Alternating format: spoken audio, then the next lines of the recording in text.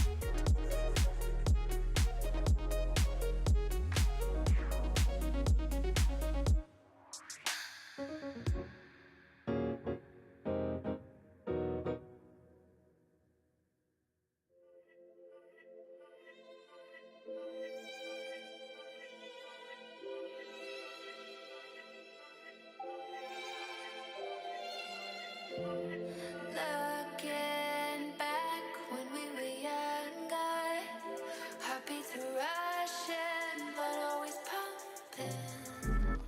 I drive away, leave it behind us, without a trace. Live for the day, dance in the moonlight. No one could say we didn't do it right. So far away.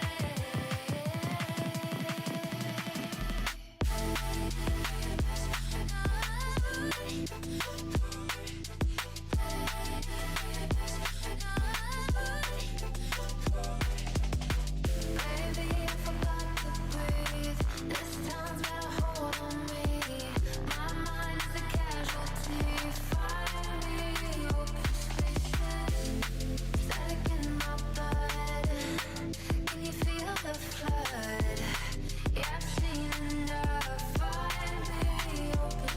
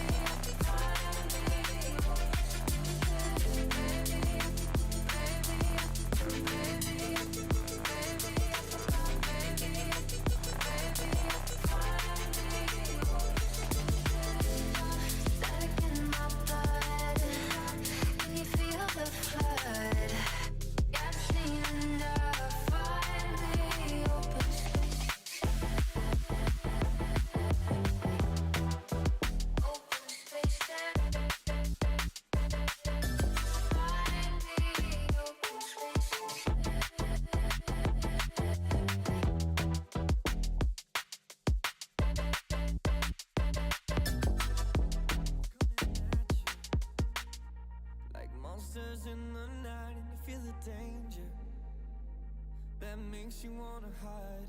when the cards are stacked against you and you're standing on the edge. Now's the time, now's the time. Think about all the dreams you keep inside. Think about all the ones you love. I know this beating heart will be my guide. I know that we can overcome. When the world's so cold and we're losing hope, I need her, I need her. When the darkness comes and we're overrun, yeah, I need her. That's when we need each other. That's when we need each other. That's when we need each other. That's when we need each other. That's when we need each other. When you're falling faster and don't know where you are, you feel the danger closer than your heart. When the weight is getting heavy and the future is unsteady, close your eyes, close your eyes. Think about all the dreams you keep inside. Think about all the ones you love. I know this beating heart will be my guide. I know that we can overcome. When the world's so cold and we're losing hope, I need her, I need her. When the darkness comes and we're overrun, yeah, I need her. That's when we need each other. That's when we need each other. That's when we need each other. That's when we need each other. That's when we need each other. That's when we need each other.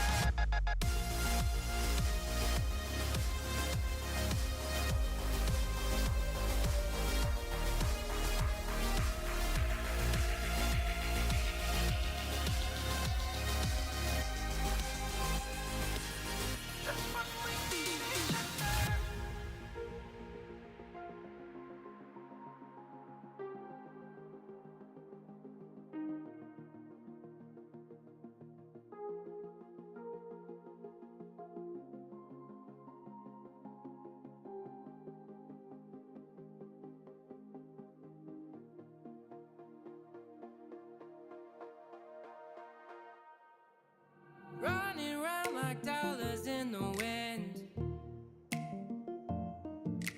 bending over backwards just to let you in. I told you that one day ain't never enough. You tell me I hate you, I still call you up. If we don't got trust, we can never have love. I was putting in the hours, I was. But you were calling me a liar, liar, liar, liar, liar. Yeah, I've been putting in the hours, I was. And it's coming down to now and now and now and now and never. I was putting in the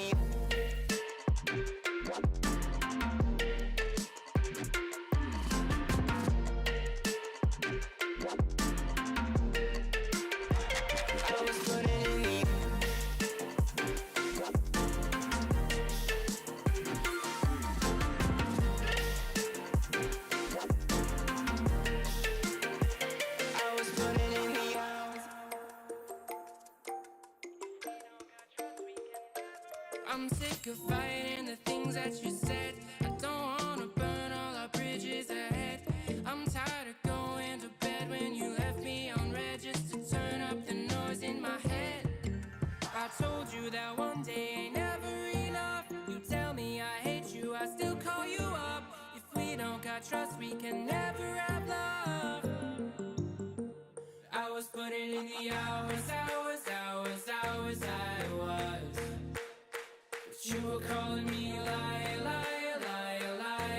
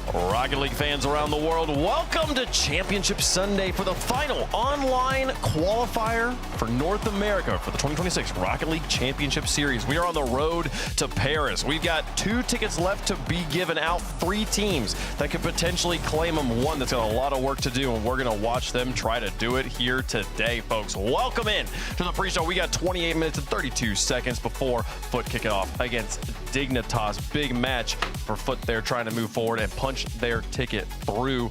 I'm joined by James. I'm joined by Dazzer. And I'm joined by Chiefs. Hello, sir. Good to see you. Looking very dapper in the striped shirt. Thank you. I had to get a little bit of blue with my dots today, so it brought me joy. Yeah. Wonderful. Fantastic stuff. We're here Championship Sunday, James. This is the big one for some of the teams.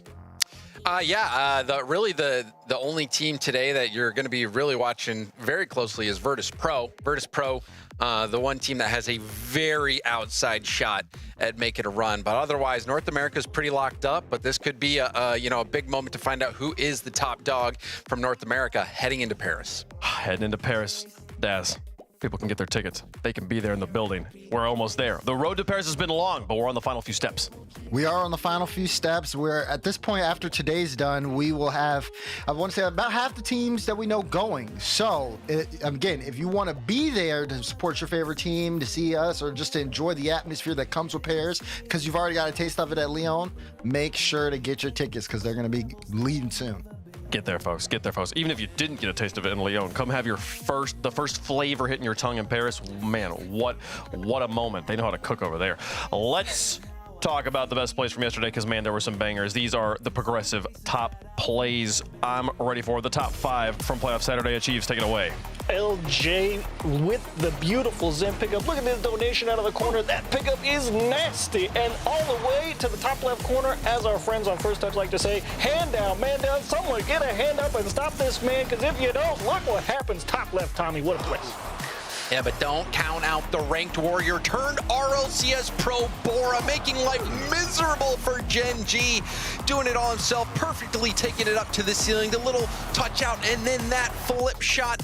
You could see Rise was bamboozled. Give me some Rlcs, man. I need another first touch flip reset. I like it. Give me a double. Bang, bang. And some change. Listen, they didn't do that good in the series. Rlcs was a superstar.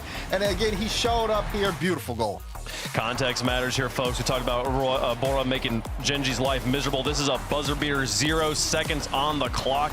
To the outside, to Evo. Rise tries to take care of it. Bora says, no, thank you very much. Off the post and back in. What am I even watching?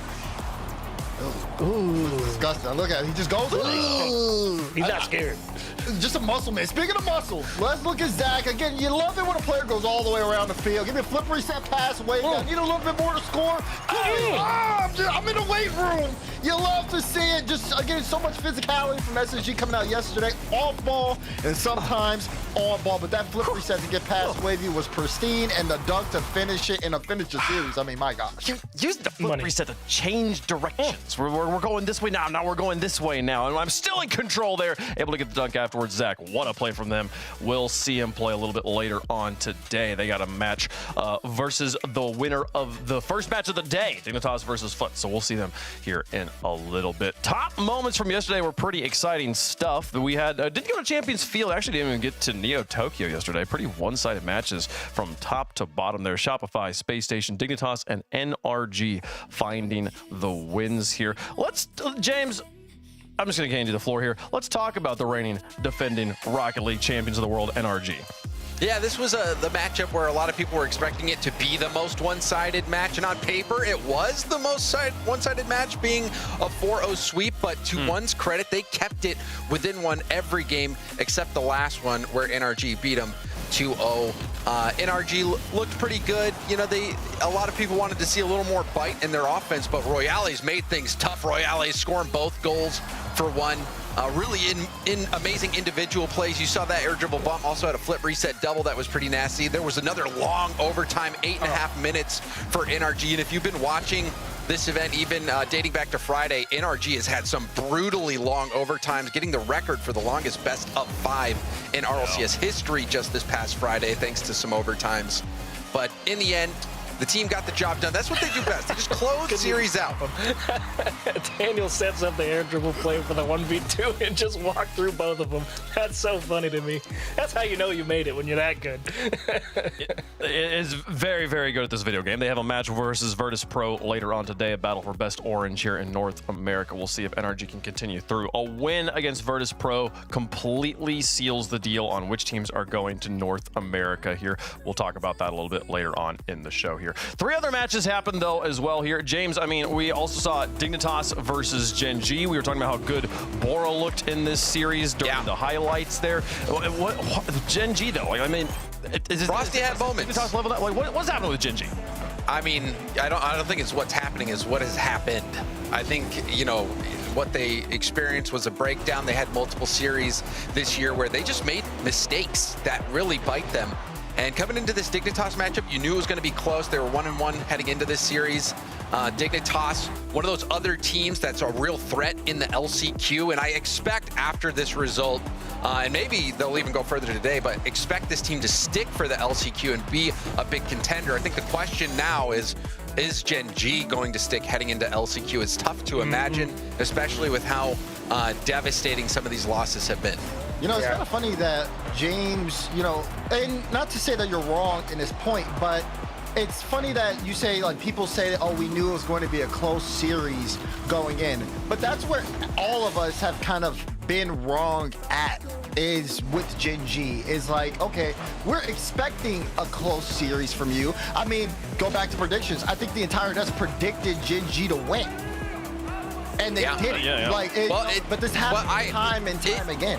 I think it also was a close series when you look at some of those losses where Gen G just made mistakes in a game that was winnable for them. Like, they were playing it close. It was clear that talent-wise, ability-wise, they were there. But I agree with you, Daz. If you just look at the score, it should have been, I think, for Gen G, a much closer game. But they just faltered time and time again. Spotty Friday, it's questionable for Saturday, bounced out. What can you do? Some work to do before LCQ for sure. I mean, Daz, I feel like James, you're saying that it's the little things, like this little few moments that didn't quite go their way. I feel like at this level of play, that's the deal breaker. That's what makes you not a consistent team. Yes. Like well, those small things are a much bigger deal, right? There's consistency. Sometimes you make mistakes at the level. You see it everywhere. You know, first killer in San Diego at time. You know, the backward touches. Great players can make mistakes. I think what really debilitated Gen G is that they were consistently making those game-losing mistakes in those really need-to-win moments. And so, you know, that was the big problem. Especially, I think the one play that really defined it was that, you know, a 0-second goal from Bora. It looked like there was a possibility to get that ball either to the corner or be in a position to 50 that down to the ground. Giving up that game win completely changes the trajectory of that series.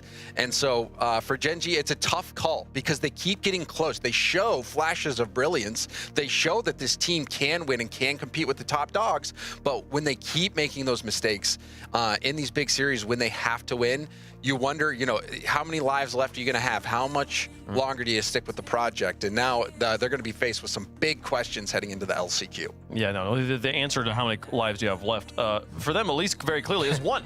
So we'll see how they do in the LCQ. Do they make a roster change or not? We'll find out here as the season progresses. Let's talk about the other 2 matches of the day. Shopify Rebellion versus Foot. We were not certain of where this was going to go, but it went very cleanly one direction. The Rebellion popping off. Yeah, a lot of questions there. You know, Foot had earned a lot of credit in the past 2 regionals. How good were they going to be in North America? Well, they ran into the buzzsaw with Shopify Rebellion. Game 1 was their best game. And then they only scored 1 goal in game 2, and after that, Shopify absolutely shut them out. It was outscoring them 9-3. So Shopify Rebellion, I wouldn't say dominated, but comfortable, I think, is the word I'd use for it. You know, it didn't really feel like they had to work super hard. They're just winning everything, it felt like that. Yeah, it did. You know, it started with Gopher getting that game 2 goal because he kind of was shaky. If you look at how Foot played in that game 1, they were very fast to the ball. I was on the cast. We talked a lot about adjusting speed, and their second man challenges were just really good, much better. But then as Rebellion got comfortable and as Foot started making mistakes and the game started getting away from them, they started slowing down. Midfield was more open for Rebellion, and then they were able to score. Oh, there's that goals top like play. this. Like, these are normally contested. They weren't contested, and when you give Rebellion a free space in the midfield, it's like signing a death warrant. You can't do that. Well, Foot will have an opportunity to bounce back against Dignitas, but if they get through them, they got to go through SSG, maybe the hottest team in the tournament right now. Again, I think a 26 goal differential across the tournament. They've scored more than their opponents. I mean, you look at SSG. SSG's just been in prime form. This is what you want to see if you are a Space Station Gaming fan coming out. Now, if you're a Vertice Pro fan, I'll see it in like 2 minutes because it was good, but it wasn't as good as you wanted it to be come Sunday. Or you want them to be able to push this series to 6 or 7. Couldn't do that. And it's unfortunate because now they're in a tough spot, but they do have their lives in their hands. We can talk about that a little bit later. But in terms of this series, Space Station Gaming, it felt like every time Vertice Pro got a foothold, SSG would just hit them with a counter punch, score super quickly, maybe set up a kickoff play, not without giving up some of their own. Vertice were really good on kickoffs here and there, but when it came down the stretch, that pressure, a guy off ball like Diaz forcing a bump playing high, Reveal playing, again, another ball to where he just playing a double mid for his teammate, and even some fake pressure where Zach would move upfield as third man with no boost, had no intention of going for the ball. All these things just completely threw off Vertice Pro's read of the game and put them in uncomfortable spots, and SSG took advantage every single time that series. They are so strong right now, sitting in tied for first place with Shopify Rebellion. Better result in this tournament, most likely going to just be the World Championships, or excuse me, be the Paris Major #1 seed for North America. So still lots to play for here, even if it's not the tickets to Paris, as both of those teams have already punched their ticket. We got 2 spots left to secure Foot, NRG, and Vertice Pro, the teams that are still alive for it, and we will talk about it here in just a little bit. Well, is this the best spot? No, we're gonna talk about it later, right? Yeah, it's. You're the host, Wave. It's all You tell me, man. somewhere. That's above my pay grade. We'll run into it. Out loud on this one. So basically the stakes are Vertice Pro has to win the major, and they need to make sure that they beat NRG, and Foot also has to not make it to top 4, I believe. This situation is simply they just have to win because NRG and Foot are tied in points right now. If Vertice Pro knocks out NRG top 6, then they guarantee that if they win, they'll tie on points, and I'm pretty sure we play a tiebreaker match. We play a tiebreaker, yes. NRG and Vertice Pro again following the broadcast. Yes. So that would be what's up. So that match will be for all the marbles as to who is going to Paris. It's just a question of which seed are they for the rest of the teams here as we continue forward. Let's talk about a little bit of the rest of the globe before we lock back into North America here for the remainder of our show, because lots of fascinating results here happening around the world. James, let's talk about MENA. What is happening over there? The Falcons are out. Yeah, so Falcons were actually in a relatively similar situation to Vertice Pro, where they had to win. They had to beat Twisted Minds, then win the grand finals, then beat Twisted Minds again in a tiebreaker match for the major, I believe, was the stakes. And everyone was thinking maybe Team Falcons could do it. It went to Game 7, but Twisted Minds got the job done. They beat Team Falcons and will be at the major. Falcons still likely will be at Worlds. We'll have to wait and see. But this was a stunning result. Team Falcons have been a staple out of MENA. They've been so dominant for so long. But right after the World Championship, Team Falcons, second place, pretty good result, second place, announced that they are going to replace TRK with Drawley. It stunned everybody. Even at the major, I tried asking TRK, what did he think about it? How did he feel? Didn't even want to talk about it. So you could tell it was a sore spot. It stunk. So TRK out there, Twisted Minds, who've been the perpetual second place team in MENA, they stepped up and knocked out Falcons. TRK gets his revenge, gets the last laugh. And Team Falcons, they got rid of TRK. TRK got rid of Falcons. Yeah, it's so true. Yeah, no, He's making a good case to make another world champion, multi-regional world champion like Turbo. That's all I'm waiting for. Imagine. No, and incredible too that in a match that was that consequential, we got gameplay that was as impressive as it was. It went all the way to Game 7, so close. But Twisted Minds do survive and then move on to the finals, where still here. I mean, Daz, it was on the line. Was the #1 seed for MENA. Twisted Minds already had that spot, but Twisted Minds trying to take it from them, and take it from them, they did. Yeah, I mean, there's that, of course, but then there's also something, a little bit of pressure that R8 is finally experiencing, because you look at them and you see a new team, a new story coming in, and okay, now they make the major, but of course, every team wants to make that world championship, and a win here would have given them a big points boost, because now Falcons out of control. They don't get to earn any more points this season. So again, if R8 can beat Twisted Minds here, they get the extra points for winning the regional, which make their lives in Paris a little easier in terms of what they would have to do to secure the world spot. Since they lose here and Twisted Minds just show up and show out and say, we are the top dogs of this region, now R8's job in Paris is going to be so much tougher. I believe they have to at least make the finals if they want to eclipse the world's points from Falcons. Yeah. It's going to be a tough journey. So even though Falcons have fallen short, and definitely more short than their expectations, I would say that they're not out of the world's conversation just yet. It's going to make Paris a lot more entertaining, for sure. Yeah, for sure. We're going to take a look at those world's points in a little bit, and we'll reconfirm what you're saying here, that it will be important for the Falcons, or it will be important for R8 to have an incredible result. But at Paris if they at the same time, sorry to hop in real quick, Team Falcons made top 4, almost beat the eventual winners. So, right, they've got that in them. They do. For sure. Yeah, we could see crazy things from R8. Let's talk about OCE here, Daz, because there's been stories in every single region. This one came down to the grand finals. Oh man, take me to the land down under. Look at the Game 7 with Power and the Bulldogs. The Canterbury Bulldogs, who were in the Paris major conversation.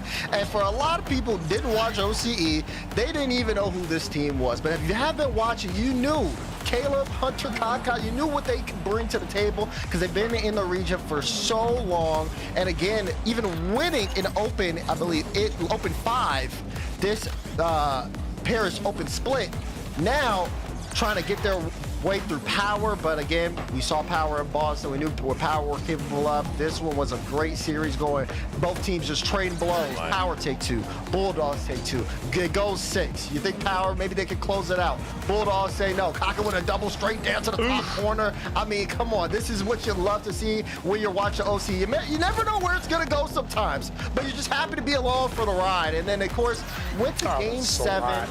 And back and forth in that game as well, but Power ended up getting the job done. That goal from Super does it. And you think, okay, Power, they make it to the finals, but you cannot forget about Wildcard. Arguably the best team to come out of OCE in international competition, getting in the top 6 at the World Championship last year.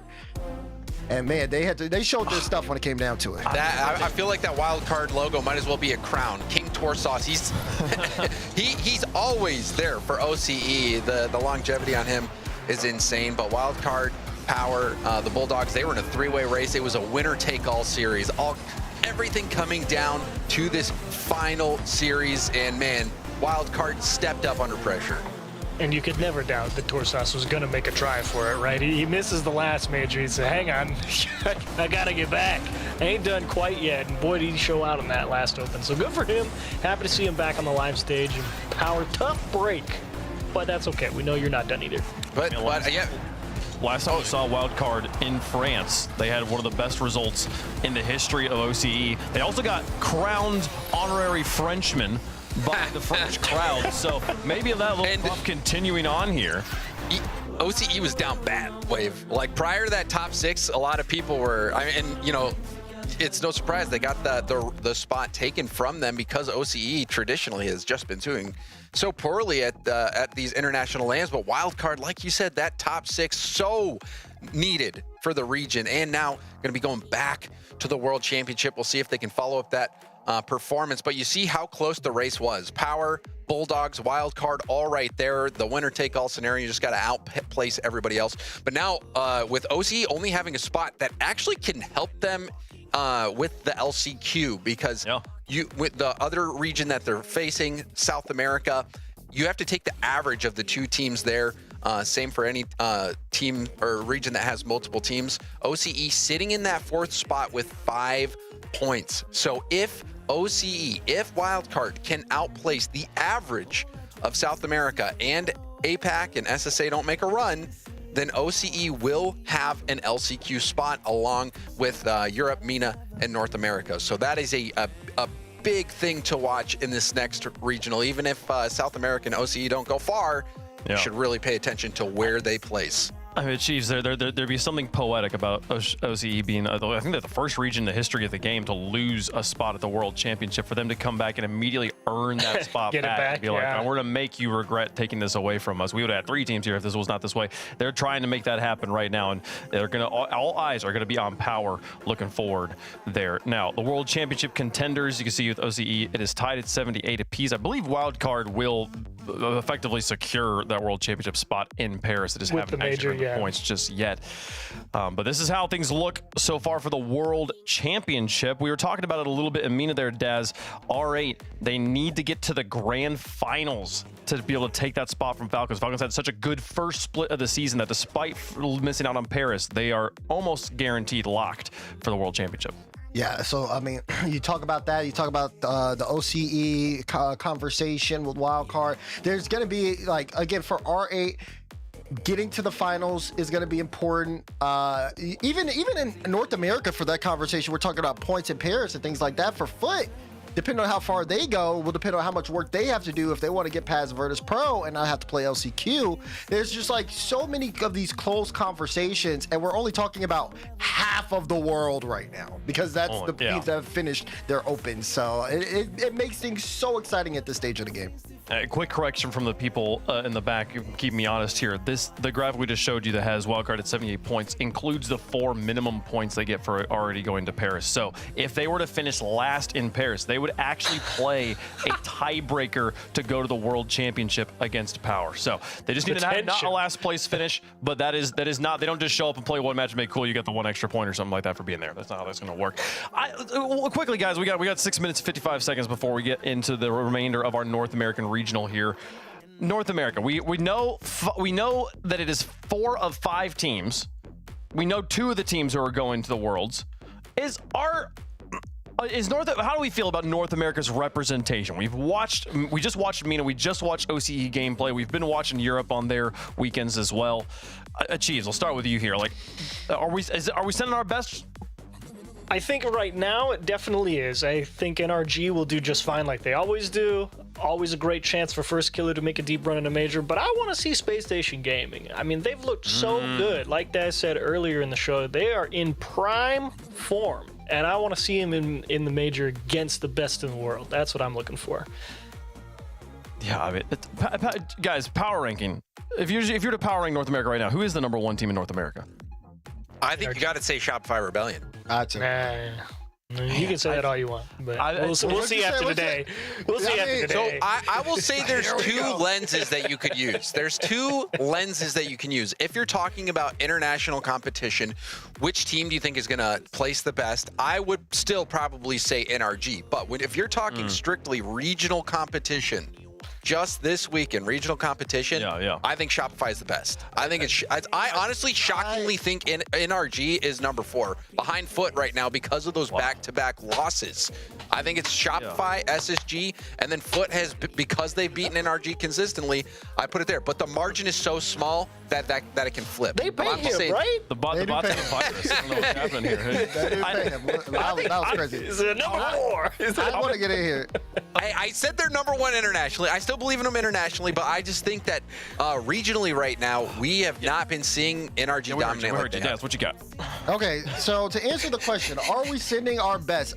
Obviously, by the end of the day, we'll have the answer. I think that question is yes. Will it matter It is the thing that remains to be seen, and that is what needs to be proven at this point. I cannot confidently go into an international competition with North America right now and say that they're going to do some damage. When we were on the show in Rebellion 1, and LJ got on camera in this broadcast and said, I think NA is going to do really good against EU this year, you saw my face. I looked shocked because I can't believe it. Every time we've seen North America so far in the international stage, you have one team who looks much better above the rest, and then everybody else is kind of struggling to catch up. We need to see that change before we can hop on the train. I want to quickly come back to what you were saying, Chiefs, here about we're talking about number one team in North America. We are not even talking about SSG, and like they are in this tournament bodying teams, right? Bodying teams in ways that their competitors, the other top four in North America, are not bodying similar competitors. When they're winning by a landslide. There's a hunger to the way this SSG players attack the pitch right now and say, as long as there's 5 minutes, is there time on the clock? Cool, I'm trying to score. There is a ceiling. Power rankings, there's a ceiling for SSG that I don't see from the other teams right now, just as far as hunger and raw mechanics out there. And if there's one team that if they can just get the mental kind of clicked in there, we might see Paris Major Champions SSG. I'm just saying, they have everything they need if they can just figure out the brain game. And they're making a real good argument. I mean, they're playing well. And honestly, you come out with a big win here. You go into Paris winning Open 6. Sure, I'll give them their flowers. Go make a top 8. Show it to me. We'll see. We'll see if they can get it done, folks. We got 3 minutes before kickoff, so let's start talking about the matches moving on here, folks. If you've got family and friends who maybe don't play Rocket League, but you'd like to get them into it and have them have a viewing experience that's more similar to what they're used to, check out the Rlcs crowd cam, twitch.tv/RLE Sports. Different way to watch with the camera on the sideline the whole time, maybe a little bit more familiar to sports viewers. We've got $21,000 and 18 points on the line. Those 18 points very relevant to Vertice Pro and as well to SSG and Shopify Rebellion, trying to secure that number 1 seed here today. We'll see who gets the big purse and the title of North American Regional Champion before our broadcast is over. 5 matches on the day, a potential 6th if Vertice Pro can force a tiebreaker, but we'll have Dignitas versus Foot, Vertice Pro versus NRG, Space Station and Shopify waiting for our winners here, folks. We'll play them in that order as we just discussed it there, with the grand finals waiting on the end. Dignitas versus Foot. Foot had lots of energy, lots of momentum behind them coming into yesterday, and then it fell flat a little bit in that upper bracket, James, where they only managed to get 1 game. It's true, but it's Shopify Rebellion who are the number 1 team in NA right now. So I think you got to take it with a grain of salt. Rebellion looking amazing. Foot, can't forget as well, back-to-back victories against NRG. I feel like I'm a broken record. But one thing that they did so well against NRG was they did not give up any free bounces anywhere.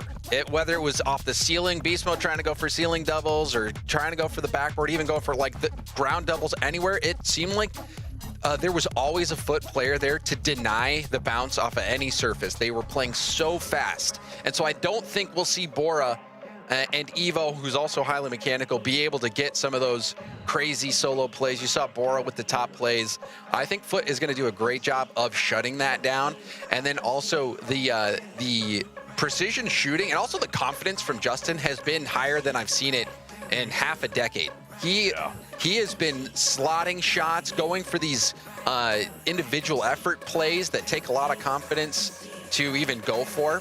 And he's been amazing. So I feel like Foot is a heavy favorite in this matchup. Dignitas still a strong team. I think if Foot doesn't make a run and ends up having to play in the LCQ, this would probably be the LCQ Grand Final if I had to bet. Ooh. There's a lot of really good veteran presence on Foot, and I think I'm with James. I think that's why I have to give him the edge. I like the raw mechanical ability on Dig, but I don't think it's good enough to break down what I think should be a pretty solid defense. I mean, all those guys on Foot have seen everything under the sun at this point, right? Like, what's Dig gonna do, right? No, he's What right. are they gonna do? He's right. I mean, the way this looks is like, I'm letting you know I'm going Foot, by the way. It just feels like they just, like Michael said, there's nothing that they haven't seen and they haven't had to play against in the RLCS ecosystem. I just feel like they're going to take this series pretty handily. James? I got to go Foot as well. I think they've been looking so good. You asked if we're NA sending their best to the major. I think the answer to that is yes, and Foot is part of that group. Oh, look, Bora is really good, and maybe we're to give him a little bit of a boost here with Caster Kirsten on the desk. I also got Foot on this one. We've done it. I think Dignitas, like they walked through Gen G. The reason I think they were able to walk through Gen G so cleanly and so effortlessly is that consistent inconsistency from Gen G, and especially at the point of contact of shooting, constantly hitting crossbars, constantly off the posts. I don't think Foot's going to have that problem here today. Dignitas going to have a very different ball game. They're the favorites on the desk. They're the favorites in chat as well. They're potentially going to be one of the #1 teams in North America coming out of this. Do they win a regional going into Paris, go in as reigning regional champions? That road starts right here, right now with a match against Dignitas. They've played through Friday and Saturday. It's now Championship Sunday, folks, for the last time in 2026 in North America. Let's get into it. Dignitas versus Foot. NA Open 6 is upon us, which means that the road to Paris is now getting closer to a conclusion. Two teams have booked their tickets. That's SSG and SR respectively, as the others contend. Foot Esports and control their own destiny. If they can get this win and then make the championship run, can they do it? Only time will tell. Game 1 on Manfield Night, brought to you by Progressive. It's your boy T-Bates up in the booth with, of course, the legend James Bond himself. Let's get into it. T-Bots. Oh, we're T-Bots? Okay, I like that. I don't like Yesterday, you know, was fun, but this is the main course, and you talked about booking tickets. Well, the tickets to Paris for Foot are right on the other side of Dignitas, so this is a big moment for them. See already some good defense. Bora, he had some highlight plays today, working with Evo to get this first goal of the game. Dignitas on the board quickly. Yeah, Dignitas, y'all talked about on the desk. They're not really playing for Paris right now. They're kind of just playing to show everybody, hey, we might not be there, but we are the best of the rest. And if it not have been one maybe bad open in this road to Paris, maybe they would be the 4th best team or 3rd best team making Paris. And you got to give them credit, too, because they dismantled Gen G. Evo's been playing well. And then Bora, we talked about yesterday, James. I mean, I think he's been one of the up-and-coming bright stars in North America. Certainly, and such an inspiring story.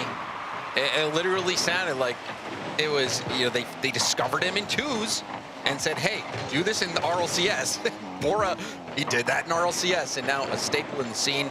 Already a big impact in this game. You saw that beautiful pass over to Evo to set things up. Now Bora, first touch around Chronic, who was attacking the backboard.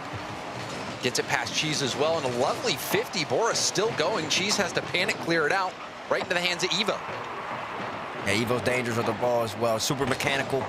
You've never seen him before, Chad, and he's really special with it. One of the best, one of the most mechanical players, I should say, in North America.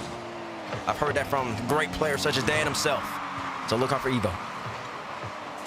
Evo making major already before this. Evo, one of those prodigies that you saw up and coming. Incredibly good at 1v1s as well. This is the most convincing, I think, a team that he's had in quite some time. Reset from Evo, shut down, 5 up. Won't have any support. Bora was demoed right behind him. 5 up, goes for a 50 to keep it in the corner, but you're seeing more demos come out. Cheese trying to clear up some space in the midfield, Evo. And then you see a bump as well from Chronic, so much more physical gameplay from Foot, gets him some breathing room. Yeah, but so far, Foot, 0 shots registered as a team, and we've seen this ball stuck in the orange half for a long time. Dignitas' offense.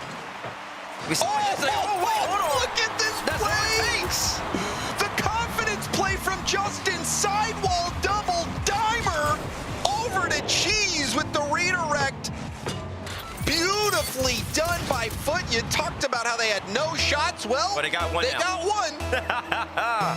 You're right about that. You're so on the money right there, James, too. It was the confidence. Justin sidewall redirect. Cheese grabs the mid boost, and he turned upfield. He had full faith in Justin getting that ball to him, and that made all the difference. We're tied up. I mean, it's tough to get a perfect pass like that on the sidewall double.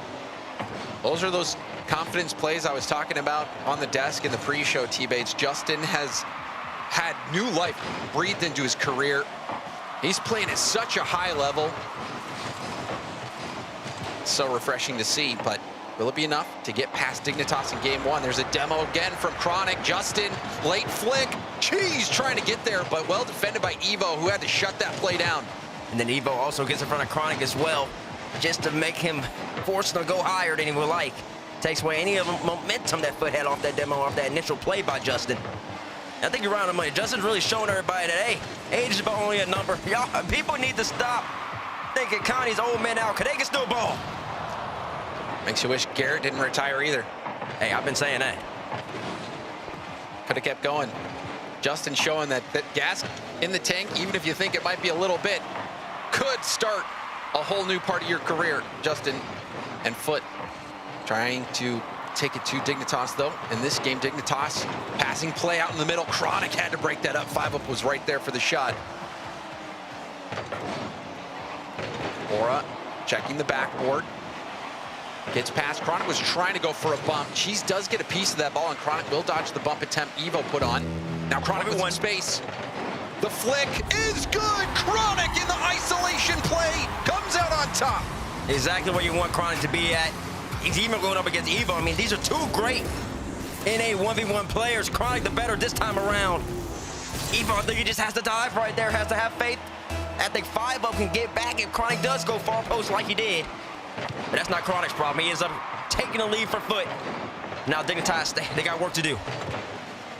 Justin try to get back to it. 5-up there. Chronic with the 50. Chronic staying behind the ball. Another 50 will kick wide. Justin picks up the mid boost. Justin also making sure he can avoid Bora. Backboard play. The shot is awkwardly hit to the corner. You can see Foot try to scramble, hoping to get back in the play. That demo does help out quite a bit, opening up some space to get the clear. Bora trying to do what he does, cross, go past the Evo, but he gets snuffed out by Cheese, who's just so high up the ceiling already. That's what Foot does. It's really just attack you. Don't give you that much space to operate. Even Justin just pushing the envelope at the moment. Even up by one, the pressure from Foot. And Bora get that middle. Justin shutting it back down. 5-up has to kick it in reverse, but gets by one in the air. Gets a 50.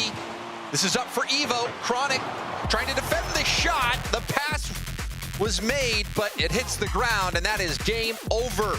Dignitas getting beaten by 1 goal. By 1 goal, and it was a big goal too to open it up. Right when we brought up that it had 0 shots, of course they score. Y'all, I understand this caster curse now. It really is something special. I mean, it wasn't much of a caster curse, but still won. But I will say Dignitas started strong. It was a great pass from Bora. I'm sure we'll see it on the highlights, but the individual effort was there from Foot. They defended quite a bit that first game, T-Bates, but the composure was still there for the entirety of that game. That sidewall double pass was filthy from Justin. And then just to show you the well-rounded nature of this Foot team, Chronic is in that 1v1 situation, and he gets that goal against, I think, maybe the best defender on Dignitas as well. So really huge moments from all the players on Foot. I think an important first win, and for Foot, you know, this is, I think, the prototype of what you can make all these games. They had that one chance that they let Dignitas have off a great pass. That's the only goal they got all game. Meanwhile, Foot able to handle that pressure. You saw them also breaking up the pressure with some key demos of like mid-game adjustment to be able to break out of that. And that's, I think, a confidence-building win here for Foot. Oh, without question. And then also just looking at the post-game stats, Dignitas, they had a good amount of pressure. I wish we could see the percentage of where the ball was. But in saying that, though, they had 0 demos to their name, and the whole entire team. And that's something at this level that's inexcusable, especially when you have Foot playing so much defense in that first about minute and a half of the game. Foot, meanwhile, had 6 demos, and that's not even counting all the bumps that they had, too. So Dignitas might need to get a little more physical against this Foot squad. On 5-up, bumping Justin a bit. Doesn't have much boost. Chronic gonna try to get there for a 50, but 5-up dodges the bump and even gets an extra little touch.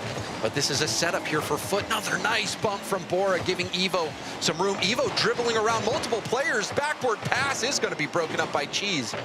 But Evo doing well to even get that ball out. Looking like he's at a skating rink. is out here gliding on the sidewall, trying to make something happen. Poor touch right there from 5 up, but Bora gets right back in the nick of time. Make sure that they keep this game held 0-0 for just a little while longer. Evo cutting again past Cheese and gets the mid boost. Evo with a chance to do some damage. Gets the touch over, but no one was there to support Bora and 5 up so far back. Oh, and they almost get punished by that too, James. I'm very surprised. It was clear. Evo grabbed the mid boost. It was a clean beat you expect. At least Bora especially to be somewhere there to help him, and it almost ends up leading to a counterattack. And ever since then, Foot just had the possession. That was a key moment. Let go, and then also you wonder if no one was there, maybe Evo just could have gone for a solo play at least. You know he has that ability. Instead, pass didn't connect to anyone, and now Foot have possession. Intercepted though by 5 up. Cheese will poke it up. Try to stay behind it for a 50, but it's hit straight up again. Justin just enough to get a pass off. Cheese shot on target, but right at Evo. Bora wave dash touch, rolls it up the corner. Evo is there for the shot. Saved. A little touch from Evo actually helps Justin take this to the corner. What gets by?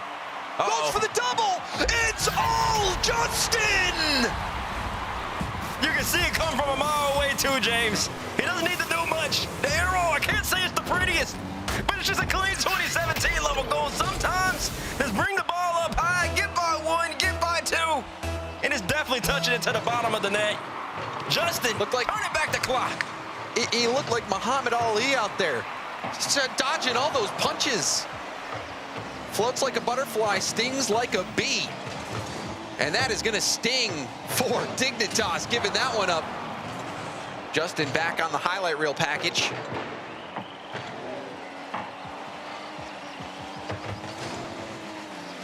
Bora trying to get something back. What a bump. Chronic shot opportunity for Evo, and Evo slots it thanks to that bump from Bora. Yep, just talked about it. Had no demos last game. This one doesn't, obviously it's no demo either, but it's physical. That bump right there, Chronic was there to meet it, and he got slammed. Not just up on the backboard, but to the right as well. Just opened up the door just enough. And Evo just played so close to his teammates. He didn't make the mistake that they did earlier in the game, James. He was there to follow them. And that's a great point. I mean, Evo said, hey, let me show you. I'll lead by example. Exactly. Also credit to Bora connecting on that bump. Chronic will go for a double pass. Cheese is there. Didn't want to jump for it. He's on 0 boost. Corner picked up from Bora. Bora will land on the ceiling and get a 50 to the side. Cheese tries to get through. Did get bumped a little bit from 5 up, but will still recover. Goes for the pass. Justin was there. It's kicked back. More possession. 4 foot. Chronic will try to slow this down. Goes for a 50. Cheese is quickly there. Cheese out to the side where Justin is airborne. Justin sidewall double. Corner pass. Out to the middle. Evo trying to control it. It'll pop up. Justin versus 5 up here. And Justin again wins that race. He's just moving so fast. Cheese doing a couple sweep throws on the front line. Got a demo. Gets his 50 right there. Here comes Chronic, and there it is. It's just continuous pressure right here from Foot, and they end up taking the lead. Evo trying to get this down. Cheese right there for the challenge. Bora was in a reverse position. Tried to get back to the middle to shut that angle off. But that's, you know, that's what I was talking about. That's what Foot did so well to NRG, is that smothering presence, not giving up any free balls, not giving those possession opportunities.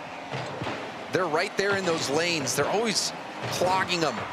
And Cheese, that was a big play to help get that out there. Now you see a shot on target. Cheese actually the one who got credited for that. I think he wanted to get that to Chronic. But 1-goal lead with 1 minute left. Can Foot hold on, or will Dignitas bring this back? There's a shot saved by Justin. Evo just takes a little pop shot. Sometimes you got to make sure the Omega still get up and get to that ball. Oh, it did! He just goes cross map. How did this happen? Evo was trying to get back in time. He was low boost, picked up the mid boost, but Cheese just gets by him. 5 up desperately needed to get something on that ball, slow it down enough for Evo to be able to rotate back. But 5 up gets beat high. That's the one area you just cannot get beat high on those plays. You sure can. It just puts your team in a bad spot, and a position that honestly wasn't that threatening. Foot comes out on top of it, and now 30 seconds remain in this game. Dignitas, they have not had the pressure. It was really one moment where Borg got that massive bump that it really opened up the Foot defense, gave Evo a chance. But other than that, I mean, it's been a little lackluster out here for the Dignitas boys, especially after their game 1 offensive pressure. They were in it, though. They were in it till the very end. That last play, bit of a head scratcher, and then also they let Justin slice him and dice him up. That 1v3 didn't land a single bump on Justin going for that. Cheese might go for one for the road, gets shut down, but regardless, Foot, a convincing win in game 2. 2 goals the better Foot is in this particular game, and 2 solo goals as well. And you don't really necessarily see those two too much on Foot. They can bust them out when they need to. Well, we saw one last game from Chronic. We saw one this game from Cheese and Justin. So every single player on Foot now have had those solo plays where they've been able to pick Dignitas apart. And I think that just goes to speak to the level of Foot. I mean, Dignitas, they're close. They're there. They were in this game, but the veteran experience, the confidence, it feels like Foot, they believe this is a warm-up, and it's looking like one. Listen, if they believe it, then that's good, because if they ended up losing this match, and they might still lose this match, we do have a timeout from Dignitas, so Dig's going to talk things out. If Foot end up losing this match, there will be questions asked. Crawford, are they really the best team, or the 4th best team, 3rd best team to be representing North America? Maybe Dignitas just had one bad open. And I think the question for Foot in this match in particular, and then going forward in the bracket as well, is not only proving themselves that they can compete regionally, but also showing to the world and themselves that we are in a good spot to compete come Paris time. That's exactly what Foot wants to do. Certainly. I think they've already made a grand final. I think, you know, that for them, they want to check off that regional victory, especially heading into Paris. That would be huge. That would be huge. I think just mentally, you know, a buff like that, getting the regional champion buff, that really could help put North America over the top, who, you know, up against Europe. Europe looked pretty darn good in Boston. NRG obviously having the best run out of NA teams, but I think if these NA teams can play to their potential, then, you know, you could see NA really top out the charts. Still waiting for that NA versus NA grand final. Maybe we'll see it one day. Yeah, there you go. Maybe we'll see it one day. I thought you might be bold and predict for Paris, and I was kind of, I couldn't go with you on that one. But good thing you said maybe, because then that just opens up the door for forever. Yeah, maybe we will see it at some point in history. And it's going to take a deep roster, a deep bench for North America, and Foot has started to provide that depth. I think the way I've kind of looked at them coming into this split was an elite version of the leftovers. You got all these players who have had time on tier 1 teams joining together here after roster moves, put them in positions where they needed to find a good team. You wondered, you know, will they be able to pull this off? It was a bit like the Gen G teams we've seen in the past, but the difference between Foot and the previous Gen Gs is they have certainly delivered. But now a chance to close things out against Dignitas and punch their ticket to Paris. 2 more game wins are all they need.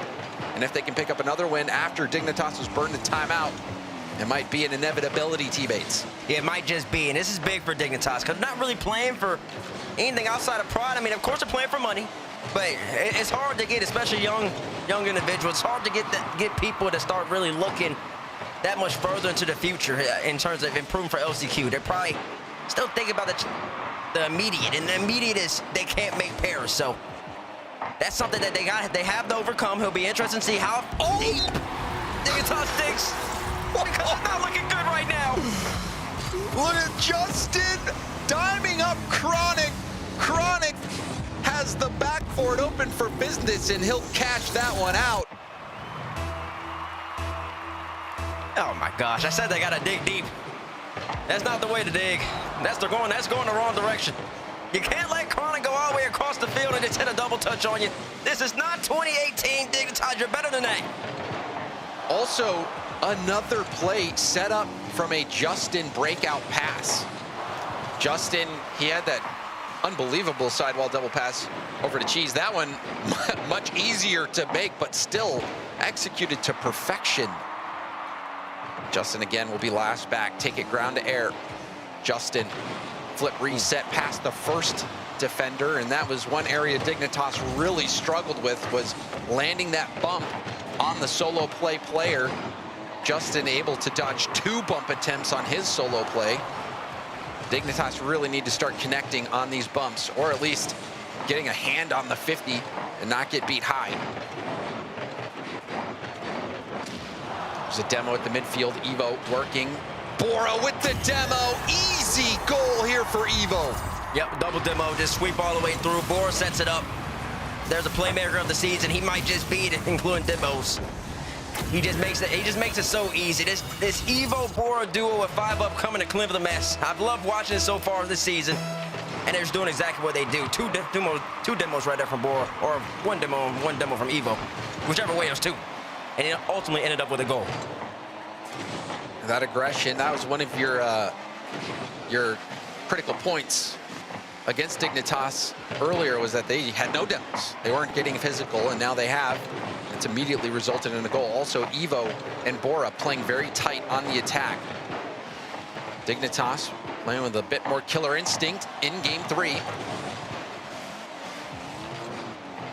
Ooh, Chronic with a big win. This is awkward for Evo. Evo still gonna touch, but doesn't have boost to get out there. Fortunately for him, Bora there to help. Bora's just so good, man. Just brings it all the way back down and nice and composed. And I really do like those demos coming out of Dignitas right there. And also, I want to see them kind of utilize each other a little bit more in the midfield. We saw the plays when they played next to New on Friday. It was an Evo to 5-up both times, but they were both midfield passes.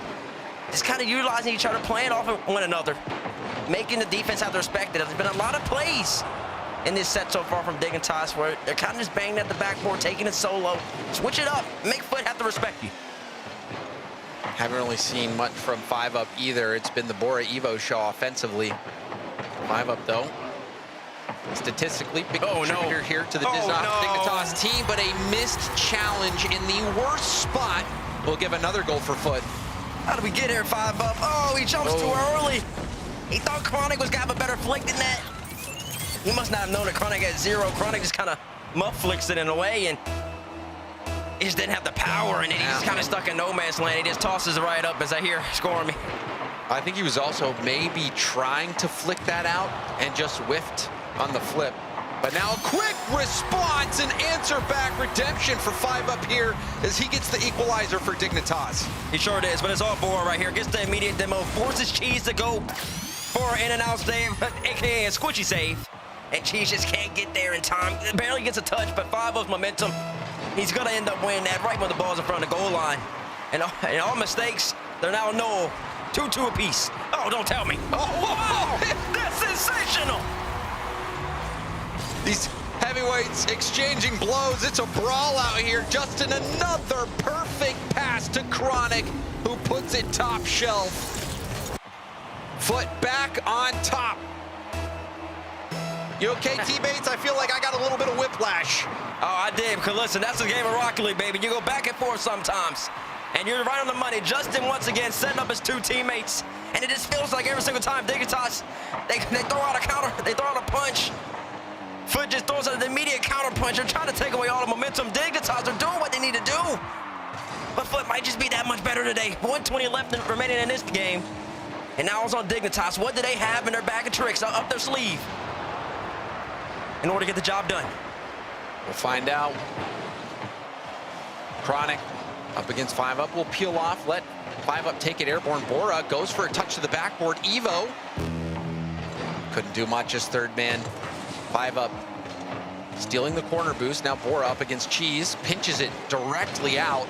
5-up fighting Justin for the ball. Justin, the back pass, and it allows Chronic to pop it up. Chronic, though, no boost, will peel off to get the corner, but that back pass and that beat from Chronic was huge.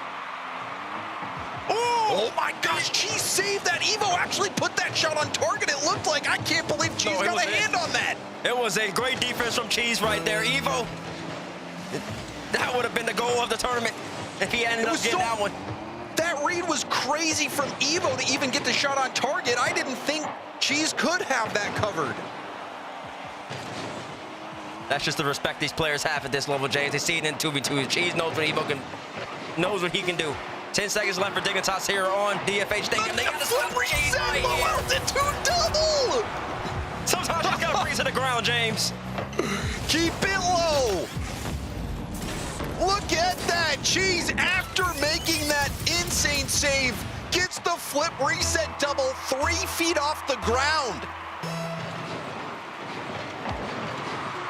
And then Justin just does well on the kickoff. It's gonna be a game win, 4 foot, in a game that was. One more. Oh yeah, just one for the road. Bang. So why not? Why not? I mean, you just gotta appreciate it. It's a great game. The score might be 5-2, but both of these teams are putting it all out there. Every single time that Dignitas answered or scored, I should say, Foot would answer, and then, I mean, we talked about it. Evo had that shot with about 30 seconds left. It was an early read. It would have been nasty, and Cheese was just there to block it out, and then about 10 seconds later, he comes right back down the field and says, I'm putting this game away. And you see the energy on the camera. It means so much to these guys. Up 3-0 now, and they dominated Gen G, and it looks like they're going to get the job done against Dignitas, but they got one more game to finish this off.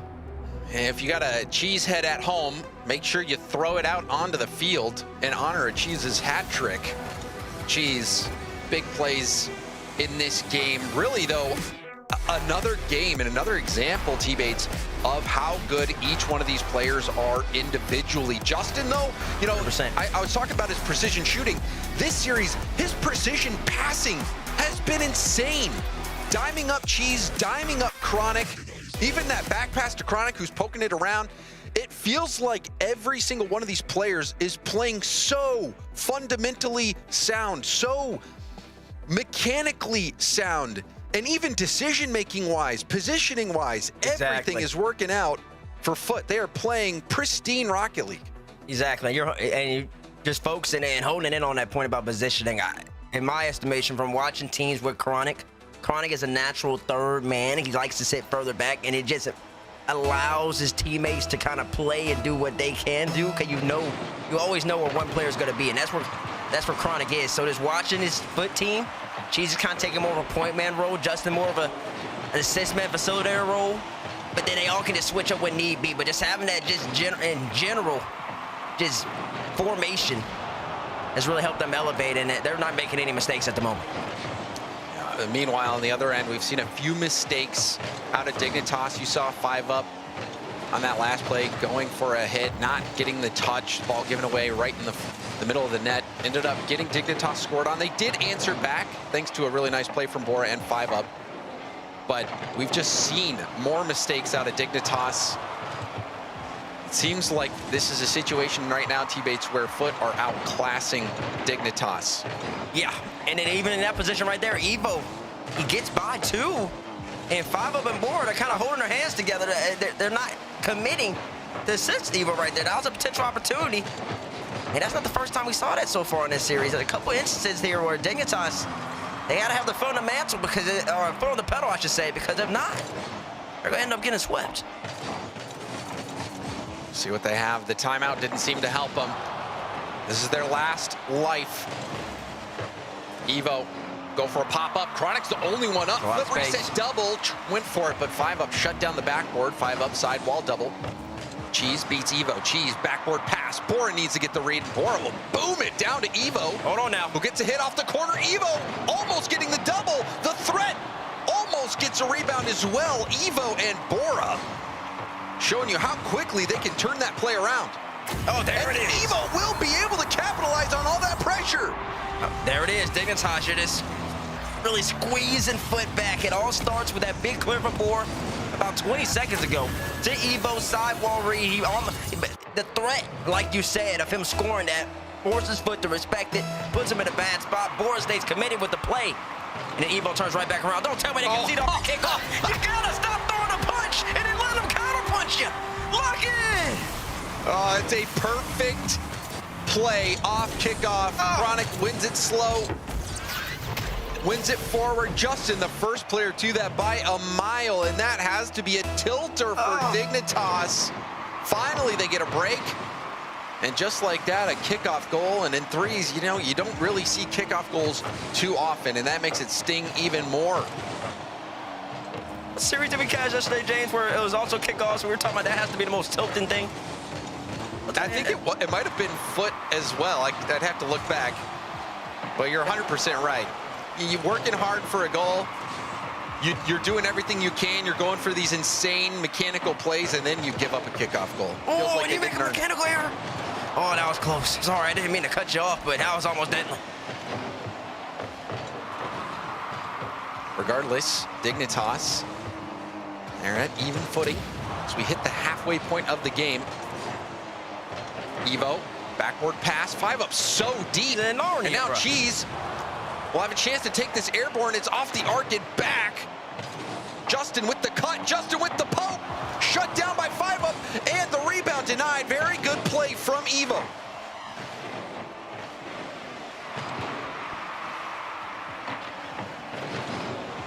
And the shot from Chronic will put foot ahead. Chronic continues to step up. That's a beautiful play for him. It's all solo, too. This is crazy from foot. The mechanical ability, the precision, the accuracy. To get that off the ceiling, get the reset, and then off it with power. Foot has been exceptional in this set, in their solo plays. And they're really showing a different level of class, because then Dignitas has their moments, but Foot, they just seem so composed. And when the moments happen right here, when Chronic's got space, follow up early, and that's what you need. Put a hand up, don't let these boys cook. Yeah, it's solo in a sense that Chronic did that individually, but it was another dime by Cheese. I mean, we're seeing Foot time and time, and that's just going to go in. Just a clean 50 win. Where's the defender? Bora's fighting for a corner boost out in nowhere, or no man's land. Evo got boost, but at what cost? Yeah, Bora's chasing. Evo went for the left boost, just thinking that 5-0 was going to get the clean 50. And Chronic says, well, that's it, guys. I'm just going to make this one a 2-goal lead again. Back on my hood right here. And now on Utopia, it's all on Dignitas. They got more work to do, and the offense, it hasn't come easy for them in this series. A few bump goals in games 3 and games 2. Possession here, but the Foot defense has really just made them work so hard. They're gonna have to dig deep. The one goal this game, Chronic was feeling the pressure, ended up clearing it right to Evo. Exactly. Shot it in an undefended net. So the Dignitas able to build up that kind of pressure, but then giving up the kickoff goal, that's gotta hurt now. More pressure coming out. Evo will be able to collect the ball. But the execution has been so good from Foot. These passes have been on point, but that play from Chronic to be able to get a flip reset off the ceiling double. It doesn't matter how good the pass is. That's a pretty hard shot to make. And now another goal. It's empty. Another empty netter. Dignitas, I don't think they realize you're not supposed to pull the goalie in this game. Yeah, 5-up getting demoed. Well, I don't know, but regardless, Evo also not getting back. The challenges haven't been there. Completely deflated Dignitas, and what a beatdown. This series has been a statement series for Foot. Yeah, Foot's really showing that they're just a clear top 5 in North America, top 4 in North America at the moment.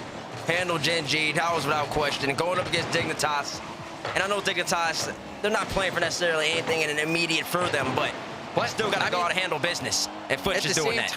At the same time, T-Bates, if Dignitas stick and Foot don't get enough points to make Worlds, 100%. This could be an LCQ matchup, and to have this on the books, I don't think that'd give me much confidence if I were Dignitas. Foot with a dominating performance, sweep Dignitas, and have secured their ticket to Paris. They have secured that ticket indeed, and they have earned that ever much so. Beating NRG 2 times in a row, I should say. They beat Shopify Rebellion as well. They've made a grand final in Open number 5, and they're trying to improve upon that in Open number 6. Foot Esports. Did you see? Jesus, he's got that tower from the Parc des Paris map. Oh my God. Not that tower. Whatever that thing is. Map. Yeah, that's how I know it. The tower has a name. I don't know. I just noticed the tower from the Parc des Paris. Oh, there we map. go. Listen, somebody's got to let us know what that is. Put it in chat. What is that called? We actually don't know. Big shout out to Cheese right there.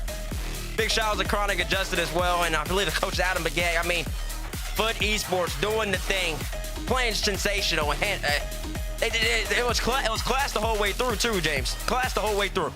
Yeah, that was No doubt about it. I mean, this was a statement game. You saw how good Foot were. Foot, team effort as well. T-Bates, it was not just a solo effort, even though we did see solo efforts. Incredible stuff from Foot. We're going to see Justin back at the major cheese. Chronic, man, they're looking good, but they've got a longer journey to go. More Rlcs after this. Oh, now this guy's going that way. Now I'm getting the lay of the land. Valets can be a big test for a young homeowner turning into their parents. There's an overflow lot somewhere in the vicinity. If the Is that right? garage is full, they go to the auxiliary. He said if the garage is full, they'd go to the overflow lot. I heard him. I was right here. Let's just stand quietly. Right. I bet you guys have driven some great cars, huh? Progressive can't protect you from becoming your parents, but we can protect your home and auto when you bundle with I us. think you might have brought the wrong car. We had the red convertible.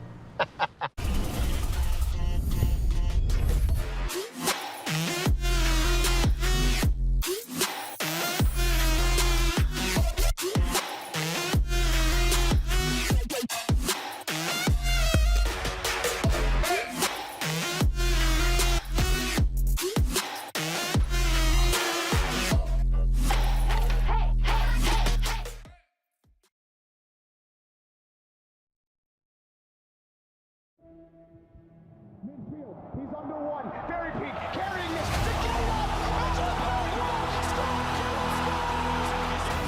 Qui renvoie la balle dans le code. They got it to finish. No, not the best time. But Une belle opportunité. La double tap, c'est un but. Et notre prioritaire, early shot, c'est bon. Encore le faire avec exotique notamment. Et voilà.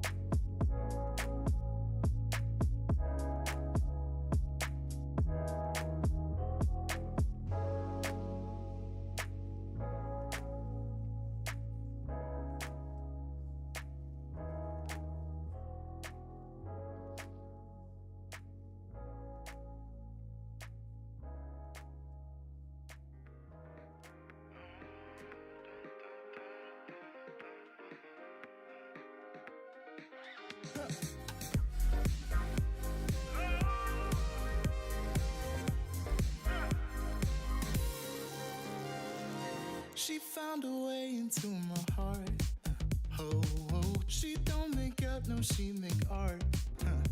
And I need a way to treat it, 'cause I keep getting high off of her. Off of her. I know that you'd be bad from the minute I saw you.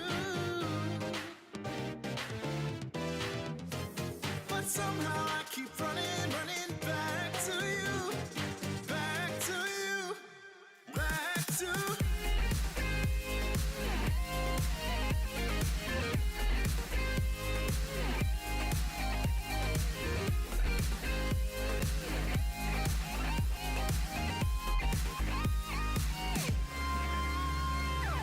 long nights can get me feeling lonely.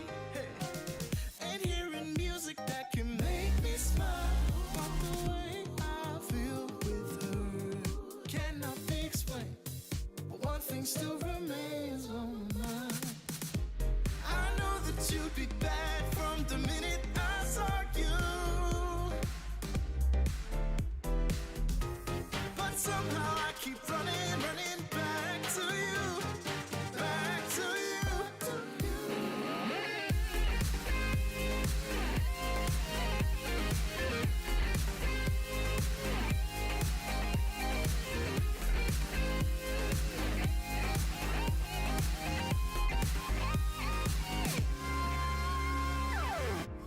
I know that you'd be bad, bad, bad. I know that you'd be bad, bad, bad. I know that you'd be bad, bad, bad. I know that you'd be bad.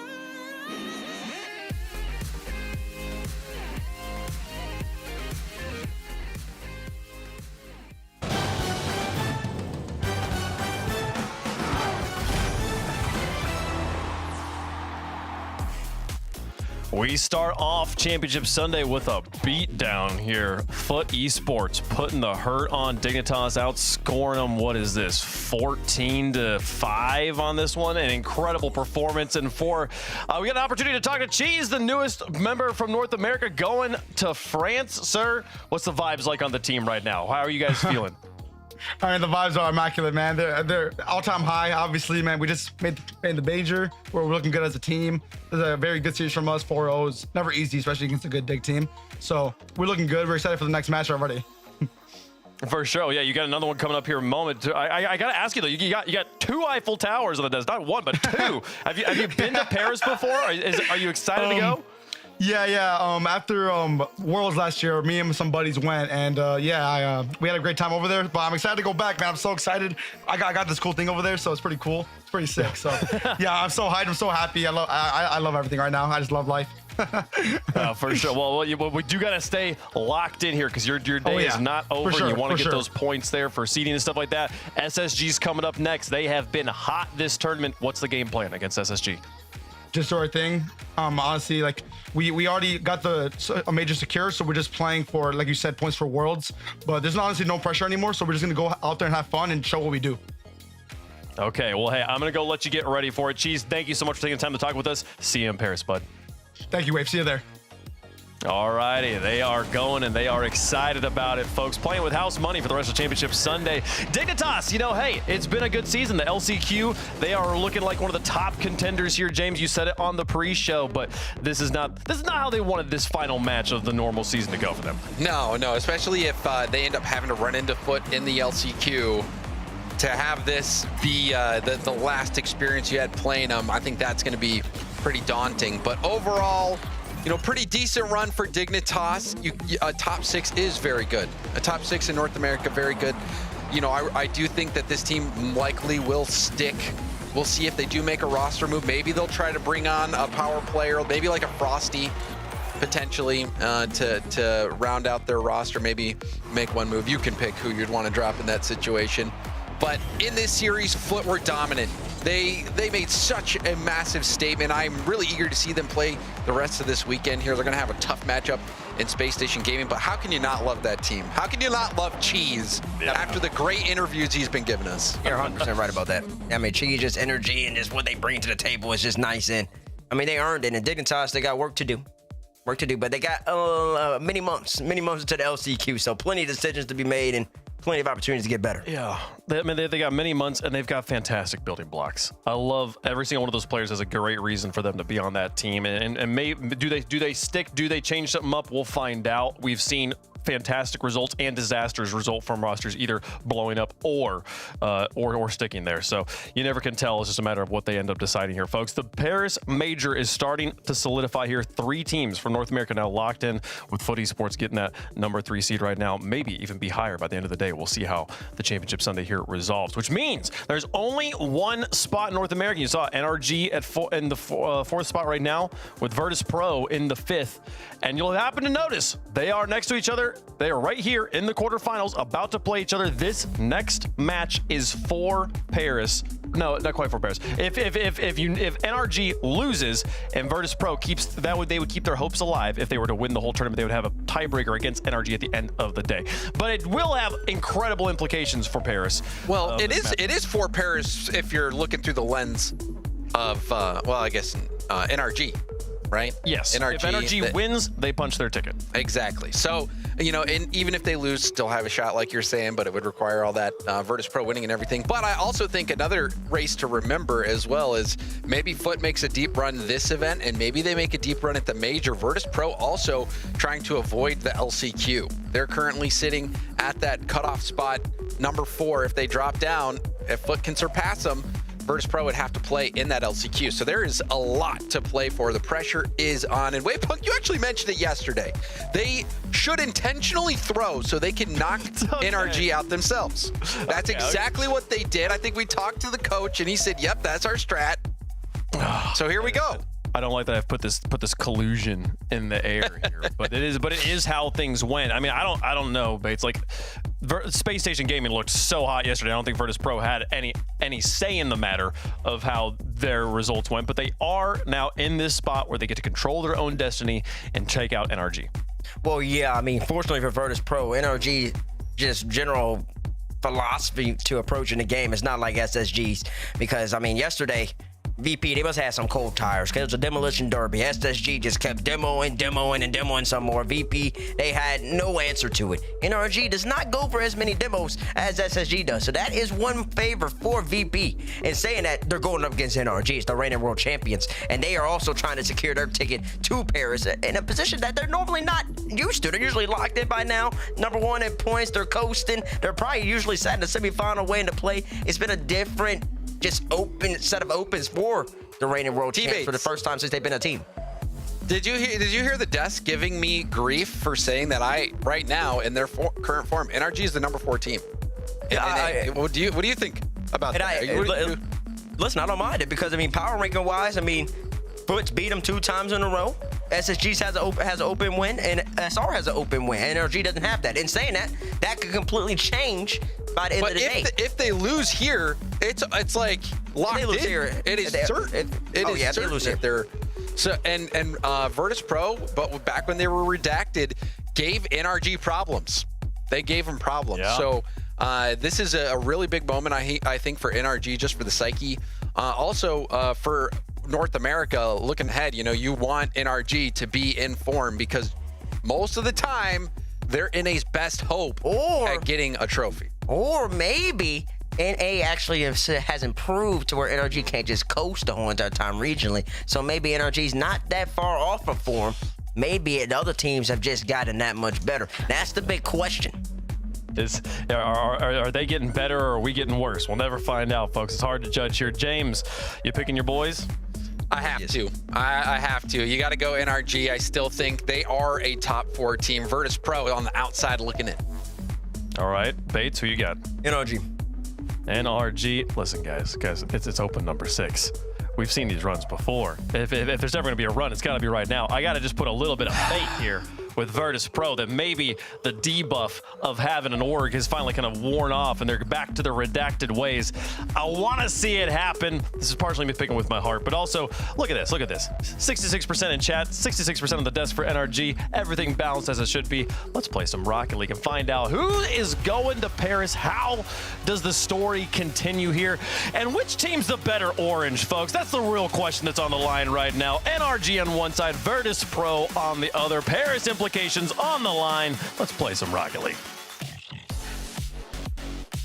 A big one for SSG, or Vertice Pro, no doubt. It got busy thinking about their matchup versus SSG yesterday where they gave up a ton of goals, but can Vertice Pro rally defensively, Daz, and stop one of the best teams North America has ever seen today? It's not happened on a Sunday before, but there's a first time for everything. Game 1 brought to you by Progressive between Vertice Pro and NRG. Both teams in the race to Paris, and only one can book their ticket. Again, if NRG lose this series and Vertice Pro do to make the run, they'll go to a tiebreaker, but Daniel strikes first. NRG looking to book their ticket here. And I didn't hate that clear from Wavy. Got it out to the safety of the corner. Problem is Atomic beat him to the spot. He said, yeah, I know where you're going. And he just dug it right back out. And NRG, of course, ready for it. Vertice Pro, not a bad try, but a tough start. Yeah, and looking at this series here, it does feel like, you know, Vertice Pro's definitely tested NRG time and time again, but NRG on Champ Sunday just feels a little different. More pressure coming out from them as Atomic flip reset and Talk gets the save. But it has been a much more hot start for the defending world champions. Two-piece up the ladder, forces a double commit. Beast mode pulls off of it. So more of the time is Daniel, who got demoed, is able to get back in space. But so far, Vertice Pro not able to really get anything too threatening. But they did just get a couple of nice bumps from Talk, a couple of good boost deals in the corner. They've got a pretty decent press here. It's can they turn it into something? Wavy, speculative, trying to time Daniel up. Double commit on the net. It's got to be at two-piece. You might need a little help. Dishes down to Talk, and Daniel picks it off back the other way. Beast mode flipping on zero. Can he beat Wavy? Not quite. Off the posted out. Daniel says second try. Bottom left is no good. Two-piece has to find a clear. Talk is going to take a challenge on zero boost. Daniel will steal the corner. Two-piece, what a touch to get you out of a jam. It felt like Vertice Pro was dealing well on the attack there and then had to deal with a couple strong attempts from NRG off the counter. Now we see Beast Mode going up, and Two-piece a little late to that. Look at Talk, though. Just trying to see if he can ward Daniel off by jumping early, but you see Dan just take his patience there on the wall and then forces it into the blue corner. NRG a little bit more, I would say, spread out here, as the second man follows aren't necessarily as quick. They're using a lot of space here on the field and trying to, again, see if they can force an error as Beast Mode leads the double, and Atomic wanted to catch it, but defense just able to cut it out. Talk playing well here in game one. I mean, he's dialed in. I think he knows exactly how he wants this game to go, and he's giving it his best go as Beast Mode with zero makes it look a lot more dangerous than it is. Daniel actually gives that one away, but Atomic knows the boost is spawning, and that's what really makes the difference on defense, and he will let his teammates rally. NRG just willing to hold off VP at arm's length at the moment. Two-piece has Wavy mid, but light touch, so awkward. Beast Mode gets a cut. Two-piece doesn't have boost here. Atomic's under the ball, but can't actually go for it. Was moved up way too close, so that attack will have to restart. Chance here, but Talk used the last of his boost. It was a great beat on Atomic. He loses that. I mean, it's going to be so much boosted space for NRG here. Vertice Pro feels like they're holding on, but it just, NRG knocking at the door. Oh, what a job from Talk to dodge the bump, but unfortunately they gave the ball right back to Atomic. Fortunate that he couldn't force it into any type of goal-scoring chance. Two-piece with his best 50 on zero boost, really just hoping that anything spawns or maybe a bump falls into his path. Either way, feels like Vertice Pro might have to give this one up sooner rather than later, as there comes Atomic quick, but actually too quick, ends up donating the ball to Wavy. Straight on target, Daniel will be equal to the task, and nice jam from Two-piece in the corner, but VP really struggling to generate high-quality chances on net. Yeah, they look really awkward. I mean, I saw Talk there on the last play. He was just floating around in the midfield. He spent so much time in the midfield that 2 boost pads, I think, gave him maybe like 50 boosts achieves. Now, again, he still, even with all that boost, couldn't go up for the ball at the right time, was out of position. And that could be a big factor here for Vertice. They have to be in the right spots here, especially when they're battling for midfield with NRG. On the other side, NRG, they have been so good at keeping the ball close and getting these big wins, but not enough to put it in goal-scoring opportunities. Another good save there. Wow.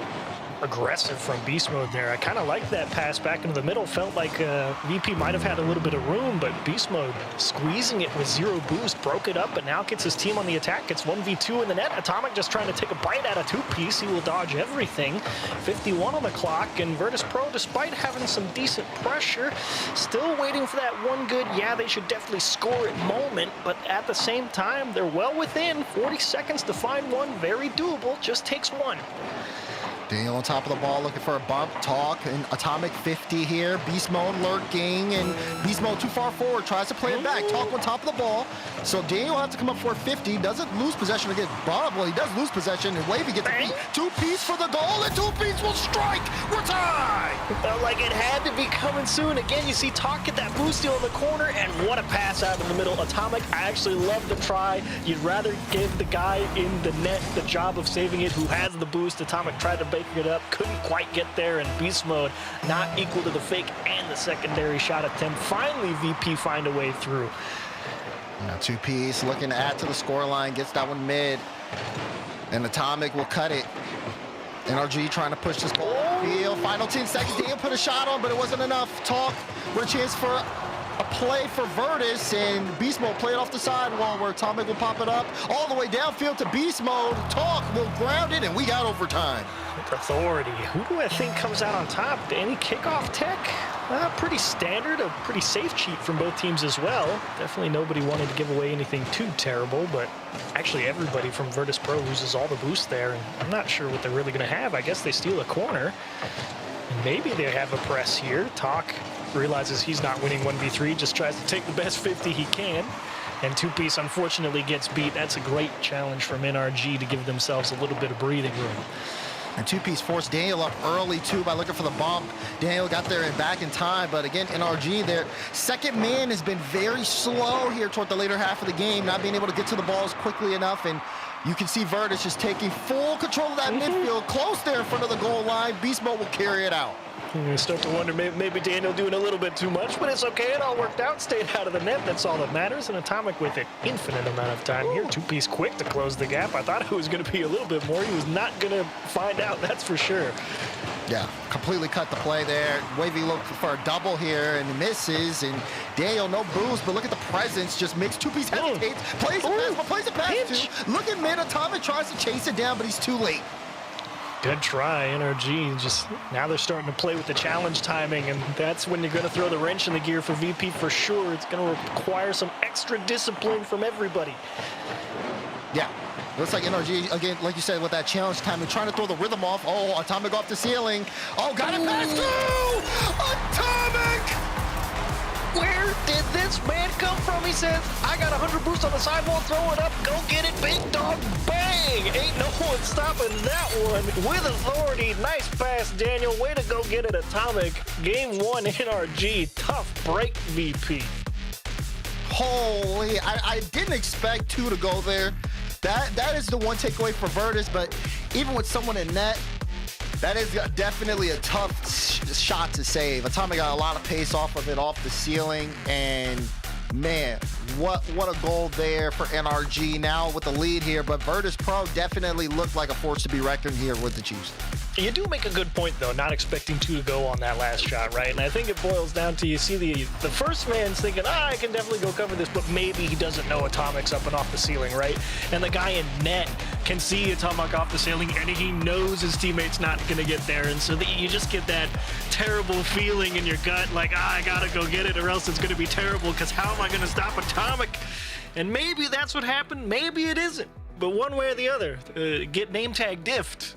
You force the unforced error with the double commit. Atomic hits a great clip to win game 1. That's the way it goes sometimes. That is the way it goes sometimes. But you can see, though, NRG not necessarily starting off the series as strong as I think they may have wanted to, at least in terms of the score line. And in terms of kind of the way they were moving around the field, definitely felt like they gave up a little bit too much to Vertice in some instances, but They secure the game, and there's going to be a lot of momentum going in their favor after that atomic goal. We'll see how game 2 looks.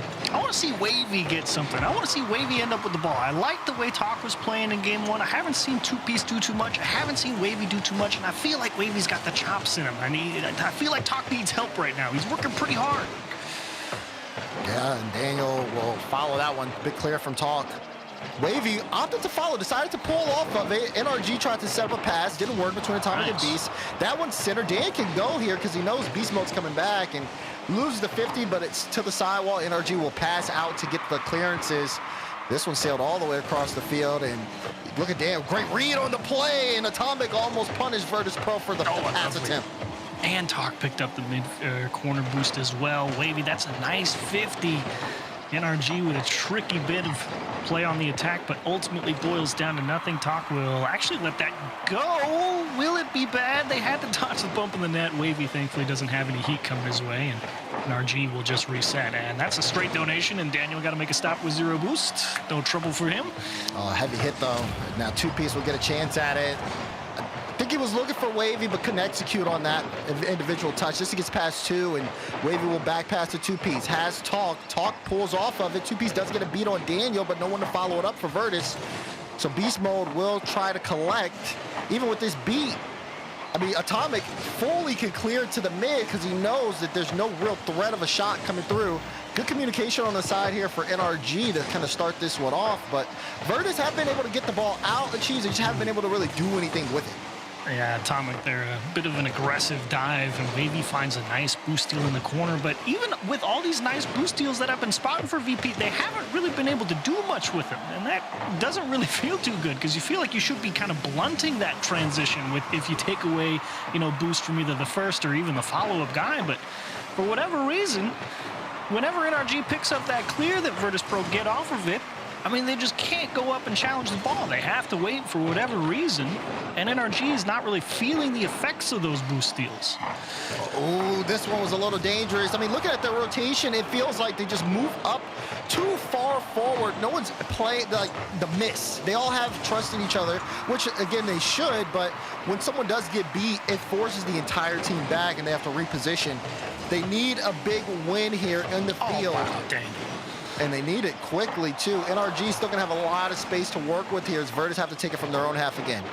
One heck of a job from Daniel out of his own half. He realized his teammates needed help, broke up a play with 0 boost, and then continued forward, zoned out those players from Vertice Pro, opened up space for his teammates with 0 boost behind them to get out of a jam. And what a pass out of the sidewall. Daniel will dig it out to himself. Little stutter step down to the floor because he knows he doesn't quite have the pieces in place yet. And what a 50. Just give Beast Mode a look at it and steal the boost away. There's something to note, too, there when Daniel was hesitating. Beast Mode had jumped, used a lot of his boost.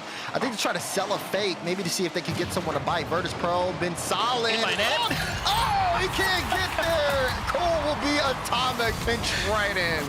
Oh, you can't believe it if you're VP here. You got 4 people jammed up in this corner. Somebody explodes, and somehow you can't reach it. That's got to be so irritating. It feels like surely out of all of the possible scenarios in this corner, the last one is going to be straight in the net. Well, NRG picks it out of the bag.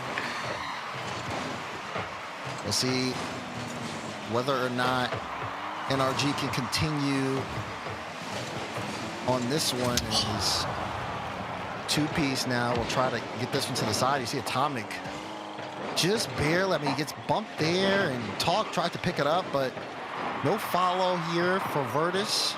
This will be Two-Piece playing to the side, and it's just this individual play is not exactly what Vertice need right now. They're not able to get past 2 at NRG, and NRG are just kind of biding their time. It never really feels like the person breaking up that NRG counterattack is attacking forward. Like, look at how whenever who's challenging second for Vertice Pro, they're always jumping, facing backwards. And that means that it's very difficult to actually fight for possession, and you're just fighting to delay.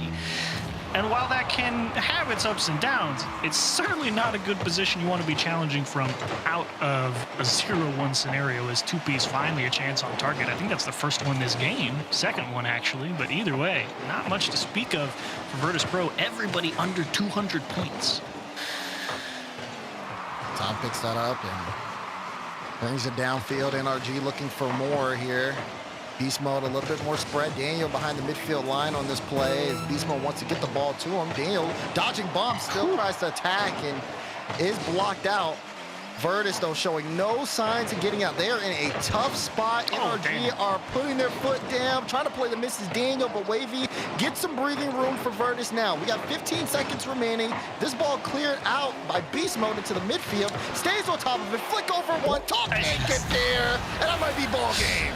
It's exactly what I'm talking about, too. Look at this cleared. Which way's Talk facing? Backwards. It's a delay touch, but how much good does it do you? Nothing. You give it right back. Your teammate's trying to grab corner boost and tries to cover up. Can't make it. Now you have to make the stop at 0. And Vertice Pro concede again. I think you're right. Ball game inevitable. 2-0 on the scorecard for NRG now.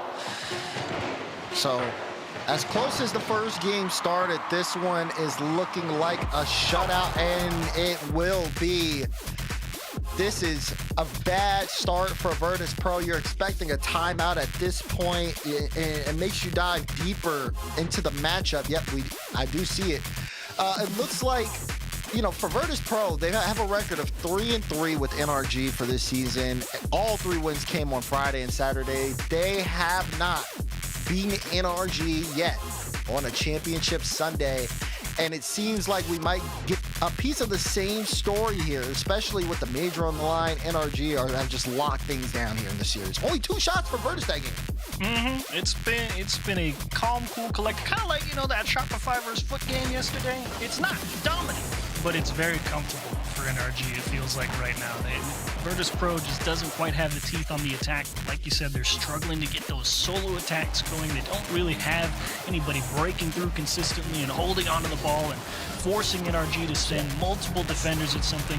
And then on the defensive side of things, Vertice Pro is just not quite able to, keep NRG from squeezing them out. Because like we said, taking those challenges out of the midfield, they're all facing backwards and they'll get those delay touches. Sometimes they're good, sometimes they're not. But no matter which way it's going, NRG can see that you're facing forward. That ball's not coming back on that orange half. And they just take all the space, rush right up on you at the midfield line. And doesn't matter how good the defensive touch is, NRG's got the pieces ready to go with 0 boost or not. And even with 0 boost, they're making Vertice Pro work. So NRG, it feels like they've got the map on lock, and the boost isn't really a factor for them right now. Yeah, it does feel like for NRG that they've been able to kind of just manipulate the space and put Vertice Pro in some really awkward situations. Like I said, for Vertice, they're not able to be aggressive in the offensive front. It kind of feels like they're trying to see if one person can get a beat on 2, and that's just not really too possible against a team like NRG. So, or it's very, very rare, I should say. But I think also you have to take a look at that overall pressure now down to 2 games in the series, and then with the major conversation and things like that, not wanting to go to LCQ, like things can pile up pretty fast for Vertice. So this is going to be a real test of their resilience to see how they come out this time out. A big make or break here. You want to see a good first 60 seconds. And even if you're not putting shots on target, I want to see you not really being scared of NRG either. That's a nice flip reset. A good double there from 2 pieces as well. Wanted to bump on beast mode, but couldn't get it. And then free ball, baby. Do something cool. That is free. He has Talk on the left. Off the ceiling, Talk's late. Daniel just easy cut. 2 piece. He's going to want to bang this. And he does. Wavy got the bump on Atomic, and again, they might be trying to use the physicality to give him more space, Chiefs. And it still just works out fine, right? You find the bump, but you still hit him straight into the ball, and it just kills off the momentum. It feels so bad. Getting creative here. Vertice trying to get some success off the timeout. 2 pieces upfield, hunting, pulls off at the last second. Clear comes out, and Talk will meet it in the midfield. Not the best first touch from him. Nice fake for Wavy. 2-piece one at the backboard. But look at NRG. Everything feels covered here. It feels like they just have a read of what Vertice are going to do. They've been positioned so well so far in the start of this game. Ooh, a little try and cross dog Atomic there in the box. See if you can get 2 people diving at the ball, maybe make a wrong decision. Either way, he makes the stop. And Daniel with a nice double tap, and we'll grab both boosts. But look, he's got 0 boost, and he still just wall dash and finds a bump, and it's going to kill any counterattack from VP. That's what I mean. The boost is not a factor. Oh. We are skimming the ball. We do not want the ball to touch the ground. Floor's lava challenge, and now it does hit the ground. Pass to Beast Mode from Atomic, and Beast Mode pulls off of it so Atomic can shoot. Talk does get a great stop here.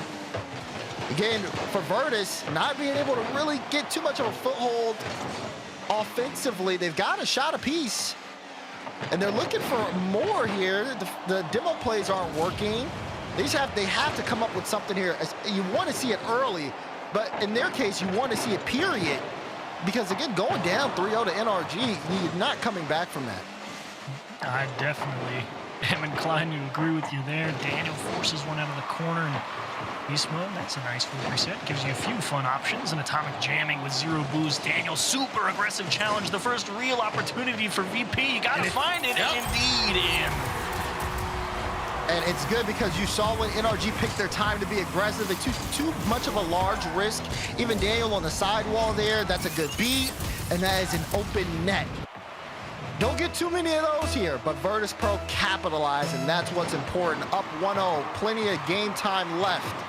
Talk sitting at 375. He's got 3 saves and shooting 50%. Daniel trying to give Atomic a choice, and that will be Wavy 1v1. Nice clear from Daniel. 2P's gonna have to fight off 2 players, and Atomic almost sticks him to the tarp board. NRG will just cover up and try and reset here. Looking at Vertice, movement has definitely been more, I would say thought-provoked. Talk played that to the left side. Atomic has Beast Mode pre-jump. Beast Mode couldn't get it through. Daniel follow-up. No! Off the post. NRG don't score on this drive. They got more work to do. And Beast Mode missed the midfield boost as well. Advantage building slowly. 2Piece will force it. There's a bump. Where's the third man? He's got to be back grabbing boost. Wavy will push him off. Talk doesn't hit it hard, and Beast Mode will find a clear. But Vertice, though, you can feel the pace of play for them increasing. They're getting much more faster, and they've really been able to make NRG try to work offensively and defensively. Minute 30 left in regulation. They just have to continue to keep up the pace. Giving it a good go. It's very awkward for Talk. He's gotta play. It's kind of one of those you jump and you go, well, hang on, what actually am I doing here? No, and the defense is just looking. What? It's in! He's right there! He shot it at him and he wasn't expecting it. Good read here from 2Piece after Wavy got the first touch. A laser right to Beast Mode who fell off the post. Doesn't matter how good you are. That dang post, you can have 1 hour, you can have 20,000. The post will always come for you, and you never know when. The post comes to collect. This time, Beast Mode was the victim. Now, NRG down by 2, and Vertice Pro in a comfortable spot for once here in the series. Timeout has proved to be effective. Game not over as NRG got to play till the final seconds. But for Vertice, this is exactly where you want to be. You just got to handle the pressure. Look at NRG. They're knocking at the door. They're sure trying. They will definitely give it a good go as they just make sure don't get hit first and foremost. They know they're going to need everybody if they want a good transition. Right now, though, Vertice Pro feels like they've got middle on lock. Maybe that bump will help.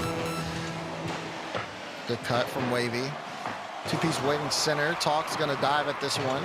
2Piece watching the clear, but NRG keeping it close. That pop, not the best pop, and 2Piece will intercept. Beast Mode will use the last of his boost. Demo on the play to take out Wavy, but look at Talk though. Recognized the danger from Wavy, got into the air so fast to eliminate the play. Final 10 seconds. NRG would need this and a kickoff. Light touch, not enough. Talk with the clearance will do it. Vertice Pro take game 3. Atomic trying to catch that one with the flip reset so he could really put the defense in the blender. Just missed it. But Vertice Pro do come out with a win after the timeout, and it was tight. That being said, felt like NRG, one big mistake started it off right. The super aggressive challenge out of the midfield where they gave up the completely open net. Yep. And then the second one walked back through with, I'm trying to remember exactly what it was. But either way, it didn't matter. NRG not able to find a way back after conceding the lead. So I think game 3 would not be surprised to see that third man be willing to take a little more time at the very least, because I think Vertice Pro knowing that NRG needed to make something happen definitely helped inform how they attack. Yeah. And sometimes when you think about the attack too, it does come to, okay, we're going to welcome NRG in our half. So when it is our time to strike offensively, they're at their weakest. And then again, you can see kind of like the panic there on NRG on the back end where I guess panic is one thing, but just beast mode not being collected enough to read. He's coming off the post there and then the backflip, you know, just kind of forcing the errors there. So now Vertice Pro trying to see if they can force a tied-up series, guaranteeing us 6 games. Can they continue to play on this level, especially in a 0-0 scoreline? NRG are going to make this a tight one. Yeah, you've seen NRG kind of give you a game, if you want to call it that. I think Vertice Pro very much earned it, right? It's no discredit to a team capitalizing on an opponent's mistakes. That's what all the best teams do. NRG just showed they are human. Look at Tar. Look at the muscle. No, don't steal it from him.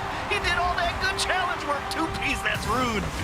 Look, listen, he wanted to make sure it was going in. 2-piece. No, yeah, he didn't steal it. Nah, he just no one around, bro. He's like, that's mine. Just such a force there. Low 50, man. That's what you got to do. Mix it up, and Talk does so. So effective on offense. Now, Vertice Pro with the start. Now, NRG, they know what to expect at this point. If you're Vertice, you know what NRG are going to bring at you. Everything. They're going to send the house. They're going to shoot plenty toward the net. Daniel tries to start the opener here, and 2-piece, they're ready. Even if 2-piece wasn't, Atomic was a little too far. I don't think he would have been able to follow that. Beast Mode playing it close. Beast Mode with the double! And Beast Mode strikes with back time. You can feel it building. NRG getting all those boost steals. You see only one guy with boost Wavy, and he's stuck in a 1v2 on the sidewall. One's driving in the middle, and yeah, you're right. Got the flip. That was definitely the cherry on top. What a response. Big counterpunch here. Things might start to get really chaotic now. Scoreline starting to get opened up. Wavy close to the ball. 2-piece will take in beast mode.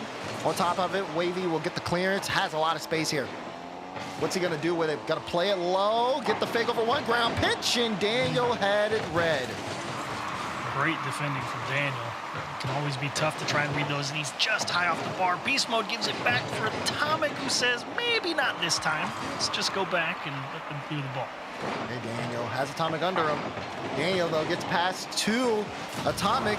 Oh, gets bumped by 2-piece, says not today. Slowing down the play from NRG. Got the musty, but Beast Mode with the pot to Dan for the clear. Dan gonna play it close. Can't get a hard touch, doesn't want to give up possession. Atomic plays this one close too. Another 50 as an NRG march upfield. What's Daniel gonna do? Gets a beat here, but sends it straight to Wavy. That's a good one from Wavy. All Wavy has to do is control this ball, keeps it close. He does so. Atomic does get a little bit of a beat here. Gets a double, put it on target, and 2-piece was there to meet. All over it. Well done, 2-piece, and picks up a free ball off the loose. Change, and there it is. Turns straight into the bank. 2-piece, right place, right time. Makes the most of it. You're not expecting the 50 to go this way. He flicks as Beast Mode's landing. Uses Beast Mode's car to get extra juice behind the flick. What is that? Yeah, good luck, Daniel. That's what it is. Not ready for that one. Okay, things heating up here. Vertice Pro take the lead. We've had 3 goals in 2 minutes, which has been the fastest it's been scored this year. Make it 4. Atomic strikes now. Oh, just the collapse in the corner. Talk gets the wrong touch, makes the extra hit, but Atomic holds the flip, and 2-piece beats Wavy, and it just collapsed.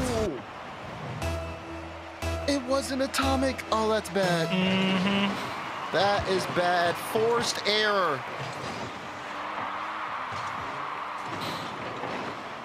And now down, or not down, but it feels like they might be down, though. The momentum's definitely shifted. You're emotionally shattered. Yeah, and you got to bring it back.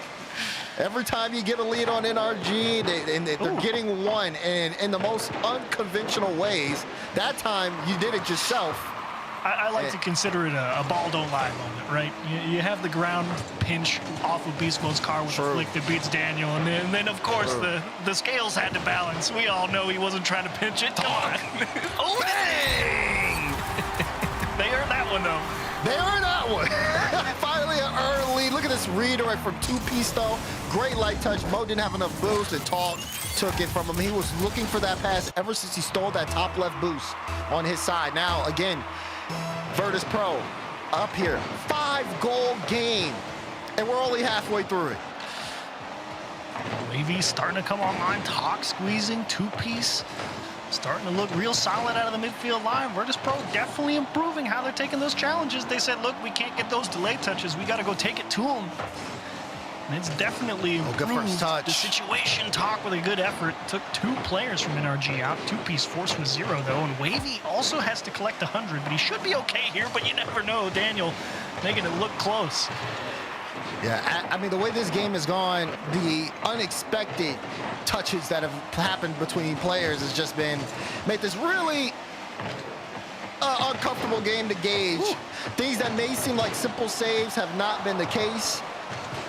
And NRG trying to see if they can get something back here. As Atomic looks for the bump on Talk, beast mode up in the sky. Daniel, free shot! Daniel, no, he missed again! It was a close one, though. He knew he had to pick somewhere in the net. He saw the defender go up and out the back, and he knows that gives you a lot of flexibility, so he chose his best line. Daniel makes a good stop. Thankfully, that one's off the bar. Atomic was flat-footed on the line, and it will remain 3-3. NRG needs something from Daniel here. Maybe another shot chance, but no, beast mode actually is the one who gets it in. He's 2 for 2. And this is why we want our challenges to come from the first man. I know Talk gets bumped, but you might as well cut. Atomic's going to go take out the guy behind you. And what a bump is right. NRG tie it up. Oh, man. NRG off ball. Atomic able to open that play up. And now, like you said, beast mode getting involved here in the scoring, which it's one of these situations where I feel like you kind of need him to. Daniel is 0 for 5 right now. He's been great on defense with 3 saves, and they've been clutch. But when you're down in this series, in this game, I should say, you need someone to get on that scoring line. Now Atomic, who's been doing a great job of creating for NRG all game long. We wanted to see if he could set something up there. Daniel will give him a little bit of space, but maybe a chance for a transition here. No, it's been cut out. There is one thing you can always say about Atomic, no matter what. He does not take the obvious route to the net. Because, you know, everyone thinks, he's just going to attack, flip, reset, whatever. But you see him take this random touch to the corner sometime as Daniel tries to dunk it. And it's that willingness to go off the beaten path that really adds a lot of value to a guy like that. He reads the game so quickly, it's so dangerous. 7 seconds left here in regulation. Looking like overtime unless something changes here. Beast mode, does he want to keep this up? It does stay up. Atomic's chasing it down. So is Daniel. Wavy actually pops it. That might be dangerous. Daniel left field. This one gets sent to him. Tried to get the straight down, but it was cut out. And we have OT. Talk not in the mood to find out there. Definitely the right idea. It's a decent kickoff. Wavy, what a job. Needs a little help. Talk wants the world's sickest double tap. He needs a little help, and that one's cleared out. Here comes two-piece. Can he adjust? Beast mode equal to it out of the net. Daniel will pick up his corner boost. Pops Wavy in the mouth a little bit, but actually the ball comes right back to him, and Vertice Pro going to stay on the attack for a second. I get cleared out two-piece. Boost. Wavy off the ceiling. What's he doing? Double? Oh, just missed a two-piece shot. Bang! The value of the threat. Look at Wavy off the ceiling. Everyone on the backboard can see him coming, and you never know. You got to respect that double touch. It freezes Atomic on the backboard, but he's got 0 boost, and what a bit of placement. Bottom left corner. We needed something from Vertice Pro. Boy, have we got it. Equal series. And they had to fight for it because NRG, to be fair, there's been a couple of goals that game that were like, what just happened?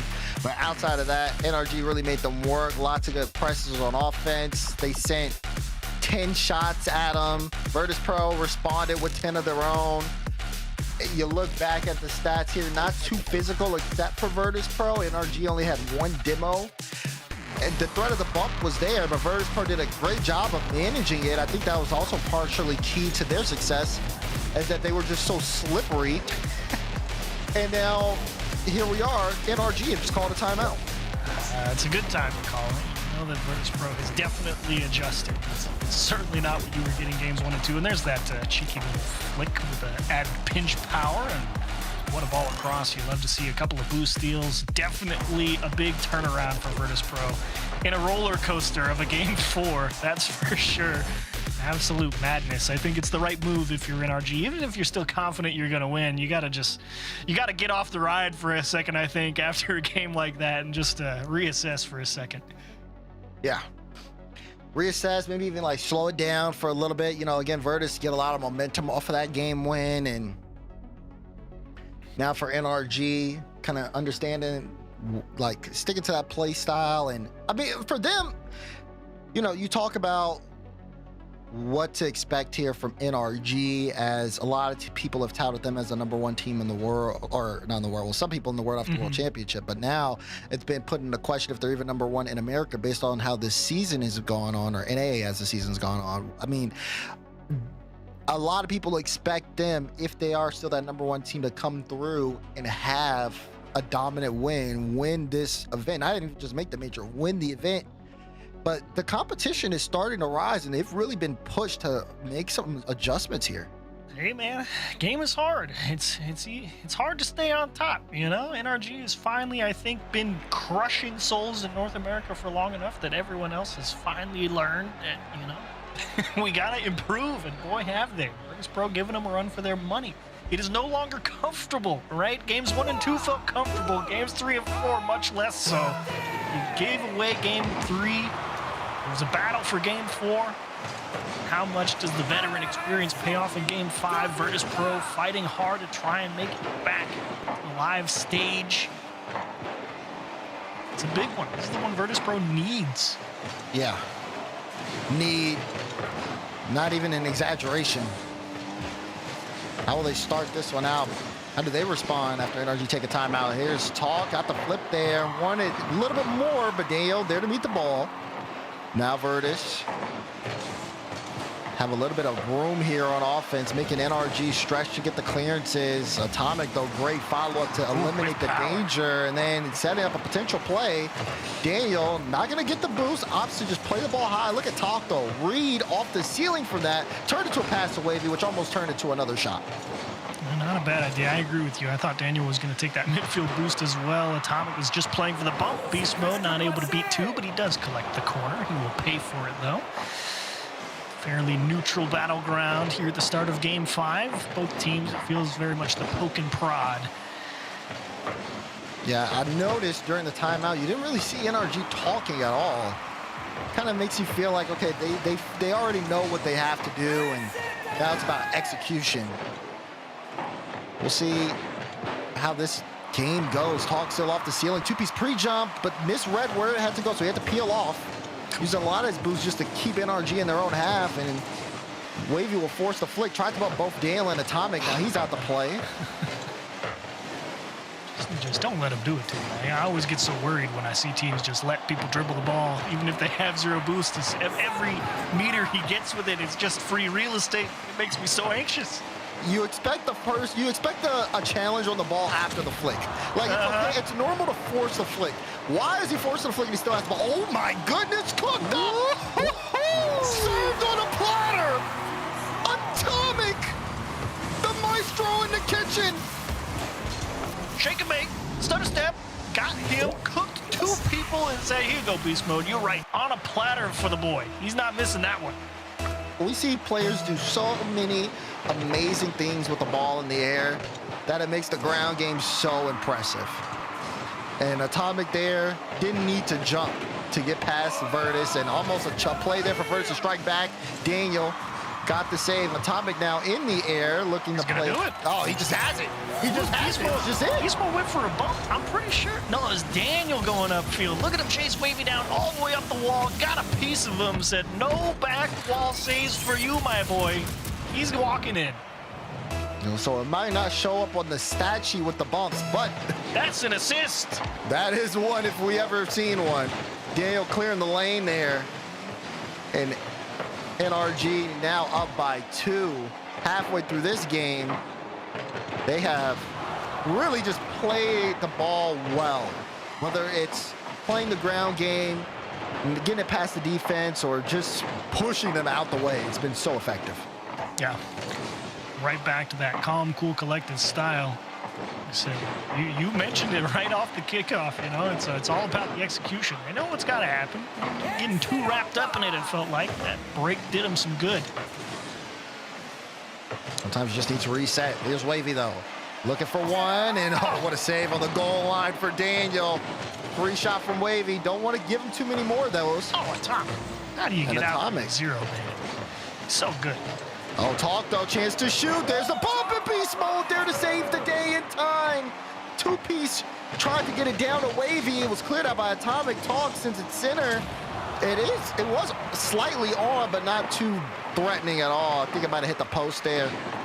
Wavy to two-piece, cut out again. Atomic has just been the safeguard on that back wall. Now beast mode with a chance to do it all himself. Can't really make contact, and Wavy got embarrassed because of it.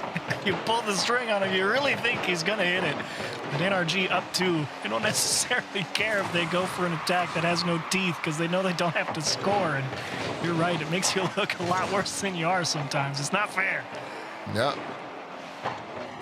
A lot of respect on the side of Vertice for NRG. So sometimes it'll get away from you, but NRG at this point, if it does feel like, you know, clock management is in play. They are getting to the ball quickly, but they're not taking risks. The question is going to be, when will you see a risk from Vertice? Maybe soon here. Talk. Okay. Aggressive third man. Has Wavy behind him. Has two-piece up mid. Two-piece with the cut here. But no, not a lot of boost here on the side of Vertice. Doesn't feel like this attack is going to amount to much. And especially with Daniel winning that one, it's been your regularly scheduled hang on. NRG's playing defense for two minutes. This is why people think they're a defensive team. You know why? Because they get themselves in leads and they don't force it. Yeah, and you can see how that looks too. It feels like they've got things under control. Vertice though feel flat. Maybe a chance here. Wavy can't connect. It was a good look. All you have to do is put the shot on. Comes up empty, and so is Vertice Pro this game. If this one hits the ground, it'll be a 2-0 scoreline. Again, NRG regain control of the series. Now, I know it's unlikely that Vertice Pro was going to find something, even if Wavy, you know, blasted that one into the net. And boy, would it have been pretty. But there are few things that feel worse than knowing you need to score, whiffing the ball, and then putting your team on match point.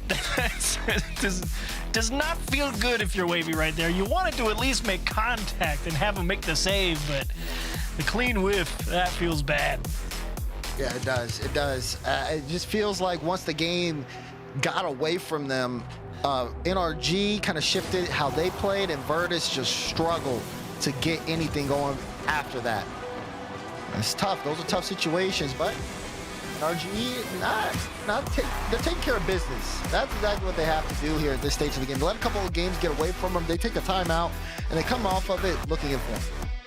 A product of some nice, like you said, just slow it down a little bit. Got a little bit of the ground game here. And Vertice Pro's been so keyed up. Just the pace of play went up and up and up, and they could not, you know, shift back down a gear, right? And NRG, again, back to that game 1 and 2, manipulate the challenge timing, put themselves in some good spots. Vertice Pro got to go back to those disciplined challenges on the ground. In the air, I love the looks now. I mean, Vertice Pro challenging the ball much better since games 1 and 2 out of the air. That's been immaculate. But right now, the ground game diff paid big in game 5. I gotta ask, do you see a 7 here? I don't think I see 7 right now. I don't think there's enough teeth on the Vertice Pro attack. You know, it's never felt like it's really been. Well, I guess game 3 was pretty good. And game 4 was pretty good, but they're I don't know if slow that's down. repeatable.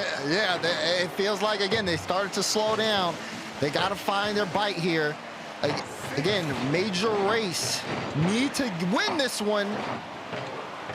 But World's conversation as well. Oh, as Daniel strikes, NRG are trying to lay Vertice to rest. Wavy, we're going to clear out. Gets a win here on beast mode. Daniel on the back wall is ready to meet it. Talk jumped for that.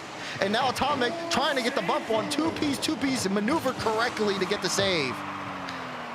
And beast mode will find the block. Daniel will pick it up with 0. Best 50 incoming. And Talk wisely just out into open space, and a full reset in order for Vertice Pro. Oh, beast mode double. Oh, Daniel just right on top of a 2. Good pre-jump there. Wavy struggling to get the clearance out. Vertice Pro struggling to get out of their own half. NRG looking to swarm. Atomic to beast mode. Pre-jump, but he just missed. Daniel has no boost here. He's not going for that at all. He can't. He did. What? Wavy come through. And no way. Vertice get 1. You thought for sure there's no reason to force it. He cuts hard, and Wavy double cuts the second man. You don't need boost. That thing's a crutch. You just get in the other guy's head. Oh my. Vertice now trying to send us to 7. They show claws late. Daniel needs to make up for it, tries to, and doesn't amount to much. Beast mode opts to keep this in with low boost. Atomic trying to get himself involved, but 2-piece. Such a good 50 there. A little awkward here for Vertice. Beast mode again trying to test the patience of the defense is Wavy. Oh, he's just so good with these low boost situations, taking his time. He wants to make NRG play his game. Oh, and Daniel just pops somebody in the mouth off the back line for Vertice Pro. He's NRG trying to make it as difficult as possible for Vertice Pro to have smooth follow-up. And I like how Vertice Pro are approaching this, even though they could be in what would be considered a bad spot. They don't show any real shake here. Talk, fake challenge, low boost, 2-piece does go. Beast mode up, and Talk does get a light touch. Daniel shot. Oh, it's saved by 2-piece right at the goal line. Atomic will go up the ladder. Look at Wavy though, early pre-jump to cut it out. What a job from Wavy. I mean, he was just getting bullied out of his own box by beast mode landing and rotating out. And I have no idea how he had enough boost to get all the way up to that one. Atomic with the 50, beast mode across. Daniel goes up. Beast mode looking for the right time to get into this play as Talk on top of the ball. Beast mode though takes it. A little bit of a gap here for beast mode, and he found the net. What a job from beast mode out of the corner. Just picks it off from Talk. He saw it get a little bit too far ahead of him. Calm, cool, just make the read. Don't rush it. Just get it on frame and make him make a stop. Talk not equal to the task with 0. Felt the pressure. And NRG equalize.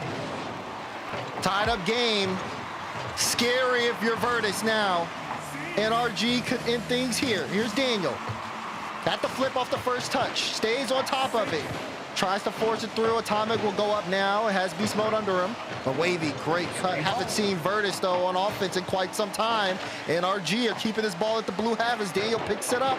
Plays a 50, sent all the way across, and Atomic will take this one now. NRG looking for more. Pass to beast mode. Oh, it's off the post. You knew the pre-jump was coming. As soon as they got that ball going left and right, you're like, that next one's going to be quick. And Vertice Pro, fortunate it wasn't in the net. Oh, they still can't get it out. NRG trying again. Atomic with a shot. Beast mode, free ball. 2-piece go there to meet him. And Daniel will come up. Daniel not afraid to just get in there, try to see if he can make it uncomfortable. Finally to the midfield line and finally out. Vertice gets some breathing room. 2-piece wants a double. Got it, but beast mode was there to meet him. Vertice Pro needs to keep this in the NRG half, but it's sent back again. And look how quickly Daniel is to close out the space. Great recoveries, though, from Vertice Pro. They've all picked up a good chunk of boost. 2-piece and a from Daniel on Talk will just ruin any chance of building an attack. And Atomic is going to waste time off the clock. NRG, I feel like they'll get more and more confident as the pressure wraps up. Oh, Daniel has to get a save there. Wavy, heater of a shot. Talk now. Brings this one, Atomic back wall. Talk flip reset. Atomic was there to read it. 2-piece doesn't go immediately, gets demoed. And Wavy has to watch out. Stole it. Got the boost stolen from him by Atomic. Wavy and Talk, no boost. Daniel plays it high. Knew that he was the last one back. Almost got the shot, but it was blocked by Wavy right at the goal line. 13 seconds to go. Atomic tries here. Beast mode getting a bump to get Daniel some space. Daniel plays it high. Sent to Wavy. He'll collect. Wavy wants to ground this. There's no way they can get it downfield unless he can try here. Pinch. It'll hit the ground. We got OT. Oh, man, that disruption from NRG is so hard to deal with. You got to give Vertice Pro their flowers. I mean, they've played a heck of a series. I know they're down, but boy, are they battling, and they're battling hard. Yeah, but this is not where you want to be. Wait, double commit there from NRG. Maybe a bit of a lane. No, Atomic, great recovery to keep it in. Talk, though, will take control. Has Beast Mode with the 50 in Beast Mode. All of NRG on this left side. Daniel moving up middle. Can Beast Mode get it to him? Daniel blocked out. Atomic low boost. Daniel trying to get the bump, but 2 pieces there to help his teammate. Oh, Beast Mode will just chop that one down as well. All right, Wave, you got to be careful. Best 50 here, big dog.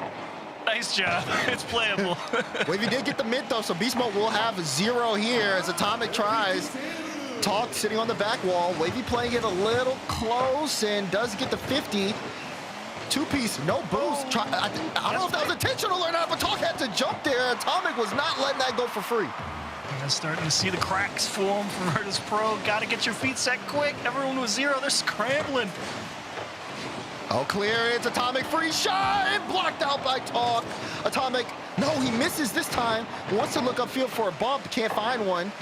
And 2-piece of goods clears. Beast Mode awkward here. Wants to take it up to the wall, playing 50s out. Don't let him beat 2. Are they going to be able to play offense at all? So in this overtime, it doesn't look likely because NRG, no, it's not over. Blocked out again. It's going the other way. Daniel says, it's fine. I'll just reset. We're chilling. And he pulls the string on Talk, resets, takes the low 50, and here comes NRG again. Oh, boy. Oh, no! No! Talk on gold! And NRG win it 6! He got caught flipping! I mean, you can't blame him. He's got to go back down the center line. He wants all those small boost pads. It's not like he's in the mood to leave them for NRG. And they take the 50 that goes right into his car. Oh, that's horrible luck, Talk. Wow. And now NRG with the win. We'll see you in Paris. But what a way that it happened. And that's what? SSG to Worlds, right? If I have done the math correctly? Yeah, SSG to Worlds and NRG to Major with that win. So well done, NRG. Boxed them out. Vertice Pro, I mean, they gave it one heck of a show, though. That was a lot of fun, if nothing else.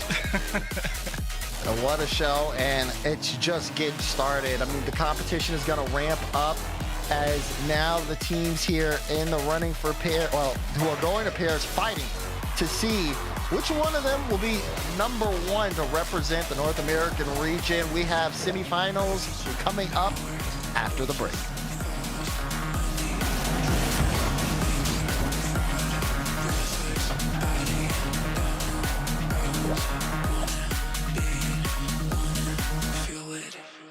Okay, the plumber's fixing that burst pipe. We should be all set. Good thing you're protected 24/7 with your home and auto bundle from Progressive. Oh, I'm sorry. I'm just trying to figure out the right caption to post about this.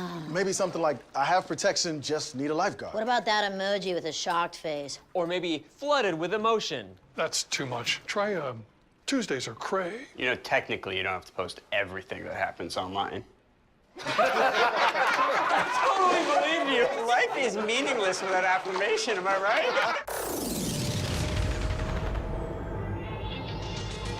Don't hold back, cause you woke up in the morning with the initiative to move, so I make it harder. Don't hold back. Galvanize. Trajectory and balance look good. You're confirmed to go for orbit. Every day, Michelin innovates to move the world forward on the road and far beyond. Michelin, motion for life. He's under 1. Barry Peak carrying it.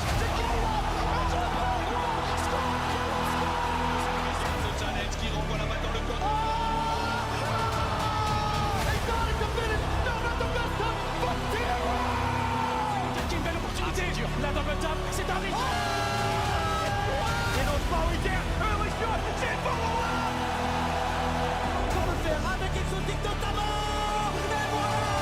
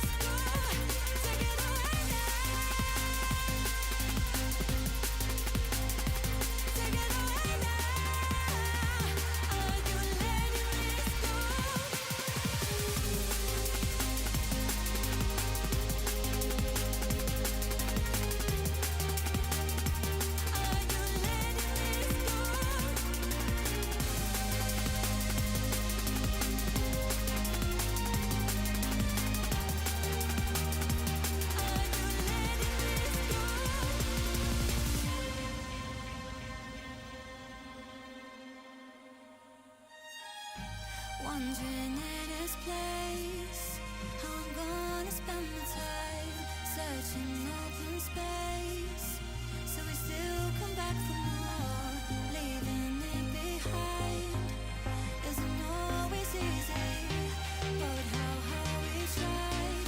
No more. I see you hide. The stars aligned, and we had everything to heal us. No fear, no fight, as we decide to put the distance back between us. Take it away now. Take it away now. Are you letting this go? Take it away now. Take it away now. Are you letting this go?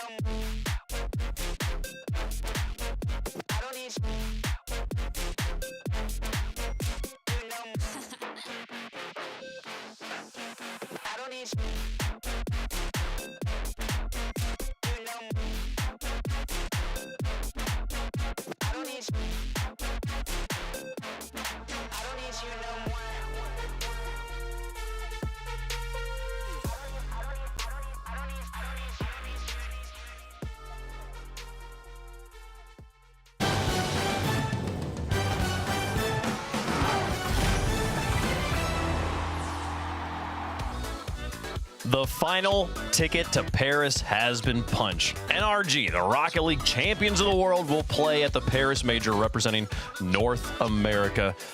Vertice Pro will watch from the sidelines and look for the LCQ. I'm joined by Sathu, head coach of NRG. Sir, congratulations going to Paris. How does it feel? Have you been before?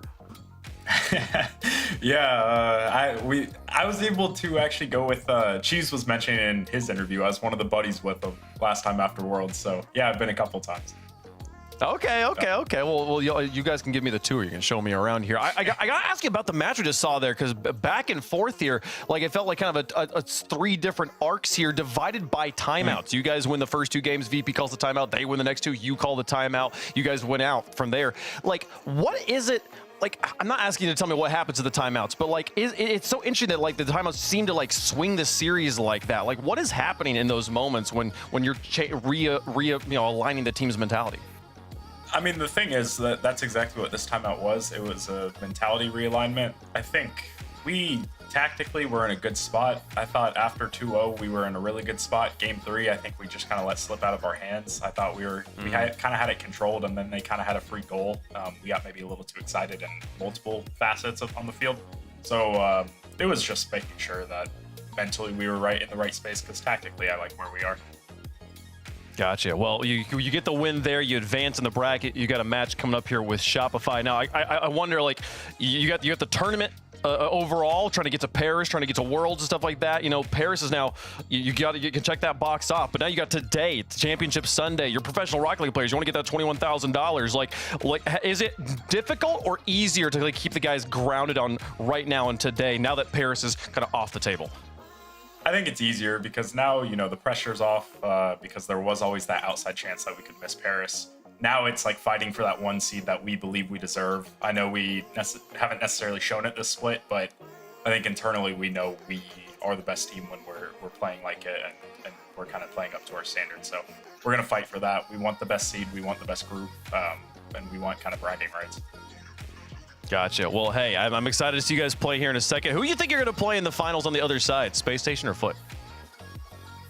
Just going off kind of how the teams play, I think it'd be SSG, honestly. Okay, SSG, a vote of confidence for the boys in yellow. Sathu, thank you so much for taking the time to talk with us. Good luck in the rest of the tournament. Thanks, Wade. Okay, we will see them playing in Shopify a little bit later on. Going to give them a break and hop to the other side of the bracket. But a back and forth here, gentlemen. Dazarin, I was surprised at just how contrasty the match felt going from timeout to timeout. Me too. I mean, it was a lot that surprised me during that series. I mean, it did feel like, Vertice Pro had some moments of brilliance in games, I believe, 3 and 4. But afterwards, NRG, like Sathu had said about that timeout, you could tell they were able to recollect themselves and not let things get too far away from them, especially with everything on the line now. For Vertice, it looks like, with such a great start and so many, potential moments they could have had over the course of the season, they still look like a threatening team. We just will not be able to see. We won't see them in Paris anymore this year. They've got some more things to work on, but NRG still put themselves in that competition and trying to fight to be the #1 team in North America. Yeah, James, I feel like NRG, this overtime in particular, they absolutely dominated. You get to overtime on Neo Tokyo, and your brain goes, anything can happen here. One wrong moment, and we're on Champions Field, and the intensity of that map's there. They controlled that overtime, it felt like, from kickoff to goal. Yeah, and you heard it from Sathu in the interview. You can tell NRG plays like they believe they're the best team. You see it so many times where they go the extra step to try to be, not necessarily flashy, but they have their own style of play that they like to break down the defenses methodically. They play with so much trust in one another. Yeah. And, they just find ways to win these close matchups. And when it gets down to it, usually NRG is going to deliver. Even though they, you heard it from Sathu, they haven't been having the best split. They're still so good. And internationally have consistently been the best North American team. So I thought it was going to be a really tough battle for Vertice Pro, and it proved to be. Yeah. Well, lots of seeding on the line here still for the rest of our day, as North America has locked up their 4 representatives at the Paris Major. 2 teams tied at 34, 2 teams tied at 28, and all 4 of them are still in the tournament today. So our final standings far from being concluded as we get into our bracket here. Foot, Space Station on one side, Shopify and NRG on the other. Winners of those matches will play for the title of North American Regional Champion, folks. Only 3 matches left on the day. No tiebreakers are going to happen. We will only have 5 matches here for Championship Sunday. So we'll give NRG that much needed rest after taking on Vertice Pro. Let's get into the next match. Foot Esports, second match of the day. They made it through that first one in quick fashion. 0 timeouts in their sweep over Dignitas. 0 overtimes as well. And now they get to go against a very fresh Space Station Gaming coming onto the pitch for the first time today. 2 very hot teams right now here, Dazarin, looking to play for the title of regional champion. Right. SSG looked in a great form yesterday. Very dominant win for them. It's a lot of physicality. The series was kind of close, but just SSG did have that step up ahead. For Foot going into today, they handled business when it came to Dignitas, and now, of course, they have that excitement of making the major, but winning the final regional event of the season, I think, would still be on their eyes as well. This is not something where I feel both teams are going to come in with slouches, maybe like a little bit of nervousness type of pressures off, but that's still just trying to get ahead of the competition and being the best is still like what's on a lot of their minds. So I'm expecting this one to be a very close series. I want to see if Foot can keep up with, their offensive prowess. It seems like they kind of struggle with their pacing a little bit. And then for SSG, just seeing them look in strong form, that physicality is what I'm expecting. Well, chat, let us know who you think is going to win. Hashtag SSG on one side, hashtag FUT for Foot Esports. And I do agree with you. I think this is going to be a close one. I kind of got this tingling sensation in the back of my brain that we're in for a Champions Field barn burner of a match here. These two teams with things to play for, but nothing to lose. You lose here, you're still going to Paris. You still have a good seeding in that tournament as well. And a fantastic result already in the bag here in open number 6, James.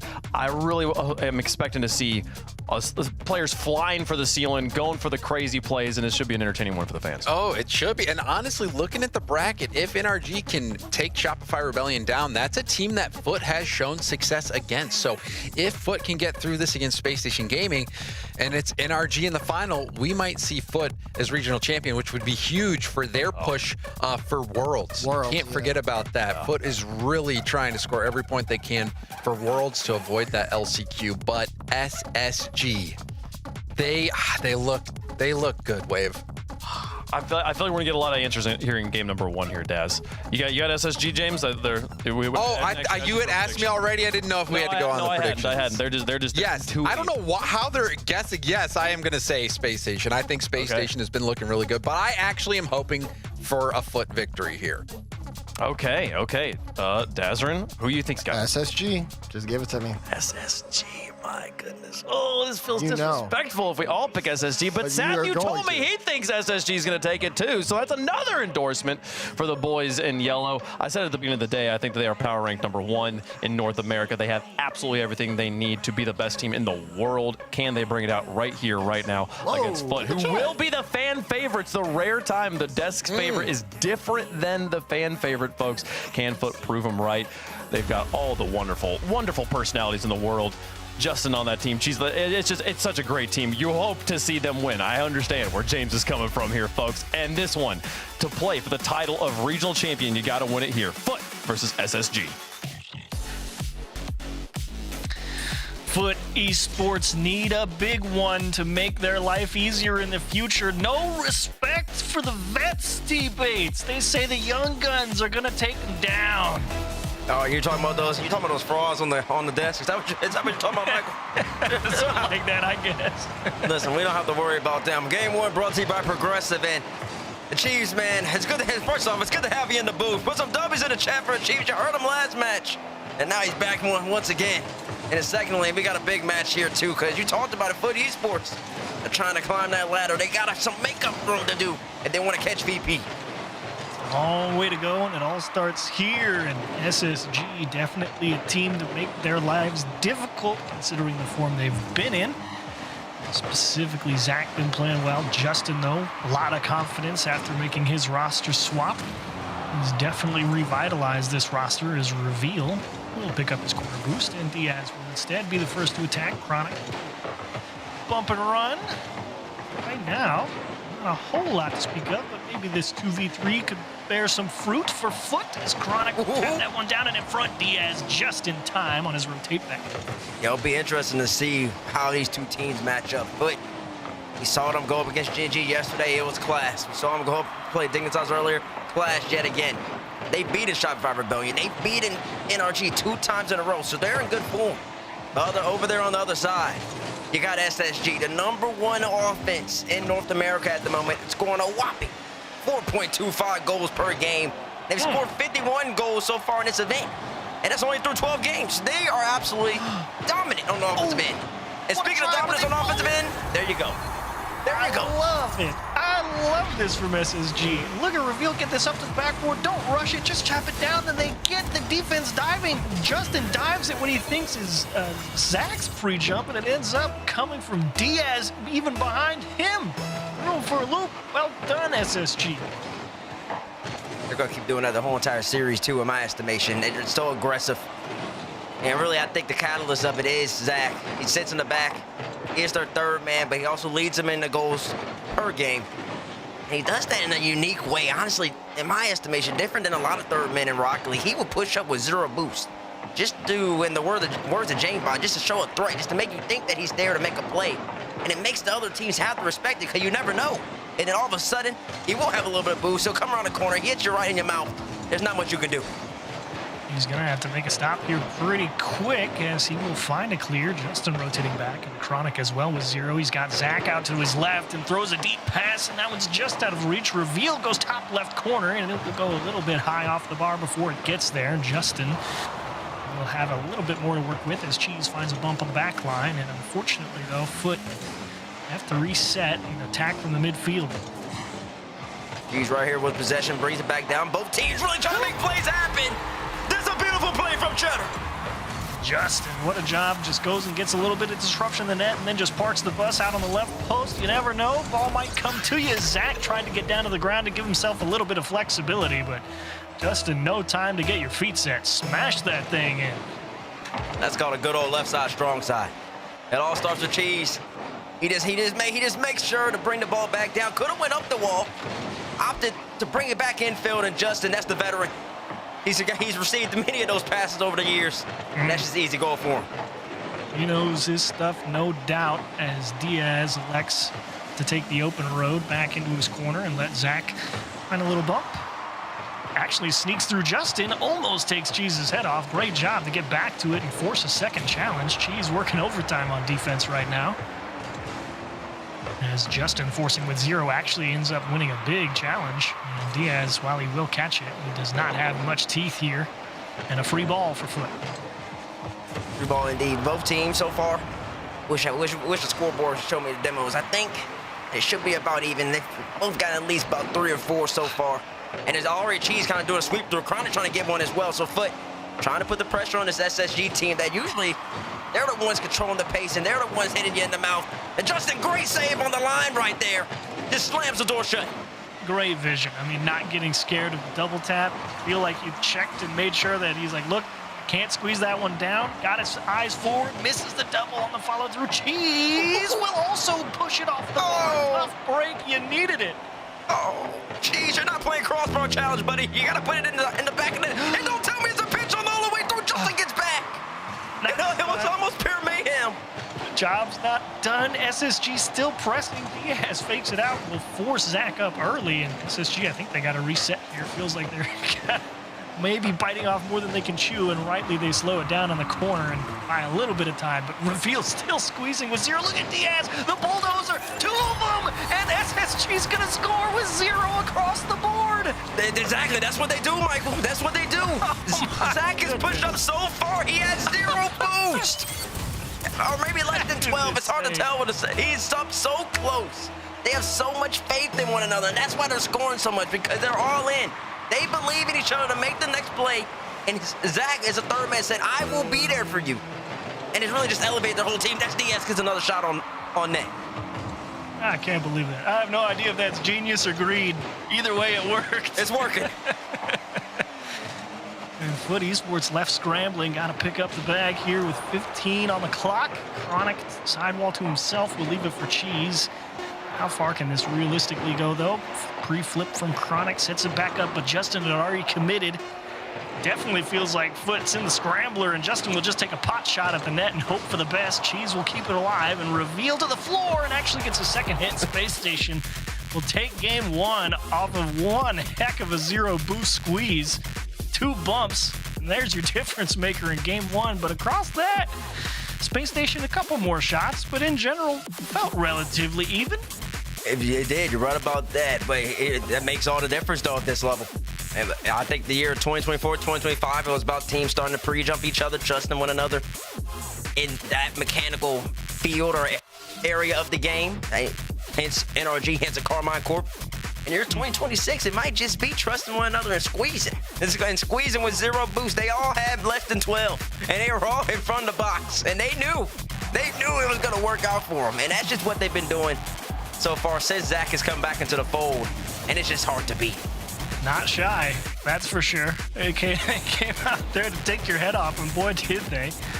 And so Foot are gotta really, I think, earn the right to say they've got the keys to the car in this series right now because Space Station just ripped them out of your hand and said, yeah, y'all thought.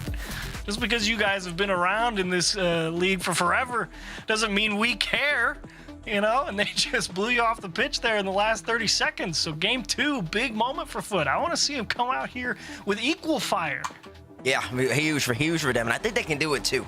You saw it in the way they scored in the last game. It was creative. Cheese he opted out, didn't go up the back wall, actually brought it back into the midfield, and that opened up for Justin, and that was a great opportunity. And we can't say that Foot didn't have opportunities and chances in that game more than that just one goal opportunity, as Chronic gets 2 demos right there. So a little bit of creativity, a little bit of aggressiveness from Foot might pay dividends. But Diaz just takes the ball right back, and there's a bump again, and Diaz will turn it in. That's too much space. That's free play right there. How the heck Diaz just rips the ball from Cheese. There's a big 6 all the way back across, no hand up. And at that point, Diaz is just simply too talented. One for the better for SSG. We're only 22 seconds in. That feels so bad if you're Chronic, right? You get the double demo and you think, great, time to go on the attack. And the first challenge you take out of the midfield, you get it ripped out of your hands, popped right in the mouth back on the goal line, and you're losing. SSG definitely out here with some heat early on, as Diaz will just float that one and force Justin all the way back. And what a place to put that ball. Justin wasn't even allowed to pick it up. It was bouncing so awkwardly out of the corner. It was difficult, but Foot does do just enough, maybe, to keep the ball out for just a little bit longer. As Reveal's should be able to turn on this. Cheese is going to challenge him. Reveal up to the ceiling. Chronic there to meet him. Who's going to be the better right here? Decent faith for both teams. Cheese gets the demo just to try to slow the play down. As right now, both teams are just kind of filling each other out. It's Foot. I mean, they're trying to establish themselves so far, Michael, but I can't say they've done much. I agree. It doesn't feel like the start to game 2 has really been the we're here too type of reveal you were hoping for. Chronic giving it his best go there, though. First shot on target for Foot in game 2 as Justin pops one around. Cheese is actually having a great look. Reveal sitting there in the box, and I don't even think he knew somebody was there until they jumped. Yeah, the one pitfall for SSG is that their defense, in my estimation, is not necessarily the best. Cheese gets up really quick. And it's just an easy shot for him. We saw last game, Cheese, he had an open net, he hit the crossbar. That did make a big difference in game number 1. This time around, he makes sure he remedies that. He hits it right underneath the crossbar. Tied up 1 apiece. Nice. Chronic, he's finding a lot of bumps in this series. That was attempted set for Justin, but that went a lot higher than I think he wanted it. And SSG actually gets the attempt off kickoff on target. Reveal just fighting for possession here. That's a beautiful 50 with a wave dash landing. He will collect midfield boost, and SSG will continue the attack as Justin will float this one out to open space. Contested ball in favor of Reveal. No dice, but SSG still just pressing. And, you know, I don't know if they're more dangerous with 100 in the tank or with 0. Oh, I think I like the 0. The 0 is deadly because it just, you have to respect it. You think surely not, and then here it comes. You think surely they're not there with 0 boost, right? That's what you're really expecting, and they're just there with 0 boost. He's here, he's got more than boost. Like, they're simply throwing you off in the flow of the game. What they're doing makes no sense offensively, and it's so different than all the other great teams in the game at the moment, and maybe even in RLCS history that so far is working for SSG, and it gives them a good identity, and I love it. Maybe that's really what it is. It's all the 100 boost to spend getting the other team into a terrible position, and then you just win at 0 because, you know, you're ready for it. And they're not ready for it. Yeah. Ooh, Diaz with a good scoop. Reveal looking for bumps. That's the right time to cut for it, and unfortunately nothing found. Diaz with a good breakup. Cheese very patient in the midfield, actually gets it put right behind his ear, and Zach will just take the ball off into the midfield line. Chronic a little bit of an awkward pickup, especially having to dodge that bump, but Foot working overtime on defense, but they're doing well. I mean, SSG, despite holding a lot of pressure, has not generated a high quality scoring chance in some time. It's not a place you want to be, though, because SSG, like we talked about, #1 on offense so far in North America, and they've been deadly doing it, too. Diaz, look at that, just 1-2 skip. Cheese has to scramble back. A lot of defense being played by Foot, and they can play it, like you said. I think just to be comfortable, they're going to want to try to get on the offensive end because every single opportunity that Diaz gets to go to cross map is always a threat. And that's exactly what happens. Yeah, Justin, I don't hate the force there. The problem was really in the follow-up. Justin and Chronic both jumped at it, and that just leaves the third man in a really awkward spot when neither of you do anything, and he gets an uncontested touch off the ceiling, and he still got boost in the tank. Diaz 2 for 4 with 370 on the scoreboard, making it look good in game 2. Exactly. The more opportunities to give great players, the more opportunities they have to be great, and you don't want to keep on giving them foot. Now they're down by 1. They're going to have to make something happen quickly. Zach just dumping it long, and look at that quick follow-up will prevent any opportunity for Foot to build the attack. They'll have to build it from nothing as Cheese is looking for some speculative bumps and boost steals, trying to soften up SSG a little bit for the final hurrah. Chronic taking the space SSG gives him. It's too slow. But not the worst. Oh, that's terrible. You can't miss that one. And here comes the fakes, and Zach will just keep it jammed in the corner. The one miss out of your own box, and you waste 10 seconds. Space here for Justin, though. Gets a reset, tries to bring it back down. Demo right there. Oh, but Diaz just takes it away. Any pressure that Foot was trying to generate. Taking out Chronic, alleviated all of that. One last chamber Foot. Chronic goes from the left side of the field to the right side. Cheese up high. Do it yourself. He's got to look for Diaz. Oh, goes under them, gets the reset. But Diaz, every bit the equal. And SSG, they go up 2-0, and they're doing it in a nice, methodical way. It's their Rocket League. They're forcing the issue. They're playing at their tempo. And our Foot's got to take a timeout to kind of talk some things out. Definitely. I mean, geez, when the top of the scoreboard is 532 points and you say, that's pretty good, and then you realize it's 1 goal and 4 saves, and Justin and Chronic with pretty much zeros across the scoreboard, it does not feel good. You're recognizing that it's tough to get anything started against this Space Station team. You got to give Space Station their flowers. If nothing else, they can squeeze the life out of you if you're not careful. And you see just a few mistakes from Foot Esports just completely stunted them on a couple of their attacking opportunities. They got one nice goal there, but unfortunately for them, that just doesn't feel like enough. It feels like Space Station's just kind of, like you said, calm, cool, collected, confident, just walking through, playing their game. And it's looking good.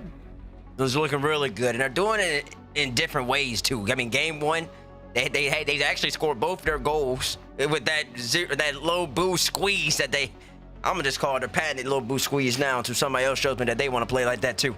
And then and then in this game, game 2 in particular, they had a lot of pressure, but they didn't score off of that pressure. They would score off the Diaz cross map play. Yeah. Because Foot's just trying to establish themselves. So it wasn't a squeeze in game 2. It was a Diaz solo plays that didn't force Foot to have to respect that. So Foot's got a lot to deal with, man. You got to worry about the Diaz cross map. You got to worry about the Zach squeeze with 0 boost. You got to worry about the revealed bumps. Then you got to worry about the Diaz bumps. Then Zach all of a sudden could hit you as well.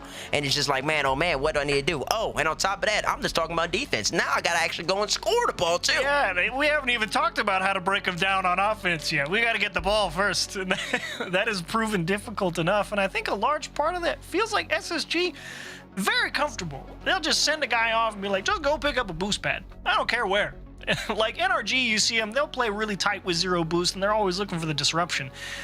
SSG takes the different approach of, I'm just going to send somebody out into no man's land, yoink a boost, and we're going to solo play back the other way, and when Foot rotates back, it's not going to be there, and they're going to be left scrambling is what it feels like. It's tough out here. But this is the moments where your Foot, you booked your ticket to Paris. And this is kind of a game and showing as well. I mean, NRG hasn't necessarily looked like they're in the best form. SSG and Shopify Rebellion truly have. And you don't want to go out getting swept by this squad here, especially in one of your last matches before Paris. Well, it would be the last match before Paris if you end up losing this. You want to try to show the world that you can compete at the highest level. Good fakes from SSG to not outpace their own team. Chronic, though, first uncontested look through the midfield line, and I thought Reveal almost turned that into his own net. Thankfully, it is just wide. SSG right back out. Lose a couple of boost pads, but still threatening on the bump side. We'll just press and press and press. And Squeeze is starting to establish themselves. Listen, Zach just goes against the demo. He has no boost again. Yep, no boost, bang. I don't know how he got the demo, but he did. And now here's the field. This is unbelievable. This is insane. Did he wave dash twice? We'll have to see. We'll never know, but he just came out of the midfield line and popped that dude right in the mouth, gave his teammate a little bit of a passing lane, dug it out into the middle, smashed that thing top right, and just like that, Space Station's up 1-0, and even that will make the save. Justin's got to be in. Chronic, can you adjust? No, he goes for the bump, and he dies for it. And Justin tries to at least blunt the counterattack. Chronic, what have you got? You get shoved out of the way. Justin will pick up 100. Looking for that pass into the middle. Cheese, it's got to be in, and it's way wide. Oh, it was an error. I think Reveal came back to try to help out Zach. But it doesn't matter anyways, because Chronic makes a solo effort. And Foot ultimately scores. That's good for them, though, because you're right. Cheese had a shot here. It probably should have been on net, because, I mean, like I said, Reveal just messed up a little bit. All I've learned is Zach is a beast on the attack with 0 boost, but clearly the defense needs a little work. It's okay. That's a real tough one to block. He had to worry about maybe getting bumped. Tried to poke it high, and Chronic, great execution to get that one just over his head and hit the scoreboard back to even. But boy, Foot has to work real hard, it feels like. It's not going to be easy on against his SSG squad. As Diaz gets a demo right there. Reveal pops up. Here comes Zach. He's got boost this time. Cheese does a great job of just clearing the danger, which forces Diaz to take his time, but he throws it right up to Reveal. Great execution right there to utilize his teammate. A Foot right now, not much coming out of it, and now they got to worry about the Diaz solo. Here he goes. Him versus Justin. Diaz tries to get over him. Justin bumps him. Cheese, oh no! Oh! But he gets credit for the save. Don't know how that happened, but he kept the ball out. And Zach got the boost steal in the blue corner as well. Justin doing a heck of a job to break them out, but it's a free ball. It's going to be back the other way, and it's going to be quick. Believe that. Here comes Zach. Flip reset, and just drops it at the end. Unfortunately, nobody able to find a bump for SSG, and it's a 3-man attack from the right wing for Foot as Justin will spread back out and realize that maybe there's nothing here just yet. This SSG team has to be annoying to play. Zach turned to go for a lead block before Diaz even got the ball on the backboard. He expected the Diaz cross-map air dribble, so he went for the chase. So he went hunting so early and just forces Foot. You gotta react to that. You gotta have hot tires. They can't be cold, otherwise you get snuck. It's great speed from Justin out of the midfield. Look at him there again, trying to jam Cheese. Gotta be in, and this time he'll make up for it. Justin with a couple of great challenges through the midfield line, keeps Foot on the attack and gives Cheese a look, and boy, did he deliver. Exactly. Cheese beats Reveal right there on the 50-50 in the corner. It was clean. Setting up Justin, and then Zach. You touched on it, Michael. He might be great with 0 on offense, but on defense, that's 2 times now where he's caught with 0. He's gonna need some assistance. It's hard. Defending with 0 is a lot harder than it looks. Look at the bumps coming out on the Foot net. Chronic forced into an awkward flip, but he will retain the ball. He gives it up for the midfield boost. Will it come back to haunt him? Maybe. Zach to Diaz, cut out by Cheese. Zach right there, just trying to keep the pressure going. This game is really sped up in the pace. Both teams are firing on all cylinders. As honestly, Foot has really just increased their aggression. Also, just matching SSG's physicality. Again, the demos, mucking things up. Stopping SSG from establishing themselves. Less time on offensive end, less time in the squeeze. Oh. What a 50. Whoa. What Zach just gets that. And it's a 2v1 back the other way. Oh. Turn it in. Oh, this is lovely. Break it down. Break it down. You break it down. You got it. I mean, Zach, 1 of 50 is right. How do you see your teammate get beat on the sidewall? Just take the straight dead chopstick 50, go right through a man, beat a second dude, turn it into a bump, and tie the game up. Goodness gracious me.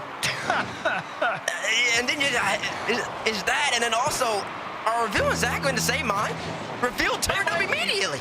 Okay. He turned up immediately. There's no hesitation. He's just in. Maybe Zach's just told him he's going to win the 50. He's like, I'm winning. maybe the card was that clear, because it's just so hard to stop that. It happened so quickly. Zach dominated that 50, and then Reveal was just there hunting. And it's just nothing Foot can do. It's tough. It really is. In saying that, though, this game is tied up 2-2 as we approach 30 seconds left in this one. Foot down 2-0. Trying to make something happen right after the timeout. This is a big game for him as Chronic's coming in right in front of Zach's face. Zach does get a hand on it. Justin comes in, bang. Gets blocked out, too. Dangerous challenge from Diaz. Almost just railgunned it straight into his own net. Not sure anybody in the net could have done anything if it had been on target, but at the end of the day, 2-2, overtime looming, reveal, last-ditch effort, gets turned to dust. Zach, what do you got? That's a great try. It was in the direction of Diaz, actually, and this should be OT. First overtime, I believe, of this series so far. Both teams have been pretty equal. It's just been little moments. The SSG squeeze, the Diaz solo plays, that have made all the difference so far in game number 3. Foot has increased their aggression. They're going to have to keep that type of play up, though. They want to end up being the better on DFH and starting their road, their comeback in this set. You need it here, too. I mean, you can't really afford to go down 3-0 when it feels like every attack has come at a premium, and you're paying dearly for any miscue as Zach, nice adjustment of the challenge timing. Reveal will come and lend a hand, but gives up the ball, and he will try and break up Chronic, but no dice. Chronic, what have you got in the tank? Diaz will just skim the top off the ball. Justin right there, but gets turned to dust. Cheese wasn't ready for it, can't react in time, and Foot's attack again just turns to dust. Diaz, so much value right there. Avoid the demo, kept going. And then also to stay up high. Justin, great flick. Cheese up. Can he get there? Stopped at the goal line. That ball had to have been close. Now SSG back on the counter. Zach Reveal versus Chronic. Chronic plays it so well. Keeping the ball out. Zach comes back in. Nothing there. Gets a bump to it. The SSG squeeze are trying to get it on. Reveal. Another 50-50. Zach comes in. Zero boost again. But Cheese is there to be the better. And that SSG attack is get stifled for just a little while longer. Justin so close to nailing that ceiling pinch, just a hair late. Ends up tossing the ball harmlessly into the corner as Zach, totally uncontested, as here comes Cheese just to try and cut out a lane. Revealed to himself off the sidewall, excellent touch. Justin chopped down by Diaz. Cheese, real speculative. He's trying to figure out where he needs to be as third man, and they elect, let's just head back and reset. Doesn't feel like there's much here. Revealed towards the net. Justin with a huge save. Chronic actually comes up empty, and Cheese fighting through contact makes a great stop on the line. That's composure when you need it the most from Cheese. Because that could have went bad, bro, real quickly. He had to make the play, and he did. Diaz gets the demo. Cheese once again. The savior of Foot 2 times in a row, but it's not done just yet. Reveal's still on the prowl. He's still in the hunt. Diaz pops it up. He's looking for Reveal on the right. He doesn't get to it. Reveal immediately goes for the demo, but Justin's there too. But esports are throwing everything at him. Oh my goodness, the timing. That's the most dangerous part about it, I think. SSG's timing, just immaculate. I mean, Foot's working hard, and they're doing a great job on the defensive side of things, but it's tough as here's a nasty read for Justin. Chronic doing a great job to lend a helping hand, but Diaz with a lot to pick from, and Space Station Gaming will go up 3-0. It's just too much. It's just too much. They don't stop coming. What do you do? Diaz and the boys are just constantly shooting at the net. It is relentless pressure from SSG. They're putting on a Rocket League clinic. It is a display. They are not giving up. They are synced up. And Foot Esports, I mean, Cheese has 8 saves. He has 8 saves, and it's simply not enough. He had, what, 5 last game? Yeah, something like that, 4 or 5, yeah. 4 or 5 last game. It's a lot of defense being played. He's making incredible stops, but if we just go back to the simple, it's just simple logic. You can't keep giving great players that many opportunities. And when I say can't give it, they're not really giving them that many opportunities. SSG's just earning the opportunities, and they just keep coming down with the battering ram. They really are. They're just taking it right out of your hand, and they just go as quickly as they can. And I gotta say, I would love to hear a Space Station Comms video, because, oh my goodness, you're bang on the money with that. I mean, they are right in sync with each other, no matter what the situation is. It happens so quickly. They're not scared of anything right now. It happens so quickly. It's just the moment anything positive or potentially positive can occur, the person who's off ball transitions into such a valuable position. Or aggressive. You can call it aggressive, valuable, where they just immediately start hunting, or they'll be on the right-hand side. They're going to gain something when they win in any aspect. A beat, a 50, It's just like, in most teams, they don't do that. It's like not human nature. And the scariest part, like you said, is how quick it happens, because it feels like you haven't even seen the result of the speculative 50 of whatever's about to happen behind him. But more often than not, it seems to work out just fine. It's incredible. It's incredible watching this team play Rocket League at the moment. You have to appreciate it. You also have to appreciate what Foot has done so far in this set, too. They've had opportunities, they've had chances, but SSG's pressure has been a little bit too much for them at times, but they're not out of it just yet. It's a long road to win this series, but all it takes is one game. But so far, I think it would be very beneficial if they scored first in this matchup, just to make SSG have to. It might make the defense a little bit easier. Maybe SSG would even overextend and put Foot in some better positions. Justin just getting clipped out of his flip reset attempt. But right now, this is not a good spot. A lot of Space Station defenders with 0 in the tank. And this should just be 50-50 simulator for Foot. And that's exactly what they're trying. But it's taking a little bit too much time. Slowly but surely, the advantage goes away. A nasty pinch out of the corner. And yeah, there's boost steals, but no one's really in position to actually attack for Foot. But I guess possession is possession at the end of the day. But it feels like Space Station gets their feet under them. One big long clear. Reveal's just going to camp Justin and doesn't even care if he hits it, and they actually just take the ball. It's so unfortunate for Foot, too, because they had pressure. There was a moment there where Cheese could have got a demo. And he just barely missed out on Zach. Zach did a great job dodging it, avoiding it. He's giving his team time, and that's kind of been the name of the series so far. Foot's opened up games 1 and games number 4 with more pressure than SSG, but they haven't been able to come out victorious. They haven't been able to just establish themselves in the game, and the longer it goes, SSG, they start generating, they start attacking, and then it gets real dangerous. Ooh, Justin almost able to force that last 50 into the bottom corner.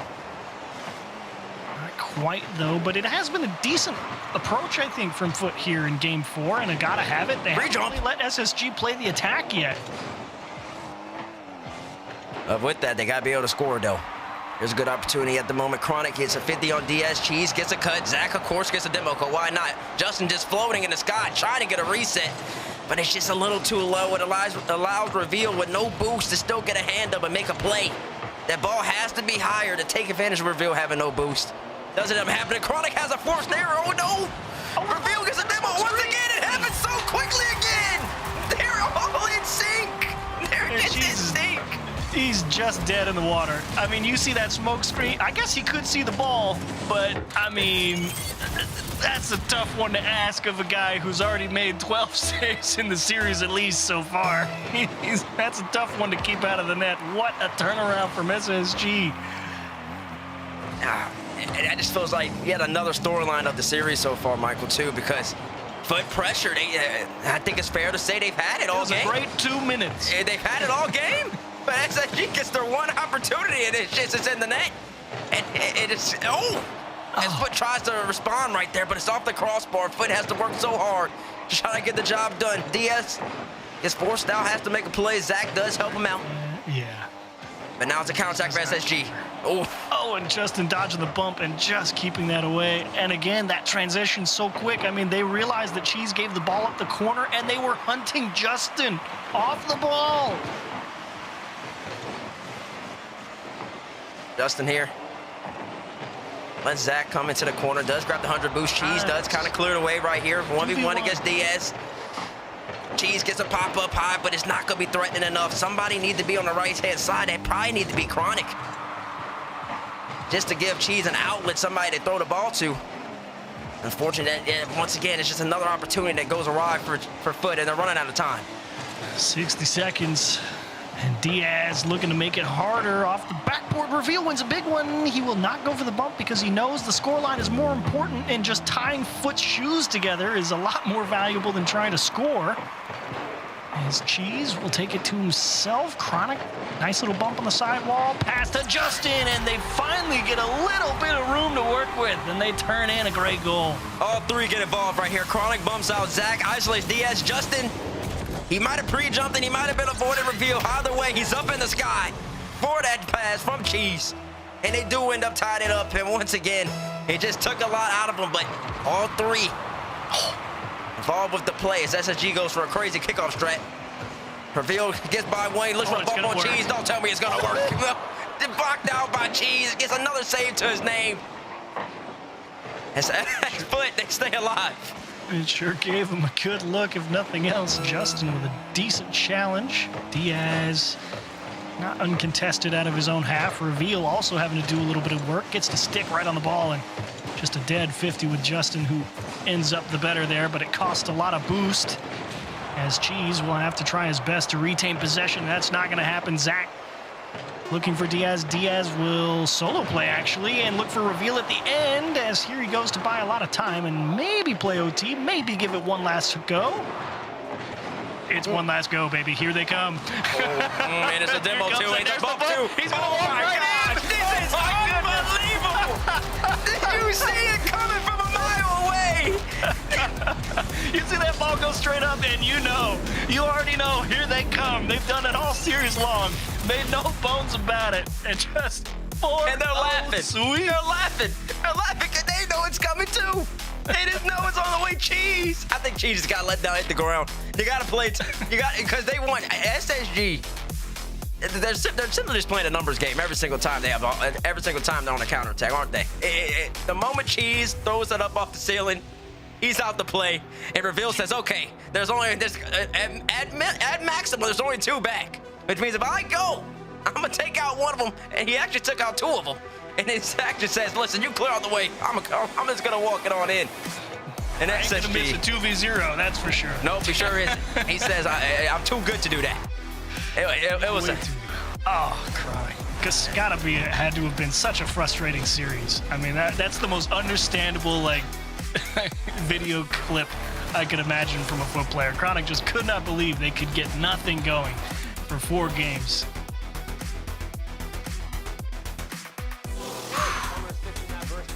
Should be all set. Good thing you're protected 24/7 with your home and auto bundle from Progressive. Oh, I'm sorry. I'm just trying to figure out the right caption to post about this. Maybe something like, I have protection, just need a lifeguard. What about that emoji with a shocked face? Or maybe flooded with emotion. That's too much. Try Tuesdays are cray. You know, technically, you don't have to post everything that happens online. I totally believe you. Life is meaningless without affirmation, am I right?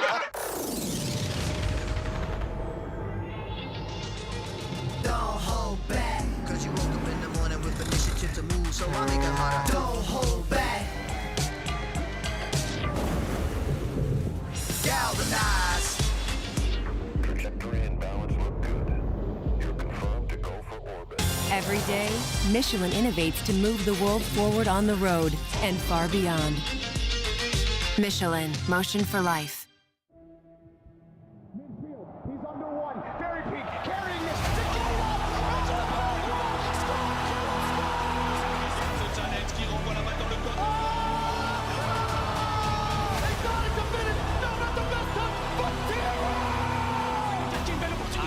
La double tap, c'est un risque.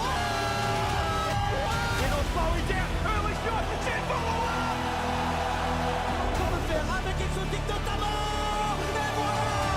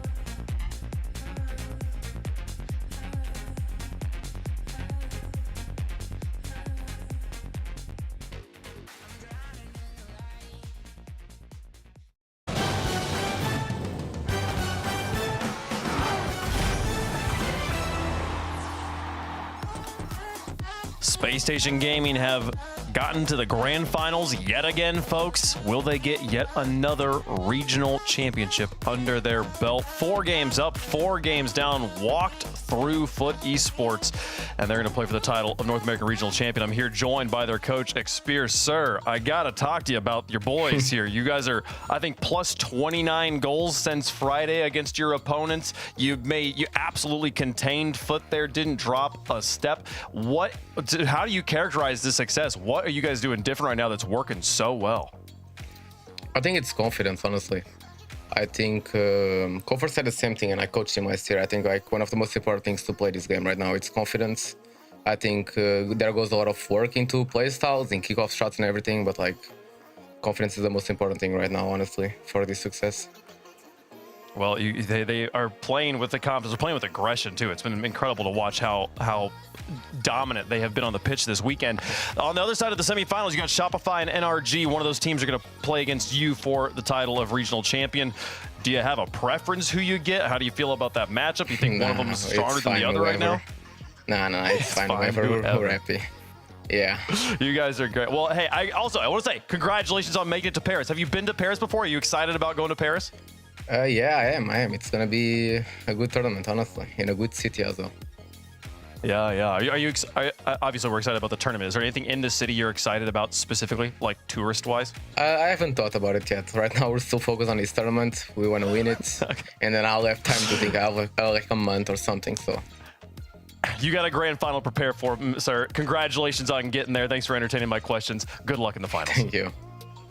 All right, Expeer is on the grind. His boys are confident. He wants to make sure they stay there for this next upcoming match. But my goodness, gentlemen, we thought this was going to be close. We thought this was going to be like a back and forth. We thought it was going to go game 7 teammates, and we barely even got game 4. I mean, the series score is not indicative of how well Foot played. I do think they played really good Rocket League. It's just that SSG is just playing great Rocket League, and that's just the difference of it. The unspoken communication, at least to us, maybe it is spoken. Michael made a great point. Maybe we need the comps, but just seeing how SSG utilize one another, they hit you in the mouth so fast. It just in the blink of an eye, you're just done. It's just hard to beat, man. And I mean, Expeer is right. It shouldn't matter if they play Shopify Rebellion or NRG. If they keep playing like this. True. Good luck. Yeah. I mean, the fact that Foot was playing as well as they was, and yet it was still as short of a sweep as it was here at Chiefs, I think is more a testament to how strong SSG are looking than if it were to be a blowout. Yeah, I mean, that was fantastic display of offensive capability from Space Station Gaming. Foot put up one heck of a defensive show. Cheese especially, obviously, in the net. He had to defend a lot of it. And that doesn't even give credit to, Chronic and Justin, who were out there trying to break things up in the midfield and trying to even just keep it playable. That was a battle out there defensively for Foot. They made that look better than it really felt, I'm sure.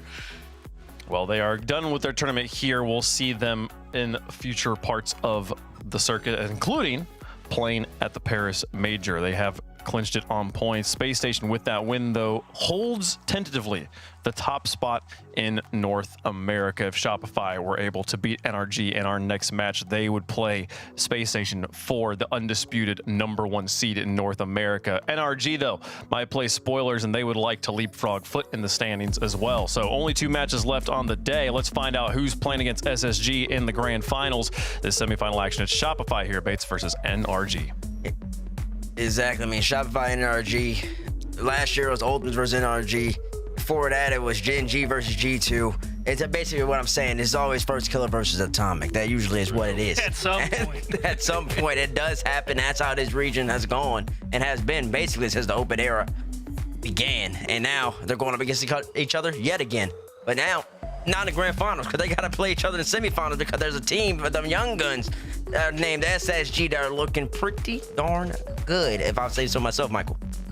Yeah, they're looking good, but decide who to play against them, that's a much tougher hair to split. I mean, NRG has made a pretty compelling case today. They came out here to take care of business. Looked a little bit rocky, right, in that series versus Pro, but they take their time out and they shut the door on them, right? And Shopify Rebellion comes out of winning their game 4-1 versus Foot Esports in the upper bracket quarters today. Here's their first match of the day. A lot of people say they're the best in North America. First killer always, like you said, deep runs. LJ's always looked like a juicy boy online.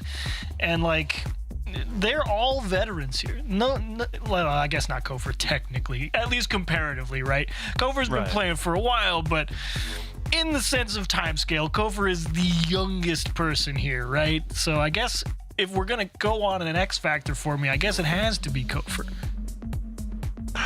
For me, I'm thinking about LJ here, Bates. Where like we know him as the Dusseldorf offensive MVP at that World Championship, and we have expected that level of offensive productivity out of him ever since. And yet, over the last half a season, even maybe a whole year, we've been kind of like, where is LJ? What's been happening with him? And yet, it feels like at this event, this tournament, we have started to see glimpses of that offensive MVP again. And if he's playing as strong as he has been in this tournament, I think NRG's in trouble right now. I think you hit the nail on the head right there, Wade, because last year with the Ultimates, when it was first killer, LJ and Chronic, for whatever reason, it just wasn't working. LJ wasn't doing what you expected him to do with first killer, and that's it. Play offense, be dominant, be the offense MVP of the season.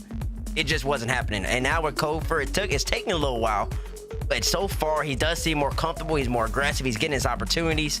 They had one really bad game, I think, back in Boston where he had 0 shots or something like that. But we haven't seen that since Boston. They clearly have focused in. They've honed in on that. That's been a game plan adjustment for them. And to what Michael said, they kind of do look like the best team in North America at the moment. But now they're going to have to earn it. They're going to prove it. They could beat NRG, then they could beat SSG. They will be the best team going to Paris. Yeah, things take time.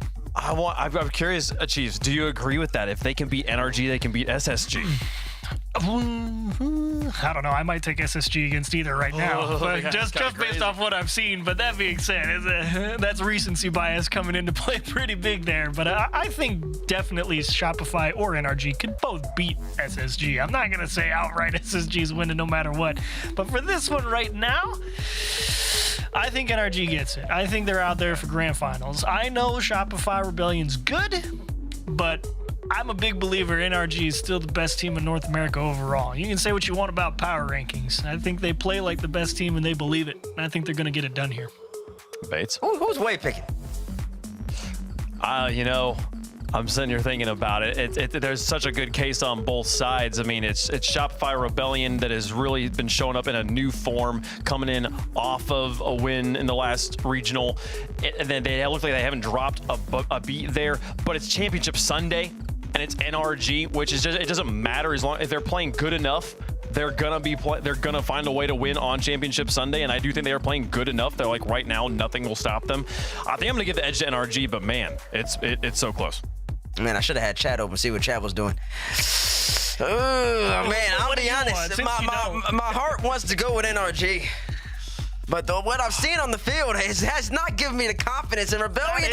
Rebellion, they've been getting the job done, man. I think, and I'm going to go with Shopify Rebellion over NRG right here. I think they've earned the pick. I think they've looked consistent. I think LJ's proven himself on this team with Kofor and FK. They look comfortable. Give me SR over NRG this time around. It's such a close one. One team's been putting up the results. One team's got just such a long history log of showing up at this specific moment and finding ways to win, even against opponents that look better than they do. NRG is so good at making teams look bad. And will they do it again here? We're about to find out, folks. We're split on the desk. You guys are split in chat. There's one spot left in the finals. SSG is waiting for the results of this game. Shopify Rebellion versus world champions NRG for a shot at the North American title.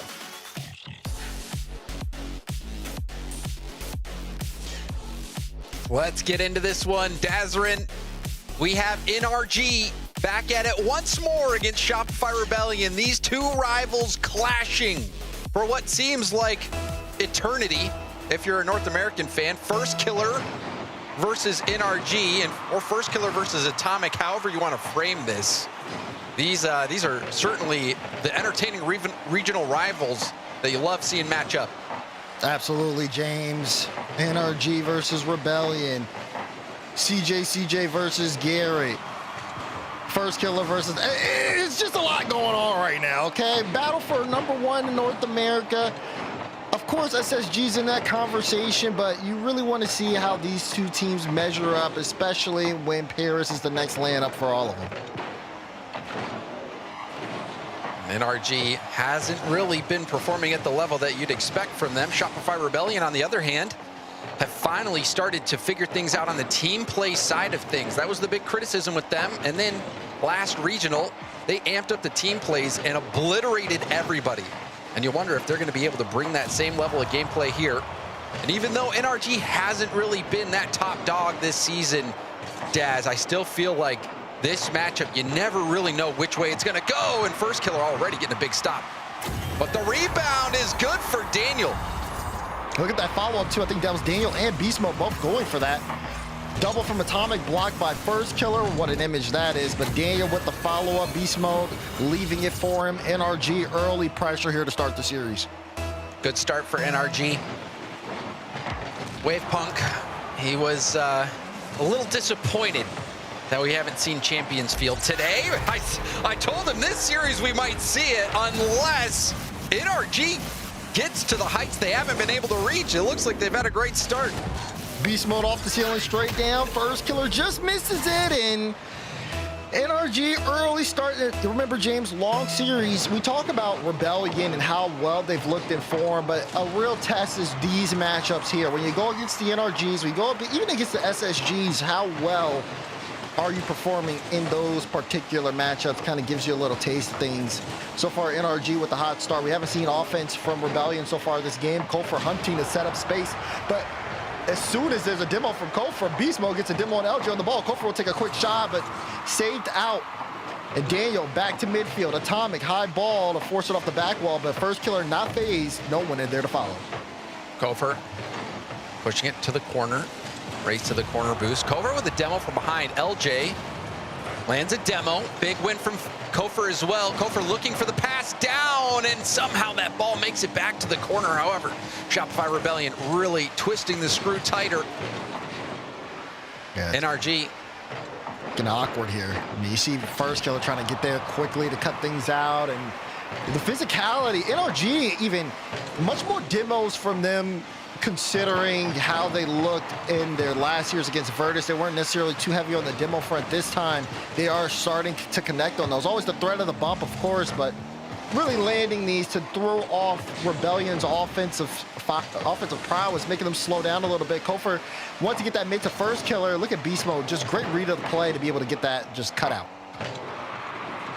Shopify Rebellion, despite giving up those first 2 goals, have had a decent amount of possession here. LJ back to the middle. First Killer a bit slow to the ball, still winning that 50 forward. Beast Mode. It's help from Daniel. LJ to Kofor. Kofor, maybe he was going to look for First Killer. Shot going right across the line, easily stopped by Beast Mode. First Killer, flip reset goes low. Pass over to LJ, and look at that beautiful team play from Rebellion. I mean, this just looks so good when Rebellion are able to connect. First Killer had the flip, used it at the final second, and LJ quick follow. That's what Rebellion are going to need here in that midfield. That speed paying off perfectly here. Minute 52 now here, James. We see Rebellion on the board. That was their first shot of the game. And it was a good one, and it was an even better pass. First Killer was actually on his perspective on that play. Used his camera joystick, found where LJ was so he could put that pass right where he needed to. Beautiful pass from First Killer. Shopify Rebellion able to really get going on those team plays last regional. And if they can keep making plays like that, surely a threat to win it all again. But they still find themselves trailing in this game as we approach the final minute. LJ, though, will be pushing forward. Lots of possession still for Rebellion, despite NRG getting those first 2 goals, Daz. Rebellion has been holding on to this ball the majority of the time.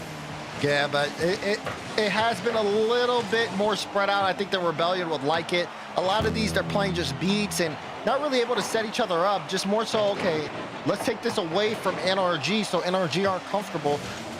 It's going to be up to a player like First Killer maybe to make a impact here. Kofor's been playing a little bit further back so far as he's going to try to get involved. Jumped for it, but it was First Killer that actually had the pass from LJ. We're tied. First Killer waiting in the middle of the field, trusting that LJ could cook. LJ doing everything. Finding First Killer through the traffic. Another team play between those two. And, you know, I was talking about Kofor there because I was on his POV. He was essentially playing behind LJ. He jumped off the back wall. Oh, it was a First Killer. What a save. I'm confused. I'm like, wait, why is he jumping? Then you see the pass come out. Very good work. And bang for First Killer. Wow! Beastmo got the stop. So close yet so far. First Killer off the bar and out. Could have been game right there. Now LJ, that's not the best 50. This should be a ball for NRG. Atomic with full boost around one. Atomic trying to get around it. Kofor with the contest. I want to play it. Will it bite him? Beast mode. Atomic. Oh, okay. I saw Atomic upfield. He just took the corner boost. I thought they were going to play it into him, but no. His OT kickoff. First Killer diving forward. Daniel, great clearance there to eliminate the danger. If you're in a Merc hitbox, that goes in. Let's calm down with the propaganda. Okay. It was close. The net was vulnerable, but that chip just a little bit too high. However, Shopify Rebellion still having the ball off kickoff. Kofor trying to find his way out. Atomic pops it up over one. First Killer defending on the goal line. Daniel's up as well. Daniel puts it off the backboard. Now Shopify Rebellion's defense being tested. Reset. Musty pass to Daniel. Daniel claims that one off the bar. I need to see a little bit more speed, especially from Kofor here in some of these situations. Just a little slow, and it's been kind of biting Rebellion and keeping their offensive pressure up. A lot of desperate saves. First Killer's had to kind of clean up after his teammates a little bit here so far this game. And NRG, Daniel's up. Chance. First Killer, he had it tracked the old way, and now he's sending it the other way. LJ already airborne, beating Daniel to the ball. LJ a menace. Atomic for the extra touch. That one kicks back hard to Daniel. Daniel pushing to the corner. It was a tough read for everyone. Beast Mode, the light bomb off the elbow and in. Beast Mode slots it, and NRG take game one. Again, Beast Mode gets there first. Kofor has to go, but there's just too much space between him and the ball. And Beast Mode able to land it. NRG take game one. I'm concerned, though, for Such Rebellion. a good play. Because at this point, it feels like the game is kind of revolving around First Killer. He had an incredible game, but it was because he needed to. And I think that might be a bit of a problem here this series. 5 saves. He had, 600 points, 668. And again, once they pulled him out, when he got the clearance and he went out in the midfield, that's when NRG struck the hardest. And you saw him on his way back trying to get the stop. It's just, it looks like Rebellion, at least in that first game, were weak when he wasn't involved. It's game one, Des. It's game one. And I will say that you saw the kickoff strategy almost work out. First Killer chipping that one over. And I do promise you, you run that simulation with a Merc hitbox, it goes bar down in every time. Did it to Daz in the warm-up lobby.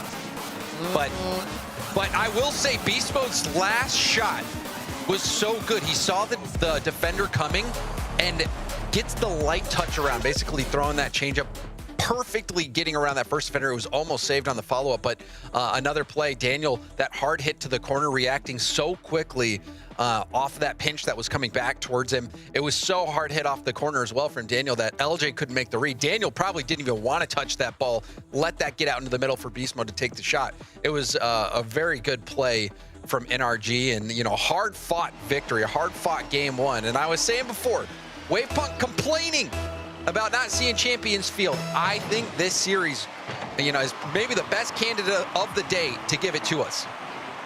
Rebellion have to make some adjustments. That much, I think, is for certain going into this game two. I think that first game was also kind of winnable for them. But look at LJ. LJ making work, set up a lane for First Killer, and can't get past two. Defense from NRG, very solid. Just really depends on how things kind of move around here. Is NRG just so good at kind of protecting the net? You do really have to force the air here in some situations. Daniel high ball. First go looks for the double, but it's going to be cleared out. Good corner boost steal from Kofer as well. Kofer then putting it to immediate use. Stays behind enemy lines, and he finds the goal. Okay, that's the adjustment I'm looking for. Give it to Kofer, redirect past Daniel into the top corner. I like that. More of that, please. Beautiful work there from LJ to see it, and great just from Kofer to go up and get it. I'm sure that's what Shopify Rebellion fans were waiting for. We saw really good gameplay between LJ and First Killer on the attack. You know, Kofer has that in him too. Kofer making his impact felt, not only getting that redirect, but a key win in that corner boost race. And now another shot, gonna sail right in. LJ pouncing on that ball. Okay, NRG, you're giving LJ a free shot? Not likely. Beast Mode jumps for it, but I feel like Beast Mode should have kept boosting toward the ball, tried to play the 50 there. He gave LJ that shot, and of course, it's perfect placement. You can't do that. I think it messed up Beast Mode when Atomic had some contact with one of the Shopify players. Beast Mode a little bit thrown off by that, positioning-wise, ended up giving that ball away. So I don't see too many mistakes from NRG. But one there allowed Shopify Rebellion to have a look, and they converted. Very strong start to game two. Atomic shut down. First Killer, lots of boost here. Oh, Atomic a little awkward here. He's gonna jump though, but it's just a force. Daniel not gonna pass it. Atomic's actually upfield on the back wall as Daniel just has a lot of time here to send it through. They wanted to make LJ awkward, but couldn't connect, and Atomic had to rotate out. Needed here, is gonna switch the play, sending it to the left side, picking up the boost as well, but LJ, great 50, Kofer ball out. First Killer's not gonna go for that, but he has to be careful because Atomic... Oh, it's open! Atomic light touch! Oh! He was tracking it the entire time. He never turned ball cam off. Clean from Atomic.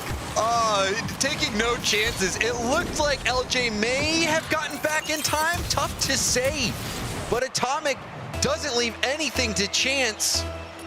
Saw that, predicted that rotation coming in and got that light touch. That is not an easy touch to make. Okay, we are sending the players upfield for the passes. That is the name of the game so far in game two. 2 goals been scored that way.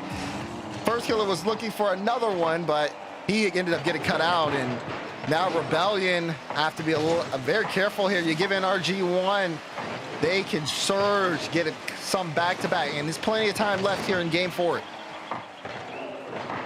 Kofer missing on the bump attempt. LJ to the backward, caught by Daniel, lands on the ceiling. LJ intercepting. Now Kofer taking over from the LJ touch. Kofer again, not enough boost, couldn't get to it in time. Daniel reset, he's got it, goes for the 50, it goes off the backboard.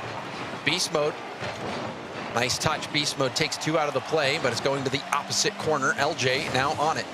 Dunked by Atomic. Atomic lands a bump on First Killer. Daniel will punch that one in thanks to Atomic landing that bump.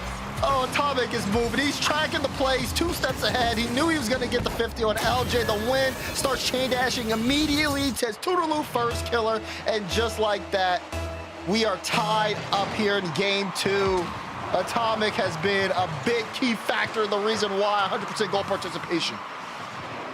Kofer looked like maybe had a chance to clear that off the goal line, a split second, but not enough. In Beast Mode, almost redirecting.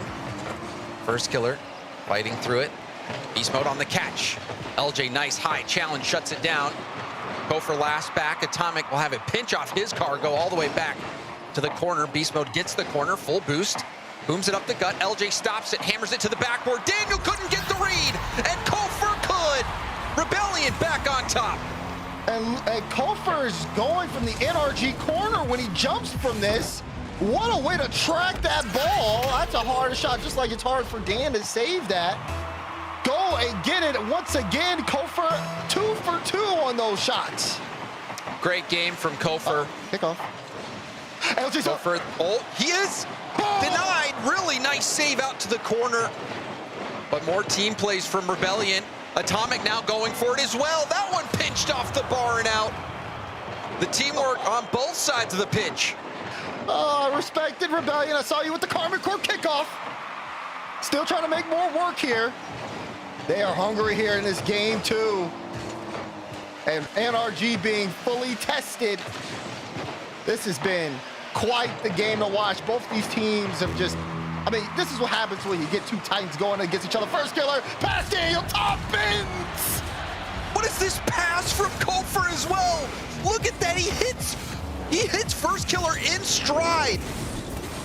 Straight into a perfect dribble catch and a perfect top corner flick. Oh man, NRG gave Rebellion a bit of a counter punch. They said, all right, if you're gonna slow down, we will take advantage of it. Rebellion said, okay, fine, we'll speed it up. Another laser towards the net, but that one not on target. First kill trying to get the follow-up. LJ will keep this one in. And 43 seconds to go, but hold on, Kofor last back. That's a stretch here a little bit. Staying on top of the ball. NRG got a demo though, and Beast Mode will get a little bit of freedom here. So awkward, but not enough for NRG to capitalize as we hit the 30-second mark. And LJ even fighting through that bump to get the clear out. It's the right idea from Beast Mode. Atomic shot. Just didn't have enough on it. Final few seconds here. Daniel airborne with some boost. Flip reset, up and over. First killer to Kofor on the sidewall. Kofor wasting even more time. And that clear looks to be enough. Daniel go for one more play. Atomic couldn't get anything on the shot. And a great game from Rebellion and Kofor in particular. Yes. So good from Kofor this game. Yes, good for Kofor. I mean, Kofor and LJ both respectively, but I like giving that one to Kofor. It just felt like, again, they were a little bit flat game one. But one thing I've noticed about them is once they start getting on the board or just connecting, both of them elevate, and they elevated in a big way here. It just felt like, again, such a great read on the field. Their communication looks pristine, and their passing is just so much fun to watch. It is. They've really grown into the Shopify Rebellion you're seeing today. Had to go through some growing pains, very individualistic before, but now you're seeing these team passing plays. You're seeing the impact that Kofor had this game as well, winning that corner boost race, going for the redirect. That set the tone for the game for Rebellion. And then this mistake here from Beast Mode, can't be giving away free goals. LJ especially, such a good shooter. NRG did make a brief comeback, Daz, but Rebellion, they just looked so good this game. I mean, you can understand how they are, in many people's minds, the #1 team in NA. Yeah, I mean, what plays like that, it may be something that becomes, instead of a debating topic, a comfort pick, as Rebellion just surged there to take that game too. Can they keep it up though? NRG gonna look to make some adjustments here. Big swing game to see who takes control of the series. Also that play, Kofor passing that ball down to first killer, who caught it in stride. Perfect top corner flick. And now this one bouncing towards net. Allows Shopify to move up field. LJ with the zero boost challenge. Atomic with a nice touch forward. Atomic hoping to get some help from Daniel. Kofor was able to dodge that bump attempt to get that ball to the corner, but we do see some early NRG pressure. There's a bump. I mean, Daniel with the 50. Feels like they're playing 3 steps ahead, James. Everybody moving, but everybody just in the right spot. It just feels like NRG, though, a bit of a step ahead at this point. They've been so quick. Atomic, especially on his follow-ups on the play. He's looking threatening here, but first killer able to get this one out. Gets a little bit of space, but only a moment as Kofor tried to get it to first killer. He backflipped. He intended to redirect it, but just couldn't connect there. Little head fake from LJ allowed him to get that ball up the sidewall as well. Beast Mode picks up the corner boost on respawn. LJ with the mid. Daniel now up against first killer. Rips a shot right away. First killer collects it nicely on his own backboard. Another strong 50 as well downfield. You see how much field position he gives Rebellion too, and you get that. LJ taking a shot though. Beast Mode there. Hold on. Oh, good demo to give Atomic some breathing space here. First killer spawns back right, immediately has to jump, and Beast Mode still on top of it, tracking Kofor, who will get the clearance there and looks for the follow. Does get a beat there on Gan. And NRG, they've put Rebellion in a bit of uncomfortable situations, but they just haven't been able to find that finishing punch. It's true, but it's been a two-way street. Oh, this one right on the goal line. Atomic jumps right on it. Where was the Rebellion defense on this one, Daz? I mean, they were just awkward. I think it was the threat of beast mode just kind of being there made everybody kind of freeze for a second. They didn't know he had no boost and really no intention of bumping. He was just building that hesitation, throwing off the rhythm, getting the gap for Atomic. And it was absolutely necessary. Great work there for Atomic to play past the defense. And I think really what threw the defense off is the defense was playing a bounce off the backboard, but Atomic jumped onto the back wall and got that extra touch to send it across the goal line, completely catching the defense off guard. Wonderful stuff from Atomic. Daniel, poke around. Over to Beast Mode, who's on the sidewall, hitting it off the corner. LJ right to Atomic, but a good challenge from First Killer. Send it back to the middle. First Killer is a little precarious there. Yeah. Still dangerous. Beast Mode. Daniel. Chipping towards the backboard. Daniel was there, and oh man! NRG almost made it happen. Yeah, I mean, good read there to give it to Daniel. Daniel got it straight down. Looking for more. Wow, what a pre-jump from First Killer to stop that play from happening. And Atomic a little awkward here trying to get the right cut. NRG's awareness has been great as they are keeping Rebellion stuck in their own half. Daniel trying to find a finishing strike, but again, saved by LJ. That'll be his second save out of 6 from Rebellion. First Killer with 3 of those. Good fake challenge.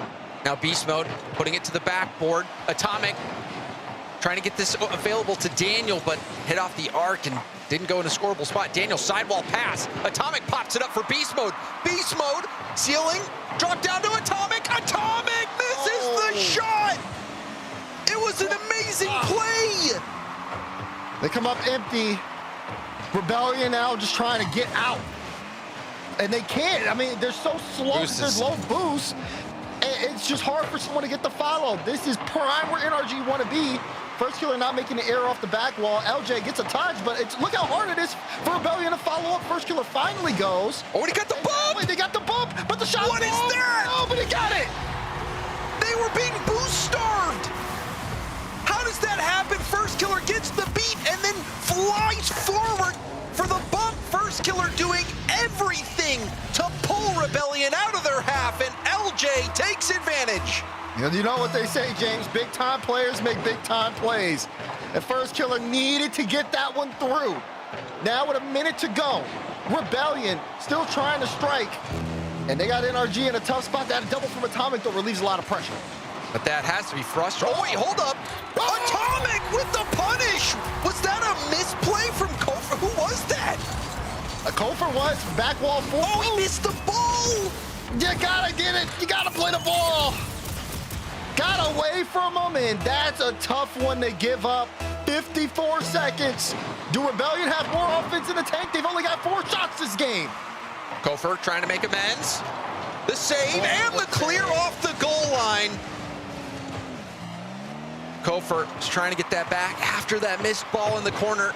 LJ going for a double. Beast Mode there just in time. But Kofor pushes it forward. Atomic, not much boost. First Killer jumped off the sidewall to try to see if he could get that cut.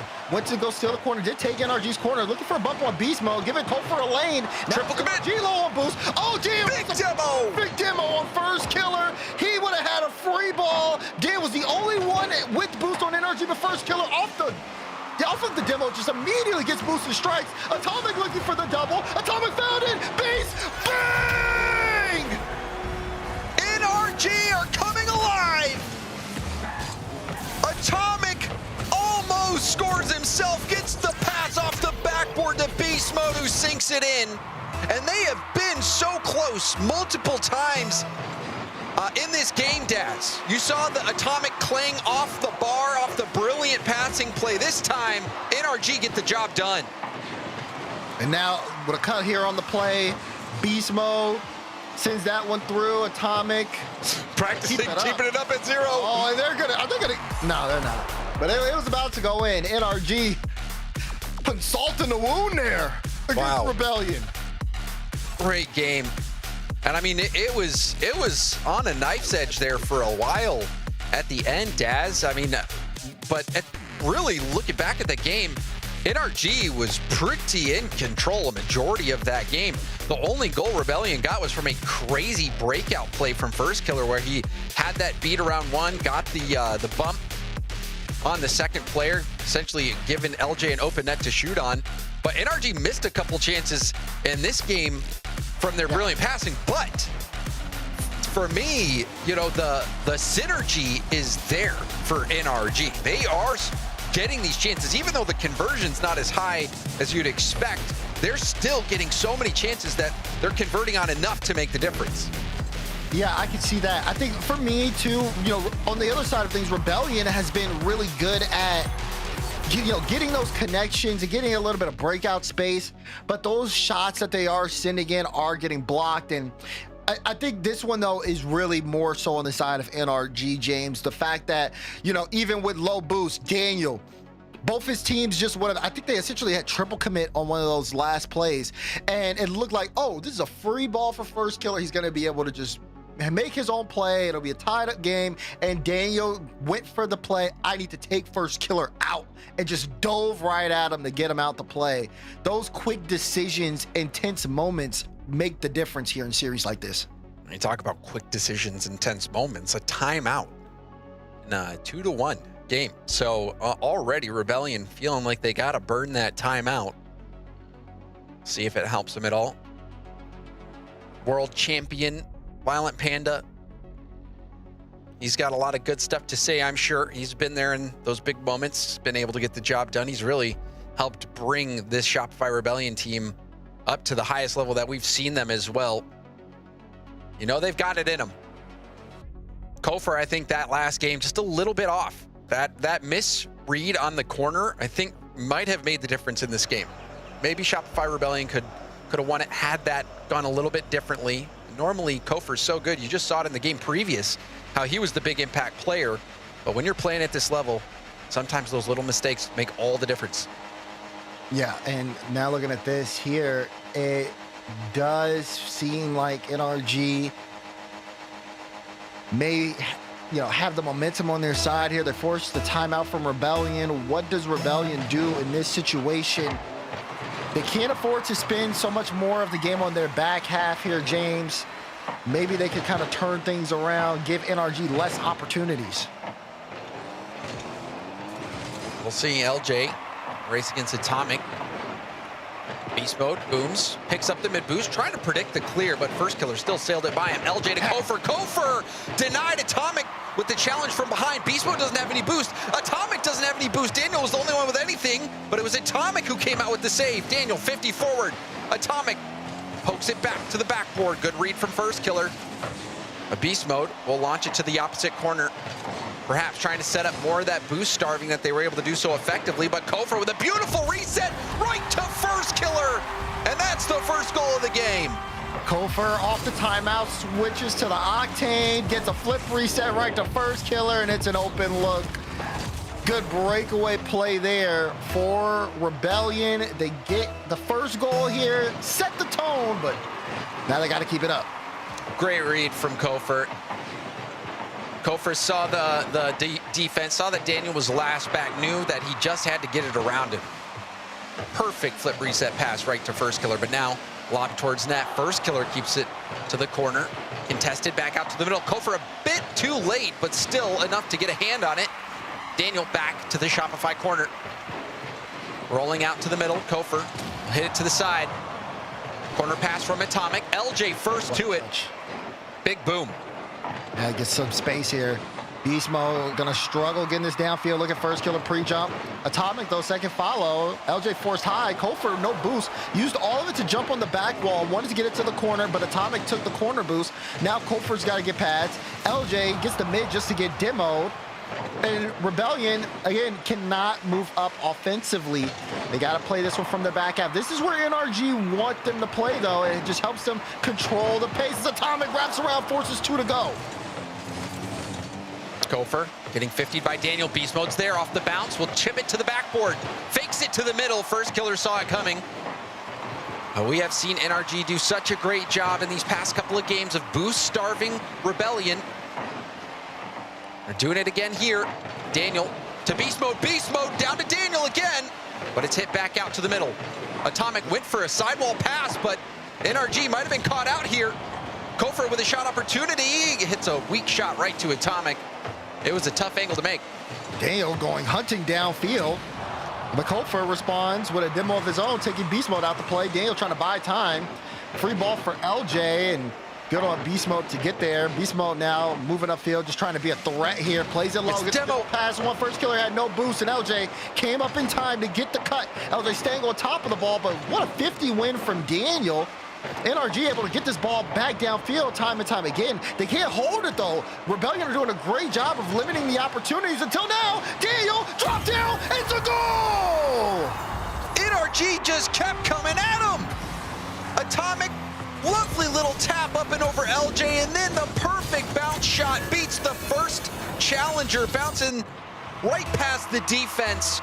Another great team play, good vision from Atomic, good execution to give Daniel that shooting opportunity. Man, it just has to feel rough. Oh, just got there in time. But I was gonna say it has to feel rough for Rebellion doing all this work to get out, and you're just stuck back on the defensive end. Here's more defense. Kofor has to dodge a bump from Daniel. Follow up, he gets a well played. Kofor's got 5 saves this game. LJ, flip reset, no, faked it. And then first killer, no boost. He can only play it into the corner. Get the corner though. And now, has to just go all the way back. They can't keep the ball. But they'll take the boost this time. Boost has been tough to get for Rebellion these past few games. 50 back to first killer, heavy first touch.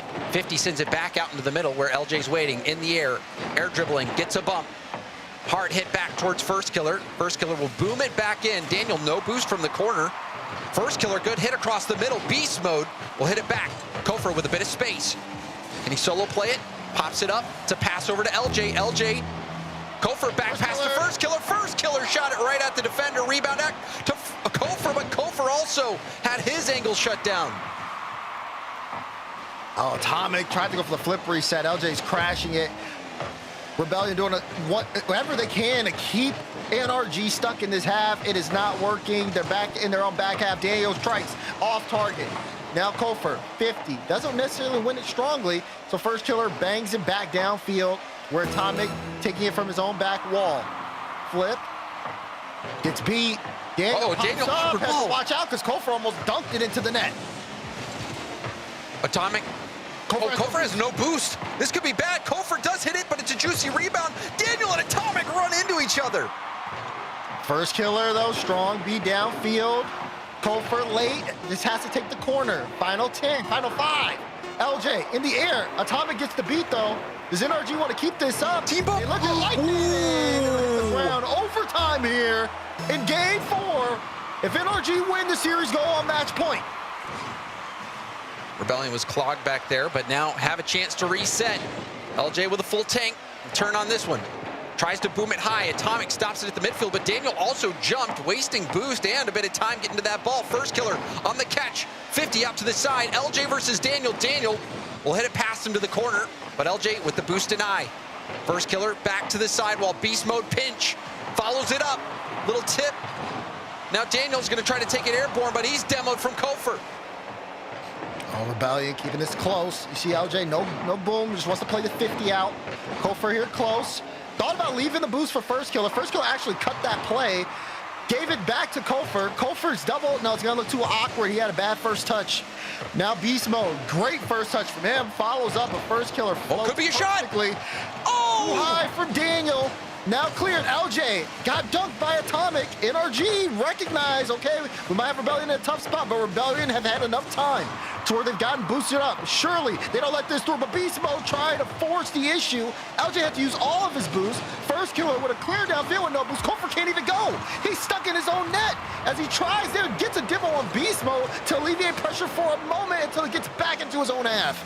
NRG trying to boom this ball into an awkward spot. There's a bump on LJ. Beast mode tips it so he can get the corner boost.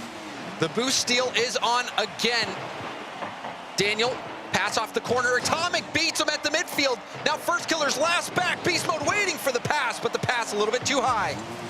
Kofor tried to get a read, but Daniel read it all the way through. Rebellion are using a lot of boost, and it's not really yielding the results that they need. Then they get stuck on defense. RG's trying to strike. That shot off from Daniel. Atomic doesn't have the boost to follow. Beast Mode thinking about it. Yeah, he's going to cut here, so Atomic can get the corner. Pinch all the way downfield, but First Killer gets the cutoff. And Kofor with the demo there is Beast Mode now sitting empty. Daniel will have to keep this in as NRG still controlling the overtime, and Rebellion cannot generate any offense. Pre-jump from Beast Mode. Beast Mode fakes it for Atomic, and it goes out to the corner. LJ got the corner. Atomic is gonna have to go back. I think he picked up the mid. No, he still has to go back here.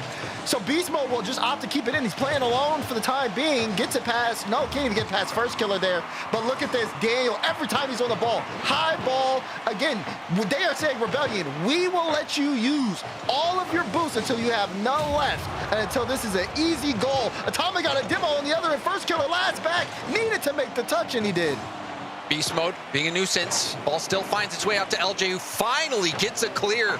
Some breathing room for Rebellion. High boom, Atomic beats Kofor. First Killer has the corner respawn for him and looks for LJ on the outlet. Beast Mode intercepts. Beast Mode fakes it through for Atomic. Atomic denied by First Killer, who pinched the save off the post. What a diving save from First Killer. So impressive, but they're still not out the woods yet. LJ's alone. Daniel coming in close. LJ, this is so smart. Able to get the solo touch, trying to get it past one, and it's just able to give Rebellion some room now. They finally get out. Kofor's getting bumped, though, and Beast Mode might just be able to bring this back in. No, there's the 50 on the play, but still, no one challenging the midfield. Why are Rebellion taking this and playing this from their own back half? 50 out. First Killer, chip up. Daniel, a little bit awkward. Beast Mode off the bounce. Air dribble 50. Beast Mode again, got the reset. He's still chasing this ball, trying to get a hand on it. And now Atomic. Can see him air dribbling. Atomic, 50, out to Beast Mode. Beast Mode, can he cook? Beast Mode off the bounce, was looking for the ground pitch or something. Wanted to see if he could follow, maybe tried to see if he could get a flip.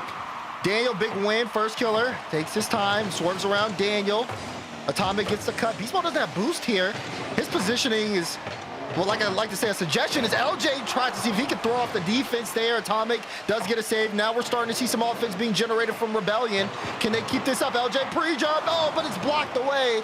First Killer is not going to turn to play it in. Went for the cut there, and that risky play could come to cost him. Atomic straight down, but Kofor able to deny. No, he doesn't deny. Only for a moment. He gets it right back to Beast Mode, who wants to keep this in for NRG. Oh, Atomic's far back. Daniel had to cut. Daniel lets that through. NRG has been through a lot of long overtimes this weekend. Why not add another one? Oh, LJ! Oh, he was upfield. He ended up taking the corner boost from NRG. The boost that just spawned, he's sitting right next to it. He's going to take that again. Daniel in an awkward spot, but First Killer, this is great timing on when to go. He knows his team has boost now. So now they can play around things a little bit. Kofor, though, getting zoned out by Beast Mode, and Atomic and Beast Mode both made sure Kofor was not getting to that ball. Beast Mode, it's a second touch. Ball perfectly back to Atomic. Not the best first touch. Leaving Atomic to scramble for this one. Still sets it up for Daniel, who couldn't go for the double. Playing to the backboard. Beast Mode trying to line it up. Kofor controlling it.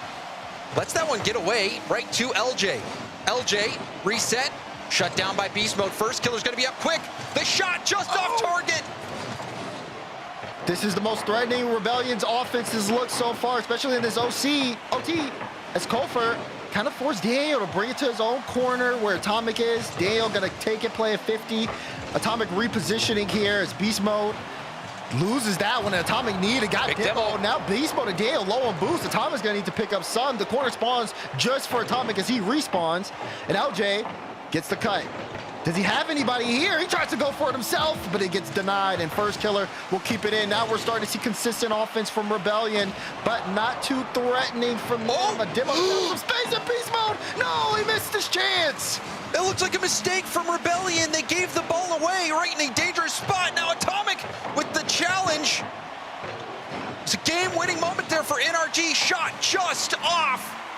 Rebellion catch a break. Pass over to LJ. LJ back to Kofor, intercepted by Atomic.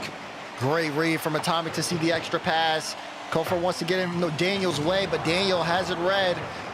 First killer demo spawns right towards the ball, so it's a little awkward here for Rebellion as Kofor's clear. Wilson, NRG back. NRG are bringing Rebellion out here, looking for a counter on him. Kofor just got an extermination. Oh, almost, I was gonna say almost trolled, but ends up recovering in time. 7 minutes of overtime here in game 4. Things start to get a little bit sloppy.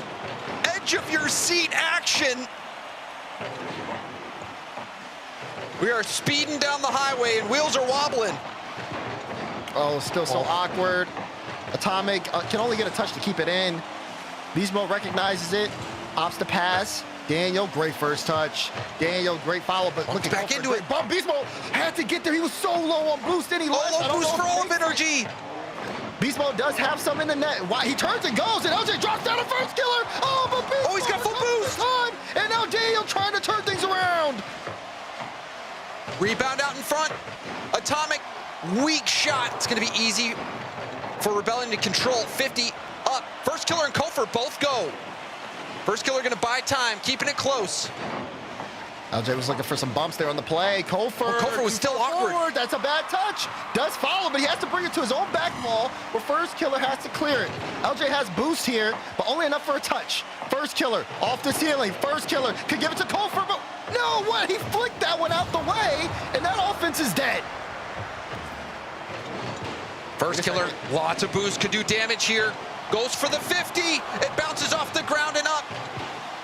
Beast Mode has to go. Saw Kofor lurking. Kofor didn't get the corner. LJ tried to get it center. First killer wasn't in position in time. So first killer keeps this into play. Beast Mode got a little bump there by LJ, but still managed to recover even with 0. He's going to sit on the boost, wait for it to respawn, and try to get involved to make this easy for Atomic. NRG trying to get themselves out of this situation. It was super messy. But again, as we approach the 9th minute here of OT, it's still anyone's game. Oh, and the passing. Oh, it is back to LJ. LJ denied by Atomic. Somehow NRG stay alive. Oh, but these diving saves are cause for concern. Can Beast Mode get a good cut here? No boost in the tank. First kill was looking for maybe a potential back pass. Kofor had to go get the mid boost. Look at Daniel, wide swing here. Wanted to get a lot of power until it was cut out. Oh, corner boost spawn for Atomic. Daniel looking for a bump on first killer, and first killer before it gets demo. What a touch there to get his save. Still awkward here for Rebellion. Big demo. Daniel pops it up, looking for the follow. Can Atomic get to this in time? No, Kofor cuts it. But the corner boost is stolen. NRG starting to get there, but another big demo. This time, first killer taking out Beast Mode. Huge clear down the gut. Beast Mode taps it right to first killer. First killer gonna go for the backboard hit. Double commit from NRG, but Atomic still recovers, and now moving downfield. LJ stopped, but ball right back to Kofor. LJ trying to land a bump, does slow down Daniel. 10 minutes of overtime here in game 4. Both teams showing their stripes, but not good enough. Daniel playing this close. Beast Mode, good follow, but low boost here. Got a bump. More for bumps, more physicality. Now Daniel taking his chance, and LJ waited for him a little bit. Atomic, great win on the 50. First killer, pinch out. First killer, another good touch. Beast Mode, though, there for the intercept. Going to play 50 here with Kofor, and it's a race between Daniel and LJ won it. First killer, a lot of boost here in the midfield. NRG, though, might get put in a tough spot. Beast Mode will try for the ceiling pinch, but Rebellion still maintain possession. That demo, though, cleans up some space. Good communication from NRG, letting Atomic get that ball. Atomic get the follow-up, but still decent spot for Daniel. Daniel testing the corner, first killer. A little bit awkward. Pass over to Daniel, who grabbed the boost. Daniel is going to pinch it off the wall, straight up off the ceiling. Atomic going for the double. Kofor will hit it back downfield and goes for a 50 as well. And a good clear out from Kofor. Yeah, I mean, good read there. It's Kofor. Oh, that was first killer now taking a shot on. That's his 10th shot of the game. And still nothing. But it's great defensive read still for both these teams. Daniel up, but is it fast enough? Like touchdown! NRG after a grueling overtime get the game win. And a big part of it is thanks to Beast Mode dusting Kofor in that midfield play. And Daniel finding the angle on the shot. So much pressure on, goes for the light touch, throwing the defense off. Wonderful composure. Look at the shot total for NRG, Dazzin. Are you seeing this number? Man, shot totals, demo totals. 26 shots. 26 from NRG. Kofor had 7. Wait, how much? I thought it was the extermination. I saw Kofor with an extermination. First killer had 8. Unreal game. Numbers, I mean, we played. What did we just experience? Now minutes of Rocket League. What just happened? I will really be impressed that both of these teams, like, depending on who wins this series, if they do well the rest of the tournament, that is a exhausting amount of Rocket League, constantly having to be locked in there. Both teams were.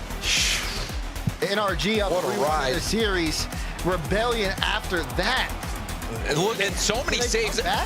First killer with that save off the post. Then Atomic also saved one off the post in that overtime as well.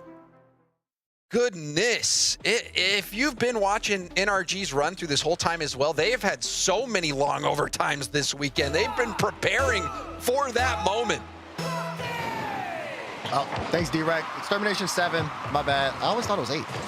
No, it's 7. Okay, that makes sense. Everything makes sense now.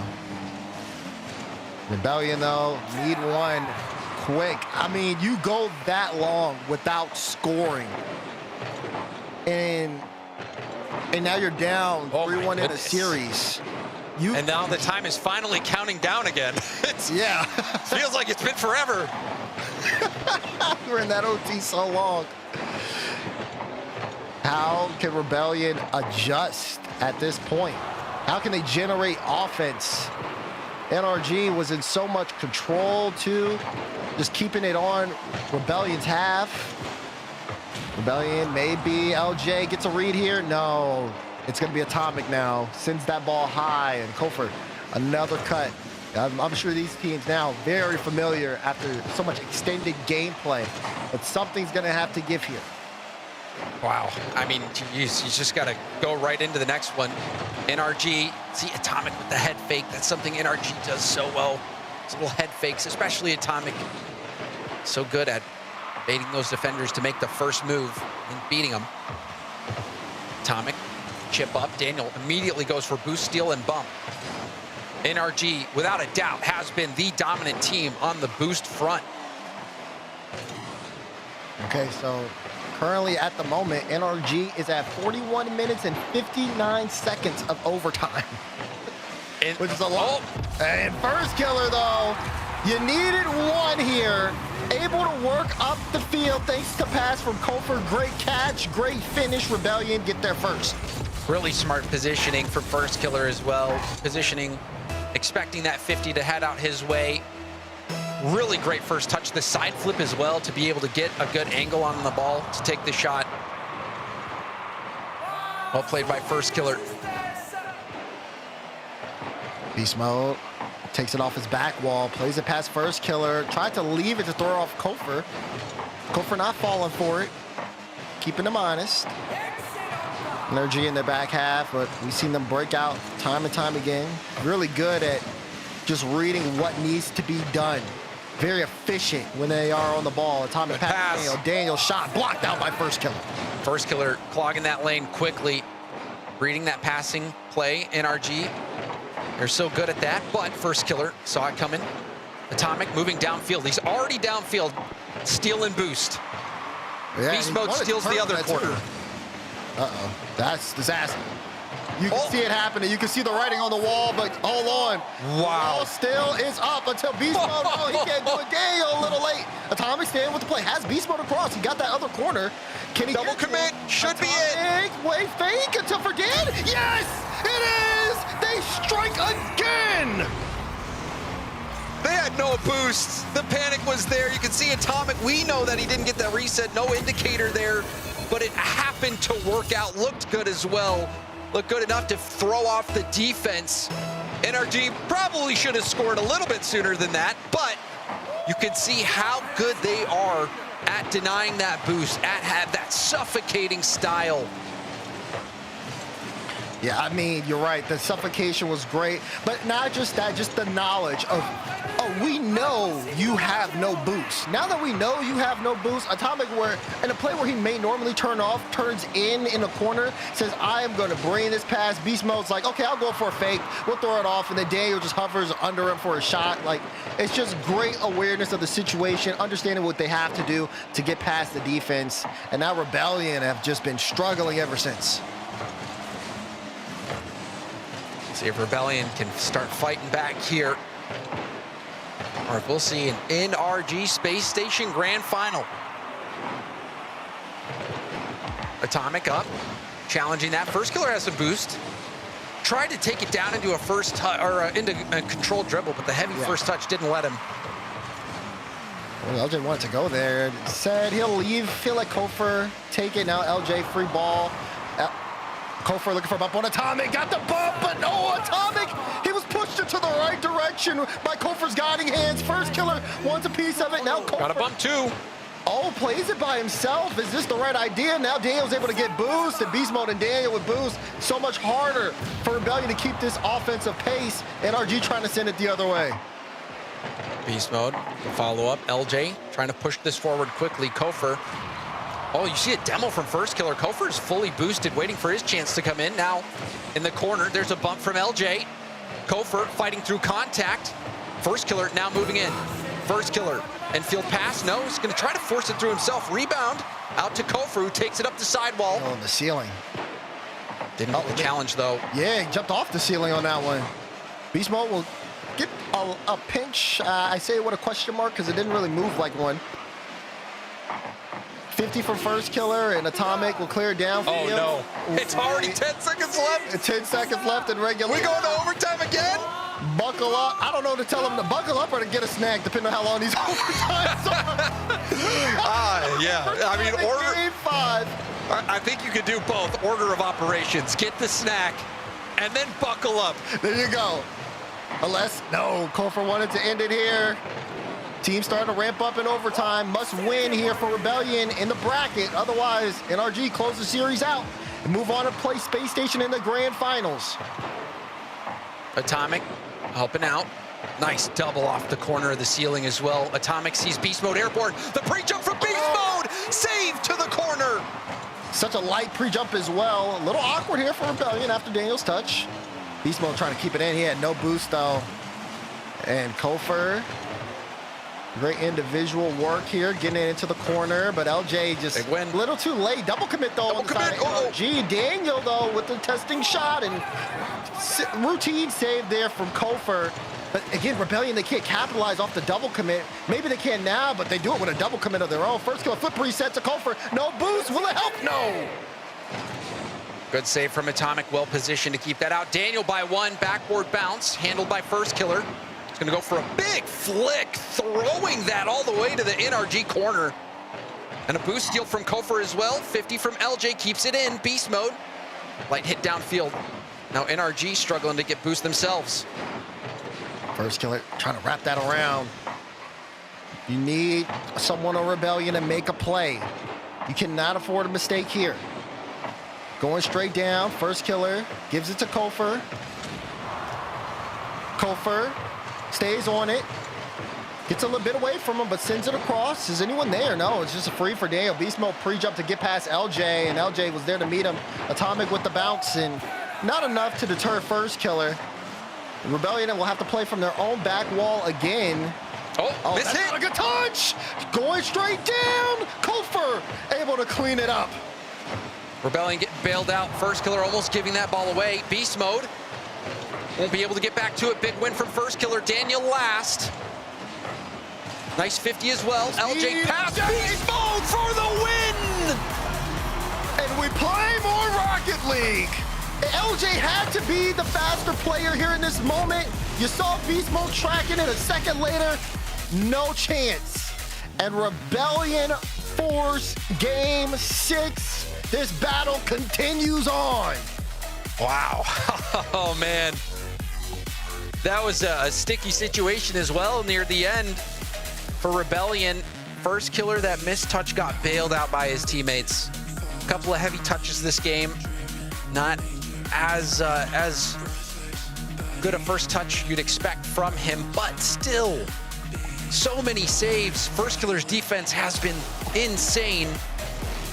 You can see almost breaking 1,000 points this game. NRG a chance to close out the series, and they failed to do so thanks to that shot from LJ. Great speed.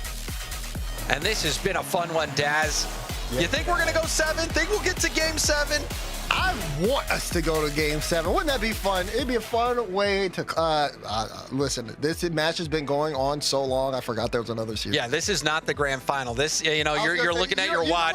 You know what I was gonna say? It's gonna be a fun way to close out the No, it's not. But I mean, the way these two have been playing. If you're a fan of North American Rocket League, I think you want to see this go the distance. You want to see Rebellion show that, okay, we have some fight. We can push NRG to the brink. No timeouts needed here. And we can even play in these long series and still be competitive. On the other side, if you're an NRG fan, you just want this to be over with. But we'll have to see. I mean, Neo Tokyo, the stage. You know, this is one of the players' favorite maps in the game. My favorite map in the game. Yeah, I think if you gave all the players a poll, they would put this one, you know, they love Champions Field, but I think they would put this one as one of their favorites. It's because we're street ballers. Love settling things on the asphalt. Gopher, poke by, beast mode. Air dribble from beast mode. Goes for a bump as well. Lands the bump. Daniel Lastback has to be careful. Atomic. Stand on this one. You see Atomic, yeah, you're right. He's like tracking First Killer down. First Killer able to still keep up good field position. First Killer up for this, wants the beat on Atomic, does find it off the back wall. LJ hesitates though, and Beast Mode, who had low boost, was able to get there first. It was just a matter of not, even didn't want to really get a bump on Beast Mode as he was getting back. Meanwhile, First Killer with a flip reset forcing Atomic out, and Rebellion with some extended pressure. Kofer, maybe a double? No, Daniel denies. First Killer on top of it, gets a good touch. LJ speed, LJ again scores! Rebellion in front in game 6. Rebellion flipping the script on NRG, keeping them boost starved, and then that First Killer pass, the perfect distance. Coming out in front of the box, you want to get that ball out. When you have a defender low boost in net, you don't want it to go straight down, you want it to come out. And now off kickoff, NRG will settle the score. I was looking away for a brief moment. And in that brief moment on kickoff, we see a goal. You have a double boost kickoff that, like, I don't think that should go in. I kept watching it like, surely someone's going to get back in time. No. Quick cheat. Oh, wow. It's got First Killer. For Rebellion. Yeah, maybe they can get something back here quickly, but all that work, you had the early pressure, something that you haven't normally had this series, and it's just instantly gone off that kickoff goal. Daniel, the ceiling, looks like he got a reset, couldn't do much with it. Atomic waiting for his chance. Atomic just off target. Kofer will hit it up the gut. LJ. It's an open net. LJ will say thank you very much. And LJ, okay, a little bit of a tap in, but just you got to be in the right place at the right time. He was. Took his time, knew he had an open look, and caught NRG too far forward. 2 for 2. LJ scored the last 3 goals from Rebellion, including their OT win to get him here. LJ, if he can continue to put on some really tough shots and score really tough shots, I mean, Rebellion, we'll definitely go 7. He's had a great split. You've been paying attention to the top plays as well. LJ has been postered all over him. Yes. No denying that. LJ, when he's in form, when he has a chance on the ball, he can really make magic happen, but so can Dan. Oh, blocked out by First Killer. Daniel's shot. He was looking for the top left corner. Rebellion denied it. Rebellion scrambling a bit. LJ the only one with boost here, and we'll get it to Kofer. Can't double it. Daniel takes it. NRG trying to swarm. Beast Mode waiting mid as Atomic works, but gets back to First Killer. Atomic, though, great cut to keep it in. Beast Mode puts it on net. And Kofer, goal line save. Not out the woods yet either. NRG still looking for more. Yeah, First Killer bumped off the ball as well. Atomic will get the corner steal and will chip it over. Kofer had to go for the boost instead of ball. Rebound out in front of net. LJ turns. It's the right call. Kofor with a big pinch. Well, that'll get him some space. Free ball, though, for Atomic. Kofor had to pre-jump that one, and well done. For Rebellion, it looks so scary whenever NRG get them low on boost in their own half. They're able to make do with it. Oh, Beast Mode all along. Beast Mode's gonna dodge the bump. There's the flick. But look, too much time was spent. Beast Mode did a great job buying time for the respawn off the demos, and Atomic was there. First killer, weak shot.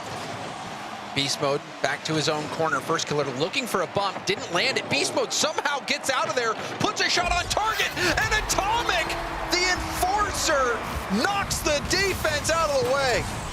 Atomic turned off ball cam as soon as he saw Beast Mode on it and just tracked Kofor, waited for him to jump, and then dodged into him to throw him out the play, setting up a perfect lane for the goal.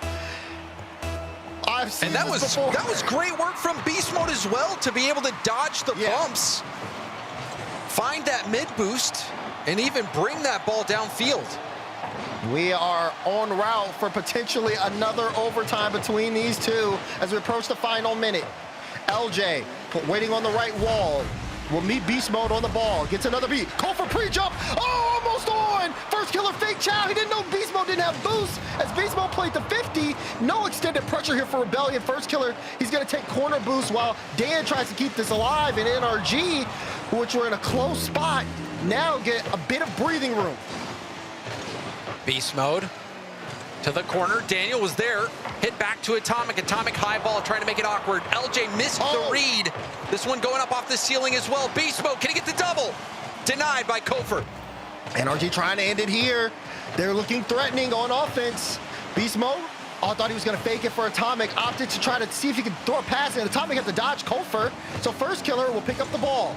First killer has Kofor mid. First killer trying to get it there, but Daniel hits the cut. LJ goes here as third. First killer on the way back has to turn to cut this. Beast Mode pre-jump. Beast Mode gets there in time. Kofor just again dodging Daniel, plays it around him. Oh, it's awkward. Kofor swerves and scores. Beast Mode was in an awkward spot. He jumped down to the ground and was not expecting Kofor to go for goal. Got out of position. Kofor spotted it and just took the shot. That first touch, though, for Kofor to get the ball, like perfect roll, and for him to get control, beautiful. 12 seconds, though. NRG gonna send the house here. Beast Mode up. LJ gets a beat on him. Kofor playing close. LJ and Kofor both go. First killer, last back. Oh, gotta keep it up. First killer awkward. They have to keep it up. Can they? LJ wants to get the clearance. NRG don't have boost. Kofor will score, and we're going to Champions Field. Wavepunk wanted it. I'm sure many other Rocket League fans did as well, and now you get it. NRG and Rebellion going the distance, and I didn't think we'd get here. NRG looked like they were in form. Rebellion starting to look a little bit flat, being boost starved, making some mistakes, but they have amped it up. And these two teams are delivering here. Making plays when you need to, scoring tough shots, putting in the extra effort to make the possible play. It's a beauty. It's a beauty. And it comes down to this. Series tied. And what do you know? NRG have taken a timeout. Yeah, timeout going into this final game. You know, NRG, I joke around, but I say Champions Field is home turf advantage to NRG. Got their names hanging from the rafters. But Rebellion has all the momentum going into this Game 7, Daz. And, I mean, there was some fight from NRG in this one. That was a great chase play. Beast Mode able to dodge those bumps, able to rely on that bump from Atomic to get the goal. But then that last play, Beast Mode, he was on the back wall. He stays back wall. That shot from Kofor is not going in. It was a weak shot. It was a light shot. But Kofor just spotted that Beast Mode had jumped down to the ground, near post, out of position. That was vulnerable. And that is a big-time play. It's not the flashiest goal from Kofor, but that was an impact play. Kofor making those impact plays, too. I mean, it's what's necessary to push Rebellion further.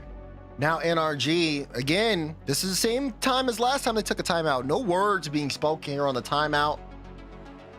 Team understands what they need to do, and they look locked in and ready. We're less than a minute to go here from Game 7 on Champions Field between Shopify Rebellion and NRG Esports.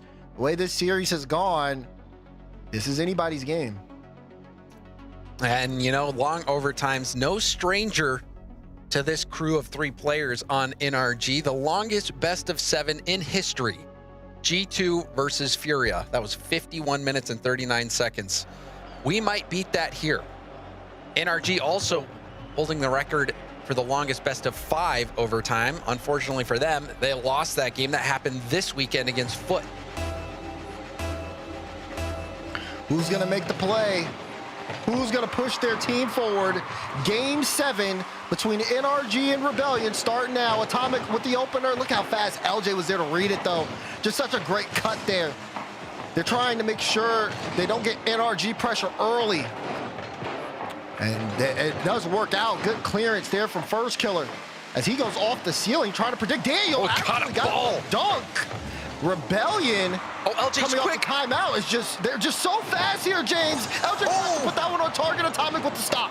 Some huge plays. First Killer getting a hand on that ball. LJ getting back to it as well. Shopify Rebellion looking strong, but Atomic with some space. Beast Mode also helping. Rips a shot, but LJ, he's tall enough to get the block. LJ's been so impactful here. Kofor went up and LJ had a clearance. The First Killer. Kofor can go again now. He'll have much more room here as he meets Daniel on the sidewall. But LJ, being as fast as he has been impactful so far in this first game. First Killer, 50 versus Atomic as the ball goes into the corner. And LJ with a high pop forcing Beast Mode to use some boost. Beast Mode with the 50. Daniel, 50 by Kofor. Poke to the side. Atomic, though, demoed by LJ. This gives First Killer a free ball. Takes it airborne. Gets bumped off the ball, and Atomic will boom it downfield. Met by Kofor. Kofor looking for LJ here. Good first touch. What is he going to do with it? Looking for the double. Double straight down. And it was just slow enough that NRG was able to get there before Kofor. First Killer shot, though. No, it's not on. And Atomic able to get back before Rebellion could score. Daniel was bumped off the line. Now Daniel going for a 50. Beast Mode. Corner boost deny. Trying to pinch this ball up to solo it, but that's shut down. Towards the backboard. LJ jump from a backwards position. Gets a reset. And gets an extra touch by. But low on boost will be rotating out slow. Boost is such a key factor here, too, at this level of play. We've seen time and time for Rebellion.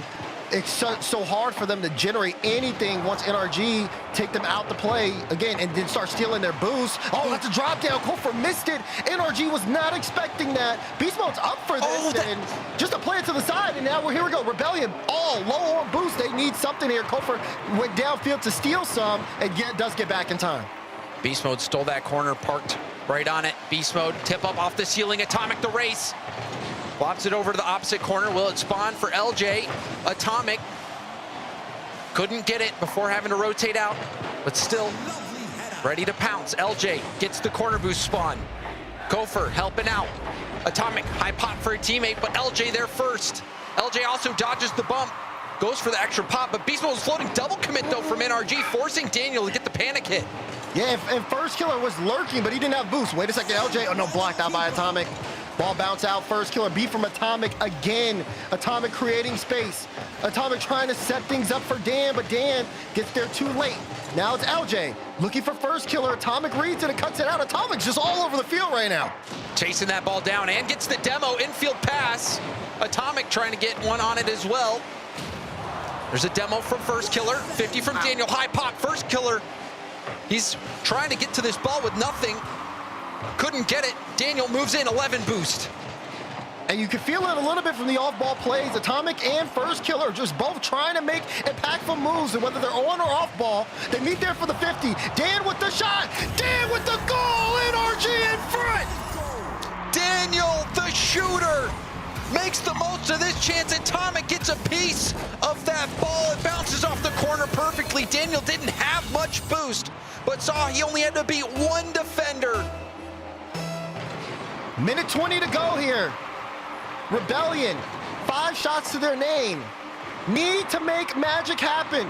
Kofor Kofor gets a flip reset. Atomic there. First killer trying to meet him. Gets the win. Can he get it mid? No. Daniel able to cover it. Rebellion. The first killer's off. He dropped down, but it's not enough. Kofor crashes, but he's too late. Beast Mode gets this one into the corner.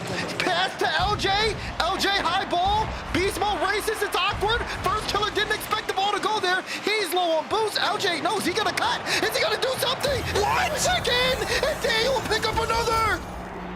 How? Daniel had 3 boosts, picked up a small pad, just stayed behind it, put it towards net with a prayer, and the prayer was answered. NRG, an insurance goal late. Oh, the miscommunication there.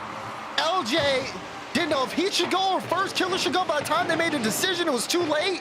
LJ tried to clean it up, but again, it just was unfortunate there, and what an error. I don't know if Rebellion can pick up 2 this late in the game. They'll try. LJ shot Atomic.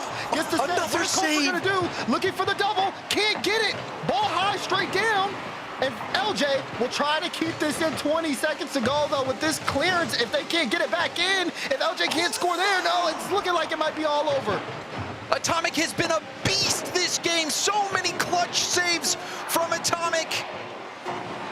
Time ticking away. It was a valiant comeback from Rebellion. And hold on, 1 second left on the clock. No. It's possible. It's possible, but man, to do this, there would be some exception. Got to bring out your best kickoff strat. Let's see the kickoff.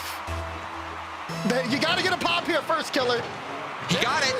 LJ gets it. Kofor gets the mid boost. No way. Is he gonna play it to him? Kofor has to turn. He can keep it up. Kofor does keep it up.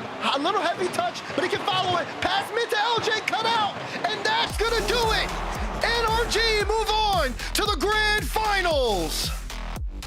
Shopify Rebellion were surging, but NRG were able to batten down the hatches and weather the storm. They get the job done on Champions Field. And what a ride that was. That was unbelievable. That overtime was everything. I mean, this is exactly what you hope for as a fan. You want to see series like this, edge of your seat action the whole way. Yeah, I mean, both teams just duking it out, just giving everything that they got, even coming down to the last second in Game 7, where Rebellion still tried to make a play possible. Unfortunate, though, for Rebellion. Again, that mistake that was made from between first killer and LJ was a rough one, but Rebellion still looking good for him to be able to push NRG this far. Grand Finals coming up next. Don't go anywhere.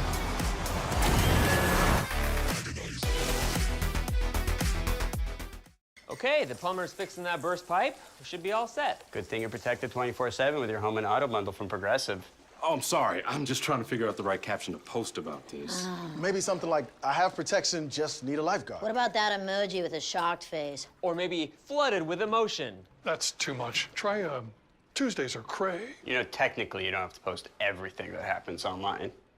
I totally believe you. Life is meaningless without affirmation, am I right?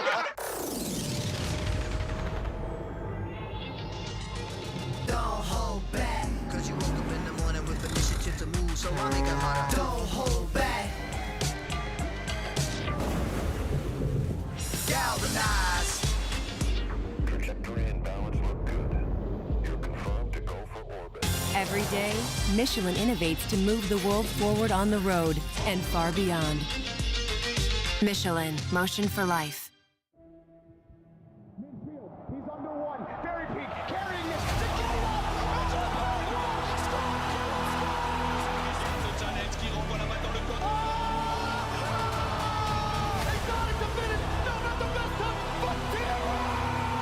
C'est une belle opportunité. La double tap, c'est un risque. Et notre prioritaire, oui, c'est pour moi. Pour le faire avec exotique notamment. Et voilà. My friends, it's Matera. Awas va aller chercher Killers. Team Falcon a un temps fort.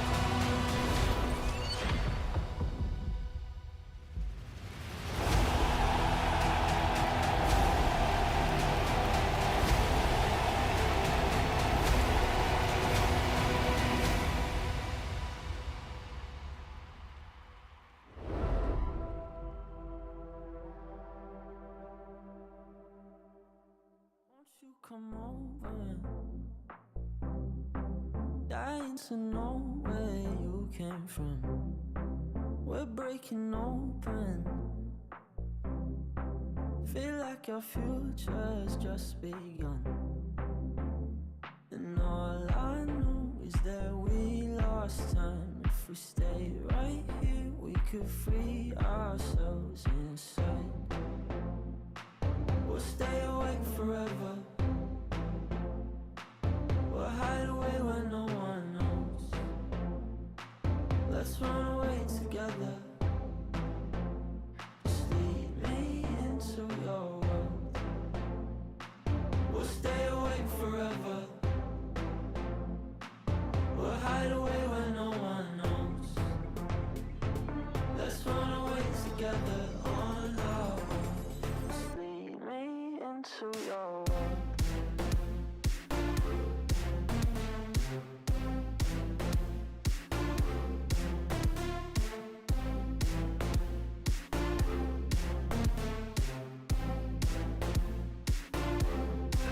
Waiting for no one.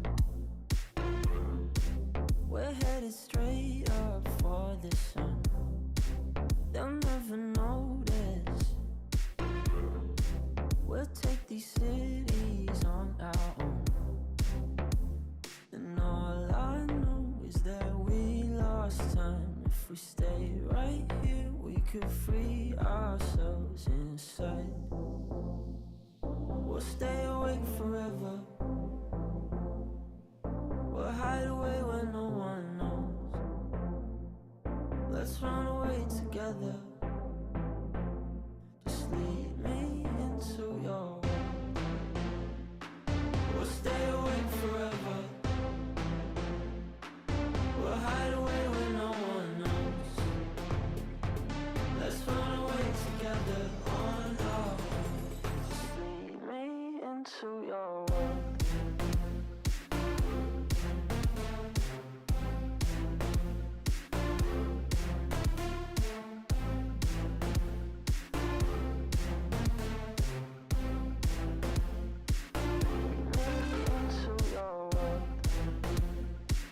We'll stay awake forever.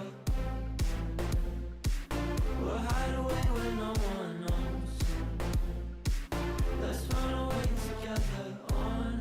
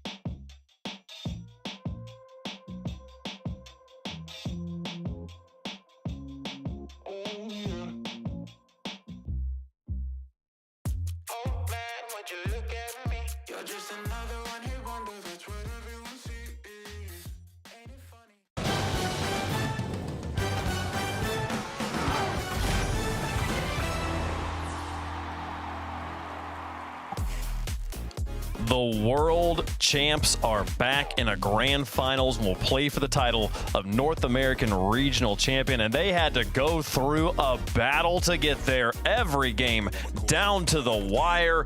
Some games worth the price of 3. It's an incredible point. At this point, NRG's played, I think, an extra 9 games of Rocket League in this tournament, Bates. It's incredible the run that they're on right now, and they're on the brink of getting another regional championship.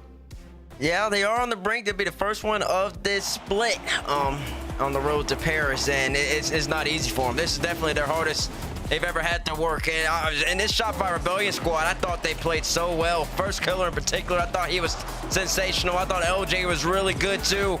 It's just the moments, the little things. 2 overtime wins for NRG, game 1 and game 4. The 12-minute backbreaker, I think, made the difference in that series, James. Oh, certainly. I mean, NRG had long overtimes earlier this weekend, and it was not in their favor either. So they've been preparing for that moment. They got the job done. But like you said, I was impressed with Shopify Rebellion. I think looking ahead to Paris, I am very excited to see what this team can do on the international stage.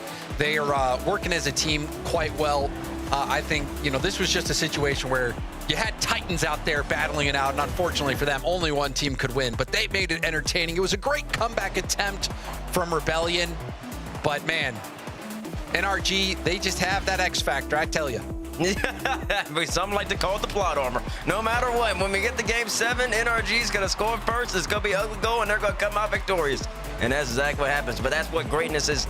That's what greatness is. I mean, you put yourself in that position so many times that it's inevitable. Like even this moment, Dan's coming back down. This is all fatigue from Shopify Rebellion. They've been playing so much. They've had to work so hard in order to come back into the set. And then they ultimately made their worst mistake at the end of the game, a miscommunication between First Kill and LJ. But they gotta hold their head high. I'm with you on that, James. I mean, if they play that in Paris, they're gonna be looking good. Yeah, no shame losing to the world champs, especially in game 7. Exactly. They're here on Championship Sunday. You got to bring your best in this situation, and SSG has done so far as well. They are all NRG and SSG, the top 2 teams right now in our region. One of them will be crowned North American Regional Champ here when we are done with the broadcast. Only one more match left to play. It's been an exciting bracket, and with that win, NRG has leapfrogged over Foot Esports for the number 3 spot. With a win here, I believe they would leapfrog Shopify Rebellion as well, if I remember how the and they would tie SSG.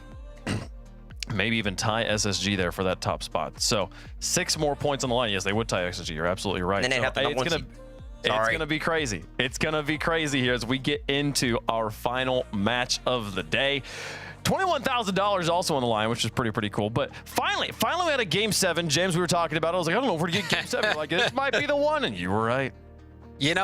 Anytime these teams match up, I feel like the First Killer versus Atomic, especially like NRG and previously G2, First Killer, he's just the rival, man. You think about all the 3-peats that Atomic has almost pulled off. First Killer's always been in the way.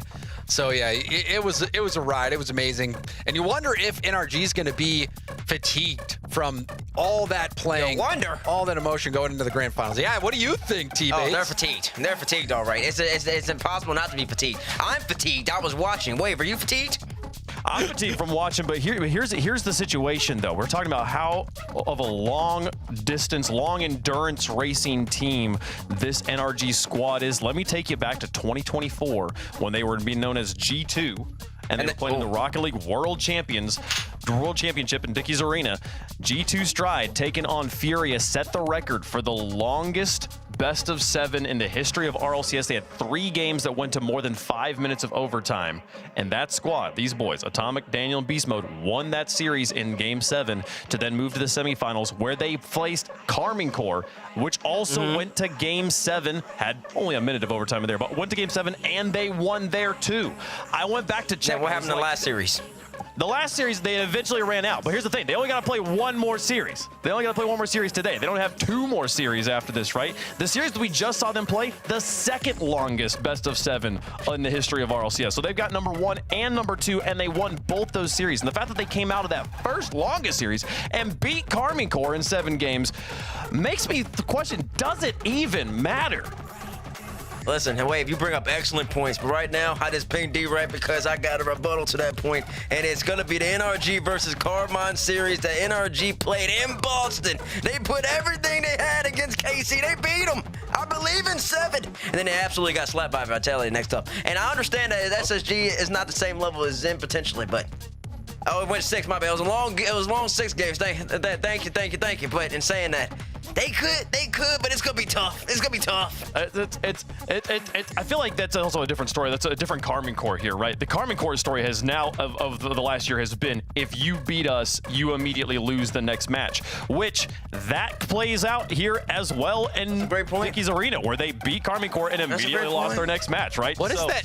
Do you see the shirt that Reveal is wearing? Is this I think it's X-Spears. Is this a cry for help? Or is he talking about 1v1? What on earth? This might be a cry for help if you're reading text to the top. Oh my goodness. Oh, we'll see it. Oh, that's okay. funny. Well, folks, who do you think is going to win? Let us know in the fan vote. This is a crazy one. A red-hot team that scored 30 more goals than their opponents so far. SSG's dropped 2 games in this tournament, I'm pretty sure.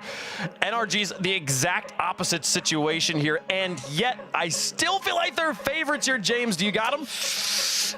You know, I know this might be sacrilegious, but I am going to go with, you know what? Yeah, I'm going to go with SSG. I feel like SSG, they are in form. They've had some time to rest. NRG has been, put through the gauntlet. I think they're going to be tired. I think SSG is going to get it. Bates? Yeah, I made you go before me last time, Wave. I'll go before you, of course. I mean, my mind says SSG. It really does. It's based off how they play and the fatigue factor. I think it really does matter. Yeah, I think it really does matter.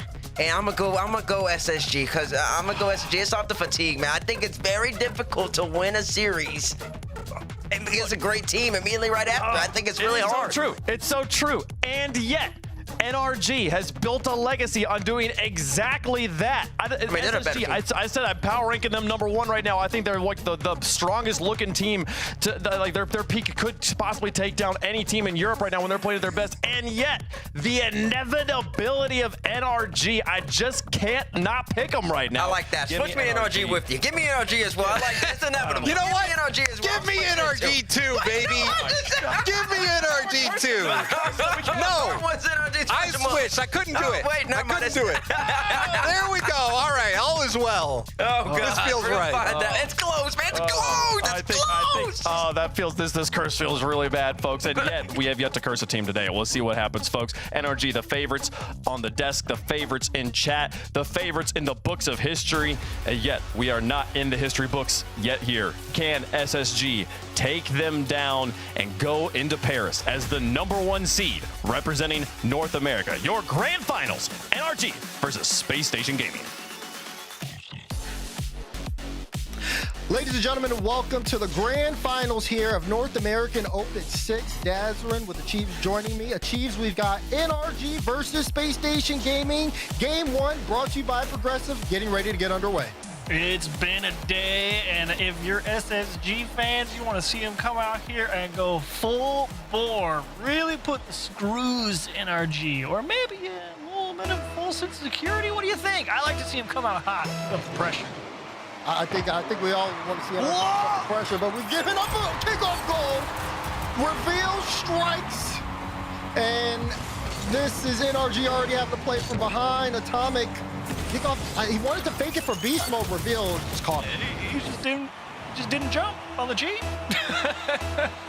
Like, okay, that's a choice.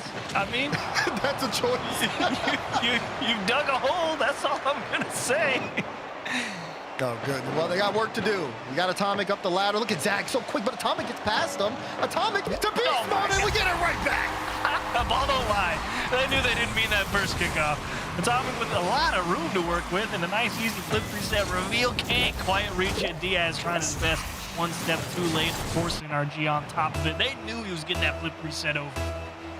All right, so both teams showing some stuff here, but again, NRG just kind of getting back to an even score line.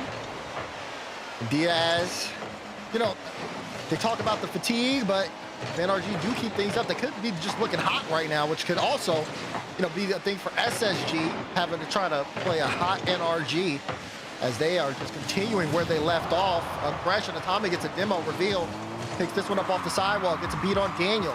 Now Reveal, flick forward. Diaz is looking for a bump on Atomic. Atomic, though, so hard to bump there. SSG may need to do some work here if they want to set up some consistent offense. Really good job, though, from NRG to confirm they gain their own corner boost, not letting SSG get any more than they have to let them have.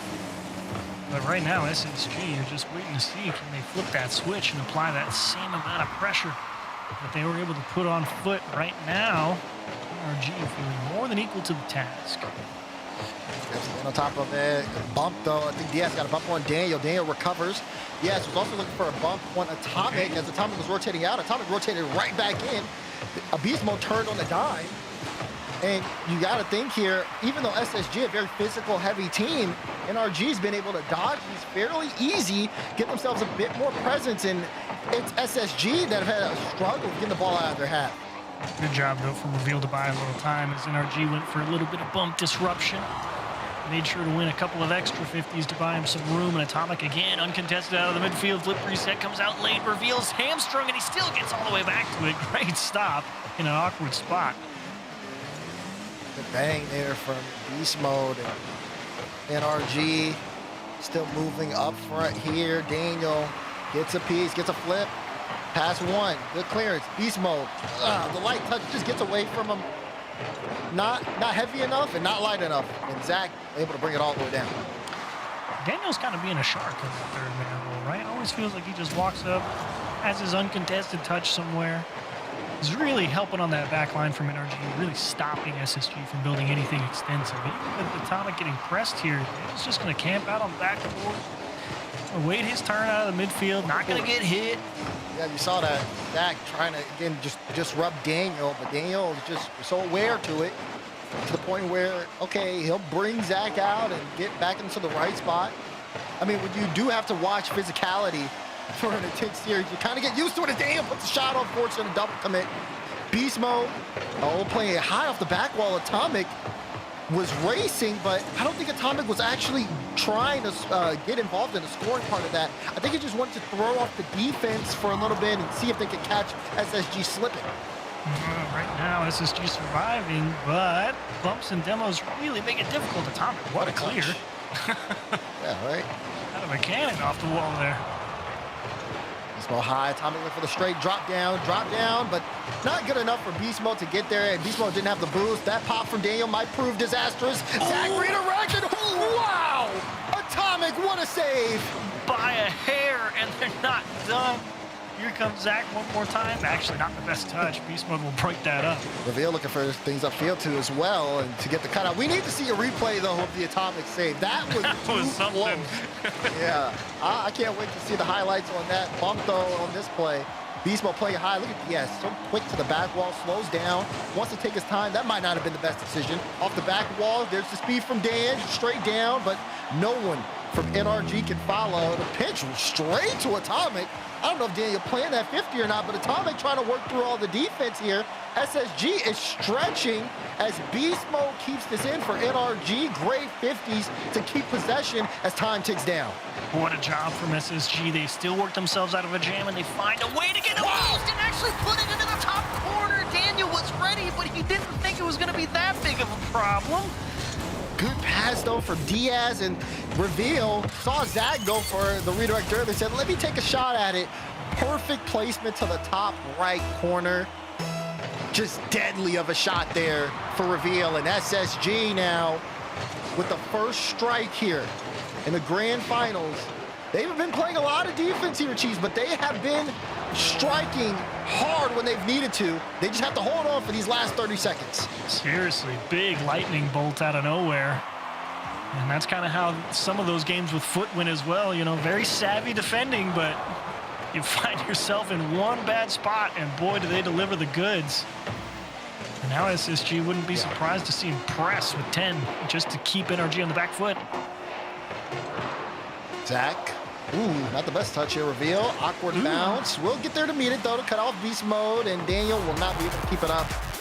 SSG take game one. NRG had all the pressure. And then when you really look at it there, too, Achieves, you have to think about the physicality for SSG. It has been a cornerstone of their gameplay. When they're in the lead, it's when it's the most effective, because you have these teams who are building up that offense, but all it takes is one demo from the back. All of the players on SSG are good at that physical gameplay.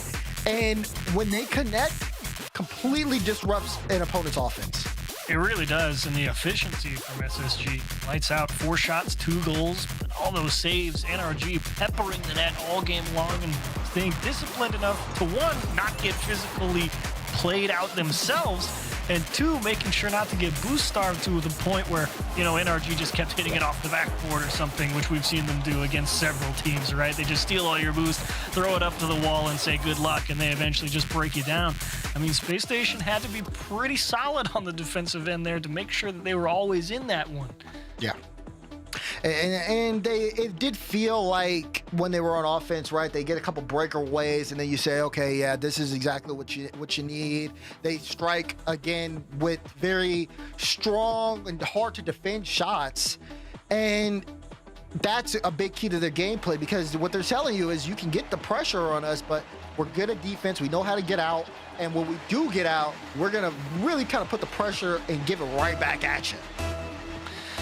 I love Daniel in game 1. Not that I didn't like Beast Mode or Atomic. I just felt like he was such an effective third man. But now you're wondering, okay, hang on.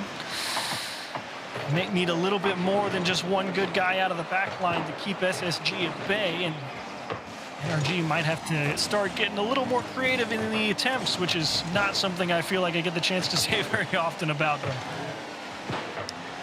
That's true. We'll see if they can come up with some creativity.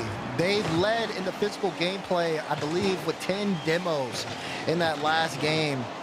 And they're looking for more bumps. I think they already opened up with one as Daniel will put a bouncer on to throw off the defense. This was cleared into space. Beast Mode can't go. Oh, but the demo sets him up. Just not there fast enough. Diaz bails his team out. Oh, and Daniel, that's a donation, and Diaz to reveal off the ceiling. I like it, trying to keep NRG flat-footed, and Daniel quick to break it up, and actually big whiff from Zach and lost the boost. Thankfully, Diaz is able to buy a lot of time through his own corner, though.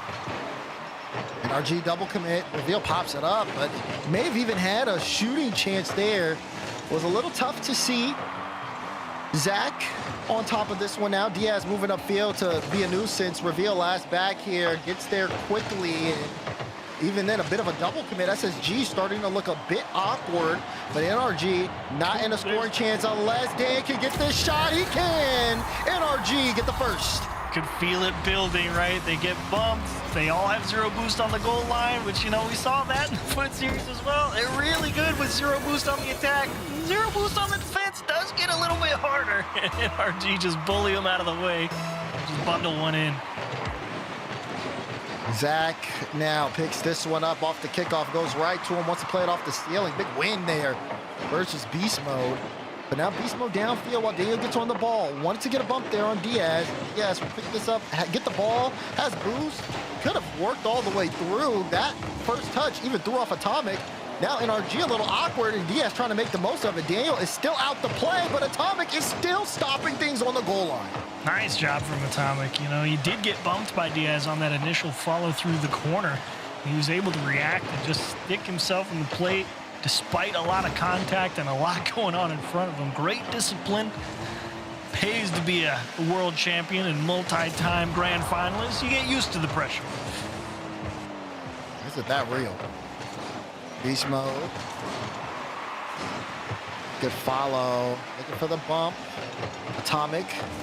Even with the cut there. Beast Mode. Great light touch. And it'll be Diaz who sends it to the side. Well, no double here. And Daniel will read it straight down. Good. Oh, I was going to say good read from Zach. Everyone pretty surprised on the field that Zach couldn't connect with that.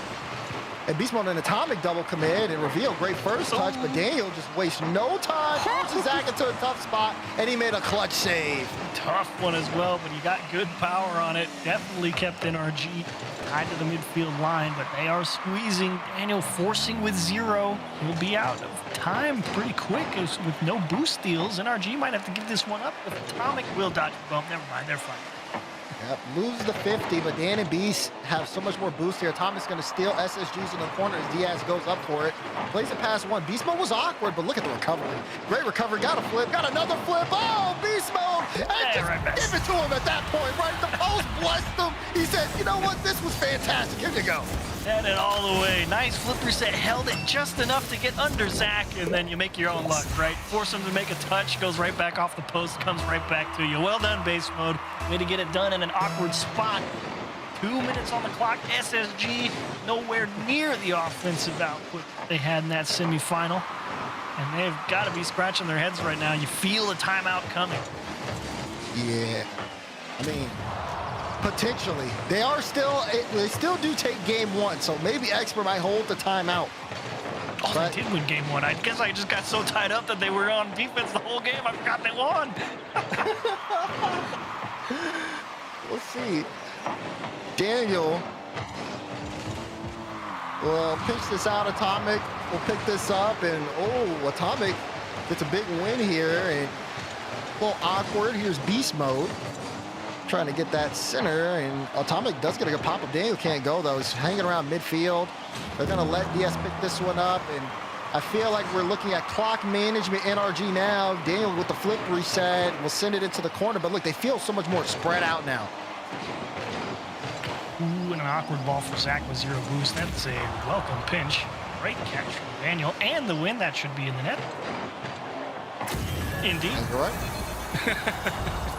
Daniel scored that one. And it's just off a clean beat, but I think NRG kind of switching things up and like spreading out their play leads that to happen, because now SSG in turn are more spread out as, again, they try to send a guy up, look for bumps. You got to take a risk too late in the game, down by 2 at some point. So not too surprising that one gets through. I wouldn't even be surprised if this one ends up being a goal, but Reveal denies it. 30 seconds to go. And SSG, they got to try to get one. That's their 3rd shot of the game, as everybody on SSG has just one to their name. NRG did such a great job keeping the pressure, and yeah, that's going to do it. Definitely will do it for game 2. NRG do find a way to bounce back. I think that's everything they wanted out of game 1, because it really did feel pretty copy-paste. You know, the only difference was SSG found a way through the net. Was able to survive on defense. Here, not so much. You know, that clock pressure gets to him. You start to accept a little bit more risk. NRG, calm, cool, collected through that midfield line throughout both games. Find a way back and shut them out in game 2. Well done, no doubt. And SSG playing for the pride and just to at least get something started at the end of it. Doesn't look like even that will happen. NRG unwilling to give them anything. So shutout here in game 2 in NRG. I would say the first 2 goals that were scored, really NRG kind of worked for those. Afterwards, you know, the looking at the time on the clock and the situation, and I think SSG were trying to take a couple of risks there late in the game, and you know, risk reward was pretty high on a lot of those plays, and NRG able to just pick them apart based on that. They knew it would happen. Numbers again, Atomic almost an extermination, had 6 out of the 7 needed. Can you imagine having 6 demos and you only put up 114 on the scoreboard? That's why we got to we need some point values assigned to those things. You know, I would like that. I think point values would be good. Maybe something for an assist or a demo that leads to a goal kind of thing, you know? Where's my Rocket League scorekeeper? I need him. Are we able to track, like, you know, demos on a goal line or something like that? We need something here, because I think, you know, it's very, very valuable, very impactful, especially at high level. So we'll see. Oh yeah, go ahead. I mean, what are you gonna do as SSG here? It's been 2 games back to back, and the second one you get, you know, kind of dog walked a little bit, right? So you're going into game 3, you're like, guys, we cannot get boxed into our own half, right? I mean, you have to come out and do something different, because I don't want to play 15 straight minutes of NRG just pressing me. That doesn't sound fun. Yeah, based on the last series, I don't think Rebellion wanted to do that either. Rebellion just were really good at, 1, handling it, and 2, getting out. SSG, they can get out, but they need to strike and really kind of make the most of it, see if they can open things up with their physicality. But this is a true test, right? You want to be in the conversation of best team in North America. You've got to go through a team like this, NRG, who have been on. And Daniel, even while getting bumped, still almost turned that one into the net. Diaz. Oh, it's going to work. I was about to say he's going to try the air dribble bump. I wasn't sure. It looked like he had the help coming in behind, but not quite enough. Got the follow-up touch. Said, hello, Atomic. And yeah, you're right. The help was there, but it was just super awkward to get involved there. Now Diaz picking up the first for SSG. SSG here with the lead in game 3. Looking a lot better than game 2, especially with that opener. They proved lethal with 1-goal leads as well. I mean, that whole semifinal, they got a lead, and boy, it was not fun at that point for anybody. So we shall see what they can do, putting the world champs down 1 with an equal series. Reveal squeezing nicely, and already it does feel like they've got a bit more bite. At least got a solid grip of the midfield line for now. How long does it last? Yeah, I mean, the big thing is going to be mitigating that pressure when you see NRG on offense. When they start stealing your boost like Atomic does now. Beast Mode actually is going upfield too. I think he just stole the other corner. Now, SSG already in that situation, right? A little bit low on boost. Reveal didn't wait for the midfield, and the clearance works in their favor. Now they do a good job of interrupting. Look at Zach. Great work to give it to Diaz, and Beast Mode. What a recovery. I should have known. I should have never doubted him. I'm sorry, Beast Mode. I didn't know your game like as well as I should have. Either way, great stop. Zach, pays the price for that clear. Oh, wait, Atomic. Beast Mode up. Beast Mode double. Oh, but just couldn't get there in time. So close. Beast Mode will try again. Has Atomic in the midfield. Reveal, look at the cut. Diaz, that demo on Atomic actually might prove fruitful here, as Daniel can't really do too much with the ball. The 50 does go kind of away from everybody here. Atomic will just get there first and Reveal. Tried to get the cut. Beast Mode trying for the double again. The Beast strikes!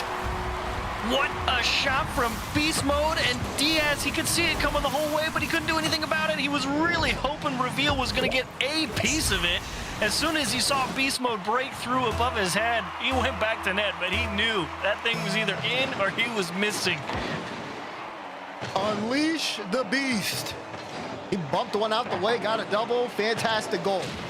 NRG now tying up the series, and SSG, although they were able to get that first goal, here's the true test. NRG get one back. What can you do? Diaz looking for a double himself. Daniel recognized it and got the denial. Zach pushes that one on Atomic. Not the best touch. Reveal will make Atomic jump again and try to get involved. Daniel gets the demo. Reveal makes things awkward, but Daniel is there to stop the clearance and shut down SSG's offense. Reveal was aiming for an incredibly cheeky try, but unfortunately no dice. He wanted that extra touch on the rollback. Atomic looking for a little bit of help, and Reveal, that's a great fake defensively. And actually Atomic finds the demo. Zach is caught out on the goal line, and thankfully it's wide, but the demo comes through. And there he said it. It's over. Beast Mode drives the nail. As soon as Dan plays it high, you know Dan's looking for the bump on Zach. Zach jumps, and once Zach jumps, he's kind of stuck there. Unless he tries to play it high and like play it far high and just try to jump off his own goal line, which he's not thinking about. He's thinking about just adjusting.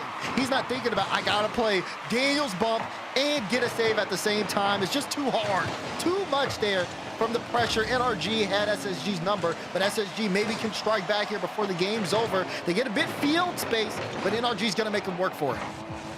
Oh, and Zach let Daniel take his boost. I think you get a lot of value out of confirming NRG is on 0, but at the end of the day, it might not make too big a difference. There's still 90 seconds to find one goal. And Daniel wisely taking the time there, just letting his teammates get reset. Diaz playing it close, trying to wrap around the net.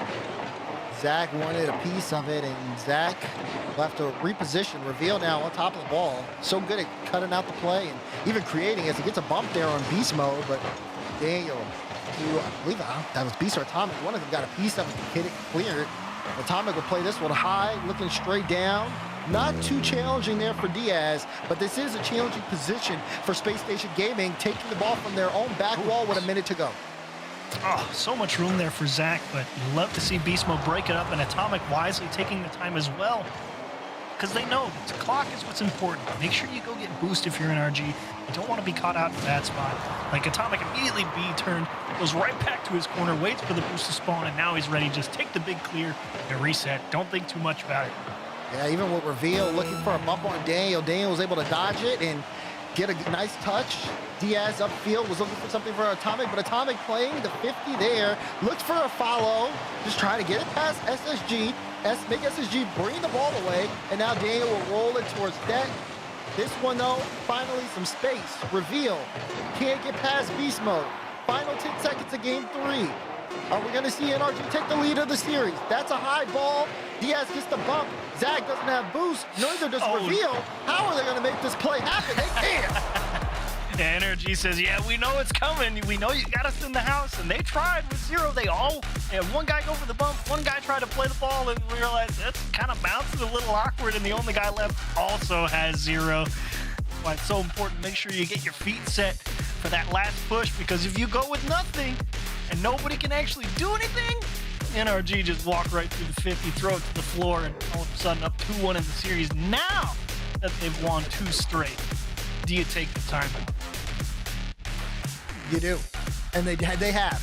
SSG has called for a timeout here. Because again, giving up 2 straight to NRG and then not being able to really get anything going on the scoring front here is tough. They've had close chances, but I don't think they're controlling the game, I think, as much as they would want to. And I think even NRG know that as well. They've been put in some tough spots here, but Space Station Gaming do take the tactical timeout here as they are down in the series. See if they can turn it around.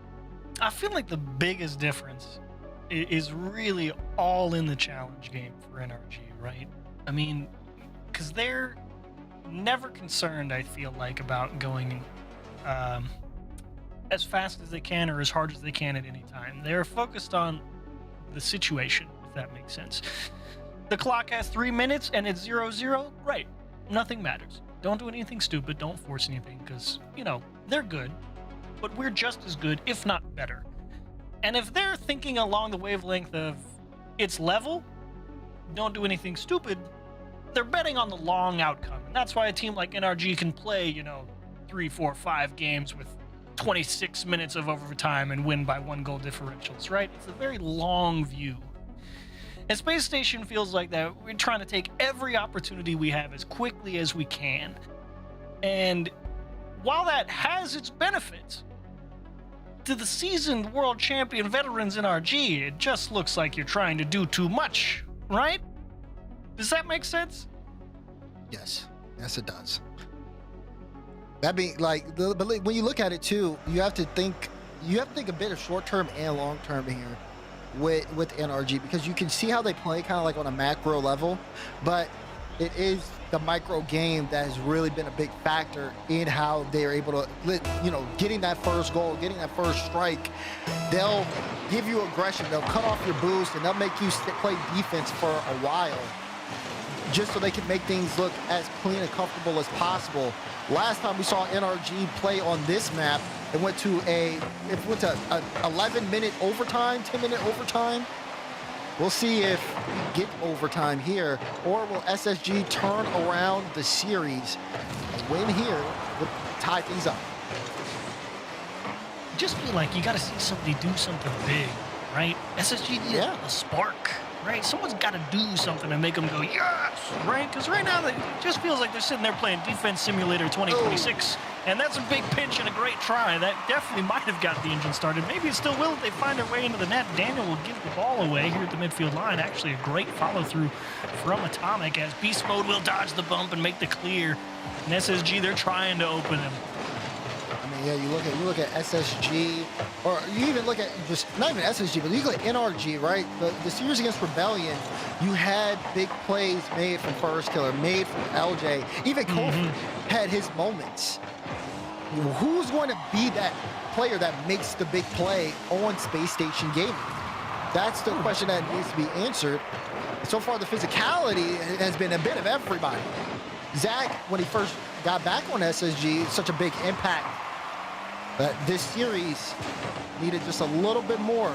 Phil's been one of the few who've been able to get on the board, if not the only one able to get on the board. And Atomic gets a B here in the midfield. And more NRG pressure to start off this game 4. And it does feel like SSG just leave a little bit on the table, right? It feels like, hey, if our corner boost is up and we've got 2 guys rotating for it, the guy with more boost is going to try and leave it for the other teammate, right? That's very logical to do, but I feel like NRG is so dialed into that they understand that's the plan. And they're not playing to attack the net, right? They're playing to attack the corner boost that just spawned. And so they're going to play it in such a way and be like, yeah, he's going to try and leave it for his teammate. And then we're just going to drive through, steal your corner boost when you don't grab it. And now you've just given us free advantage off the ball. And that's, I feel, what's really kind of hamstringing SSG on their own half. They're leaving things on the table for NRG to take advantage of, not so much making mistakes. Flip, and Beast Mode gets a beat on Zach.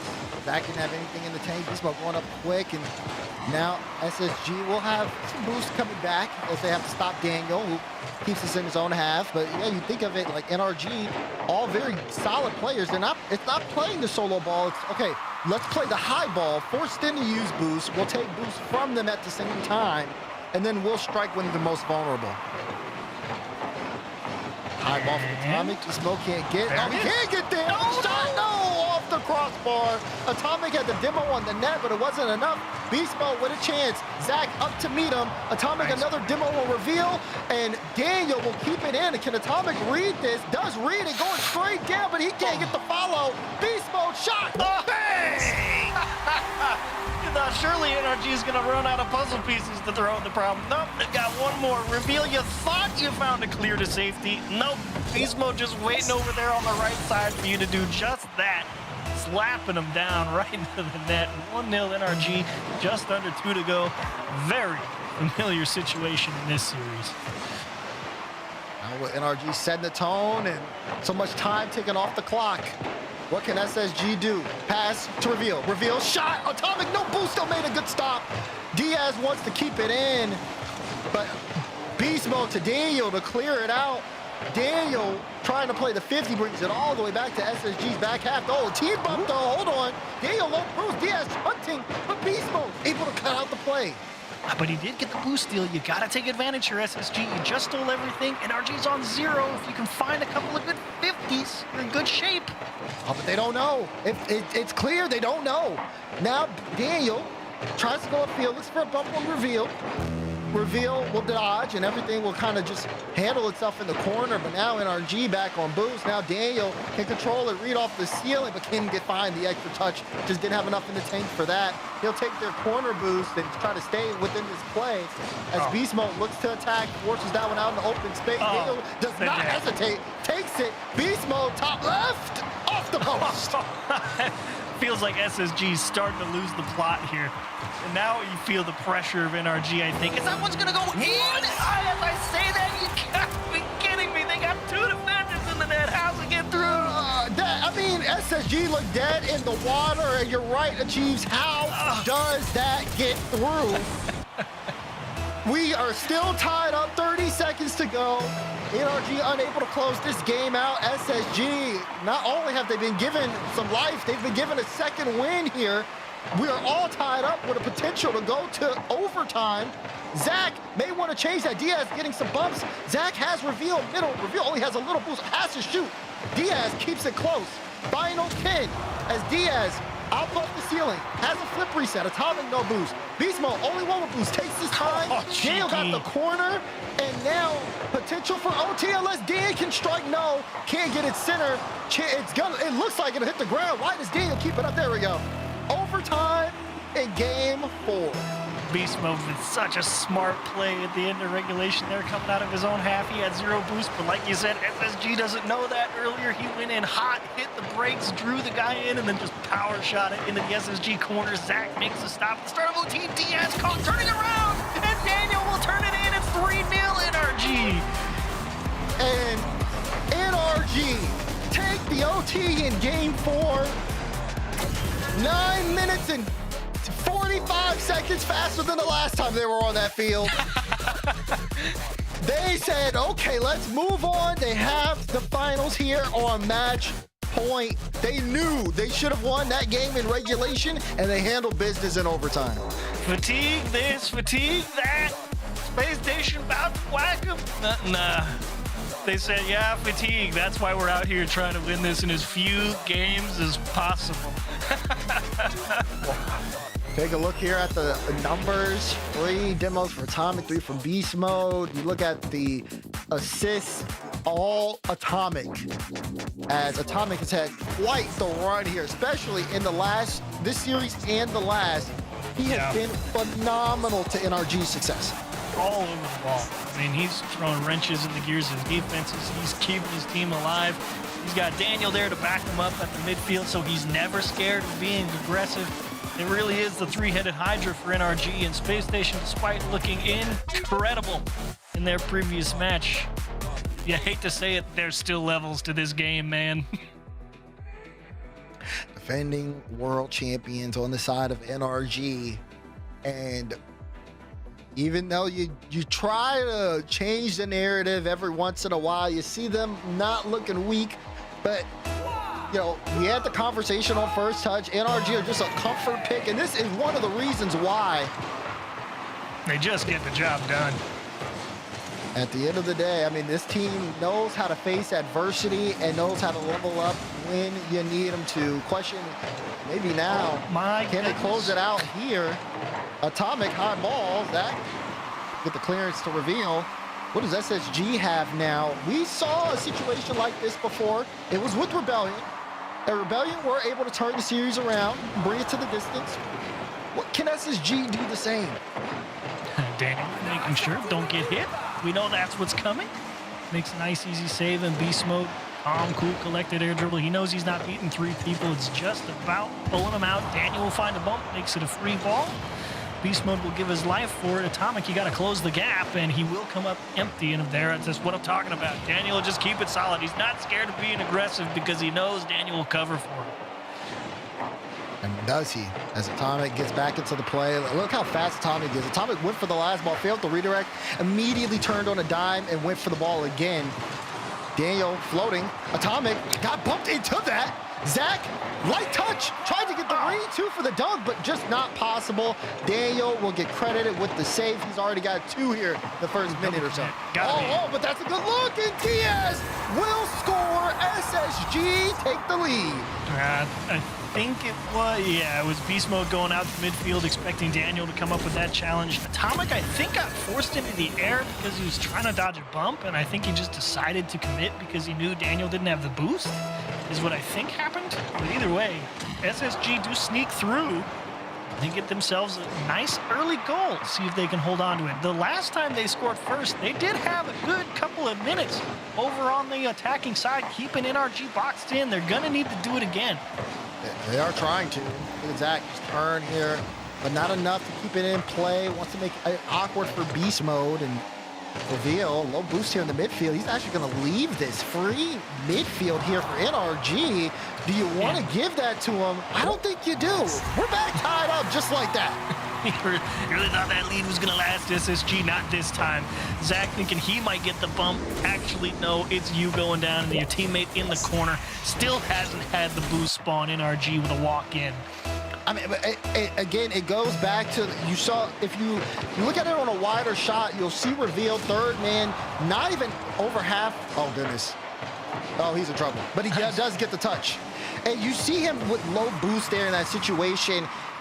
Instead of like trying to force the challenge and buy his team some time, he just goes back and lets them challenge for him. This time, though, he gets into it.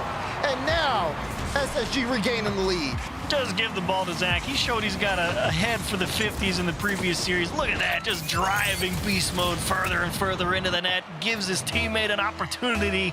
SSG back out in front. They will not go away quietly. You can bet on that. All right, 2 goals here for SSG in Game 5. 2-1 games. We approach the halfway mark, and Zach will start us off. Big beast mode trying to cut in the midfield. Damn, wide turn, not gonna go here. Let's Diaz give him the ball. Atomic will pick up the boost, so Diaz a little late back here this time. Diaz was looking for a bump on beast mode, set up a lane, but Reveal just threw away the possession. Beast mode, though, the heavy touch and forced him into a 50 here. And Daniel gets involved too. NRG kind of, threatening with the look of the pass as Atomic put it downfield. But Daniel just, again, making SSG feel like it's not a free ball by going and flipping upfield with no boost there. Got to buy a little bit of time. That's a quick redirect. Dang, nice easy tap off his back wall. Now he has to make another stop, and look at the read. He saw the touch off the wall coming down out there to cover Diaz back post. And the point, it will come through. There he is on the right side. A lot of misdirection here for SSG, and that's exactly what they needed. Even though that one hit the woodwork, the boost spawned at the perfect time for Zach, picked it up, banked the goal. 2-goal lead here for Space Station Gaming. Everybody getting involved in the scoring here as they all share a goal and an assist. They have started to surge with their backs against the wall. Ooh, and Zach, that's a great time to squeeze. Now you know NRG has to make something happen.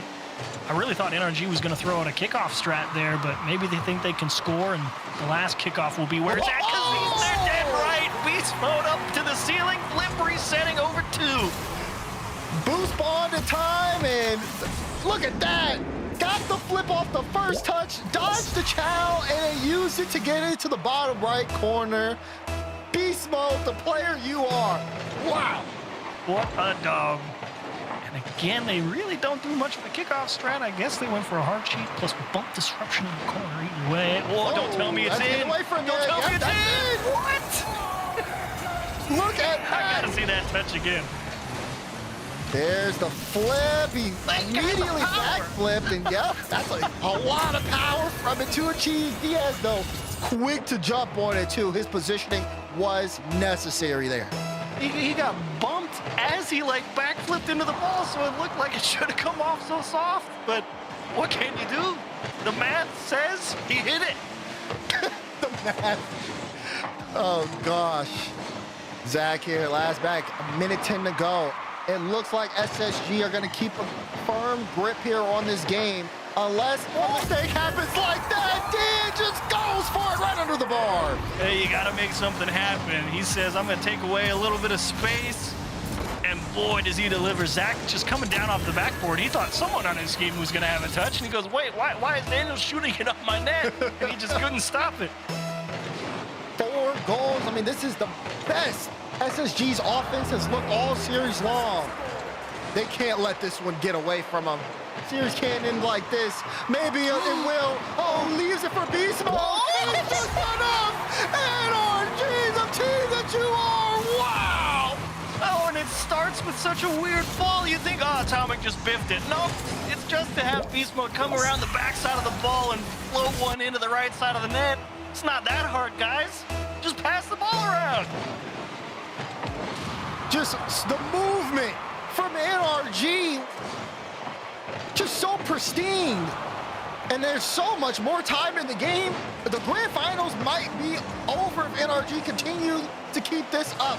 SSG, you've given your best punch, but NRG's been able to match the pace. Final 30 seconds. Beast Mode on top of the ball. Atomic off the back wall. And Daniel, it takes the lead for NRG. The Kings of the North are in front. Space Station can't believe it. Absolutely shocked. They're ahead 3-1 in this one, and they're gonna lose 5-4 as it stands. Oh my goodness. You could feel the momentum shift in the server. Is this how SSG go out? Reveal. Trying to bring it downfield. Final 15 seconds. Beast Mode, up quick. Great first touch. Gets the follow. Tries to extend it down. Daniel jumps. Atomic will play it high. 6 seconds to go. SSG needs to go the length of the field. Can't let the ball touch the ground at 0. And it does! NRG take open 6. The Kings of the North back in front. They had to get one, and finally, a smile from Sapu there. Felt like every game he's won today afterwards, it's been the flat, strictly business stare down. And there, they finally come out on top. They get the regional win, and SSG on the other side are like, man, I can't believe it. We couldn't do anything versus those guys, and we were on fire. You know, some people say it's not a North American split if NRG don't take at least one grand final. They show up and they get the job done here, and what a time to do it right before the Paris Major. There were a lot of doubts coming into this Open, whether or not they would be able to, whether they still had it in the tank, and they sure answered a lot of questions here with their play sheet. Yeah, the biggest one, where do you power rank them now? Oh, Shopify's the best. Oh, maybe Space Station. Nah, it was always NRG. Come on. A big win for them. Well done, guys.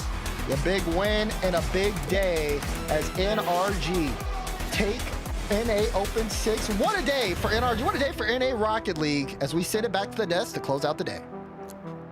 Through all the tosses and turns, through all the roller coaster journeys, one thing remains. NRG are your North American regional champs. And we talk like this is crazy. They won half the regionals this season, James. They did. I mean, you wanted them to be back, but you know, this whole split in North America was a power struggle. NRG finishing number 1, the last Open, feels right. It feels right, but still big picture. 3 different regionals, 3 different winners. It feels like North America is in an amazing spot, looking ahead to Paris, an opportunity to go really show what North America is made of. But for NRG, this was a hard-fought victory. It's almost the reverse of what the first split was. First split, they fell on their face the first Open and brought it back. Now they end with a super strong performance. So amazing stuff from NRG. Yeah, I mean, Bates. It's just, I'm gonna be honest, I tuned out at a certain point in game 4. I'm like, okay, we're going to game 5. And here we are with a 5-4 NRG win to cement themselves as the number 1 seed, by the way, going into Paris. They are the top team in North America for Paris seeding. They wait until the final minute, don't they, T-Bates? To win? Yeah, to turn it on. To turn it on. Just go win the game? Yeah. And actually, it's surprising, too, because we were talking about it. Everyone said, oh, great, they can't close again because they've been having an issue with that. It's been closing individual games, also closing out series when they're up. And they stormed back in game 5 to put them away. And we need a Daniel interview. I know chat saw it. I saw it. I've never seen Daniel that animated after a series. What the heck? And he was making Sap you laugh. I said, what is going on here? Daniel was chirping after that game was over.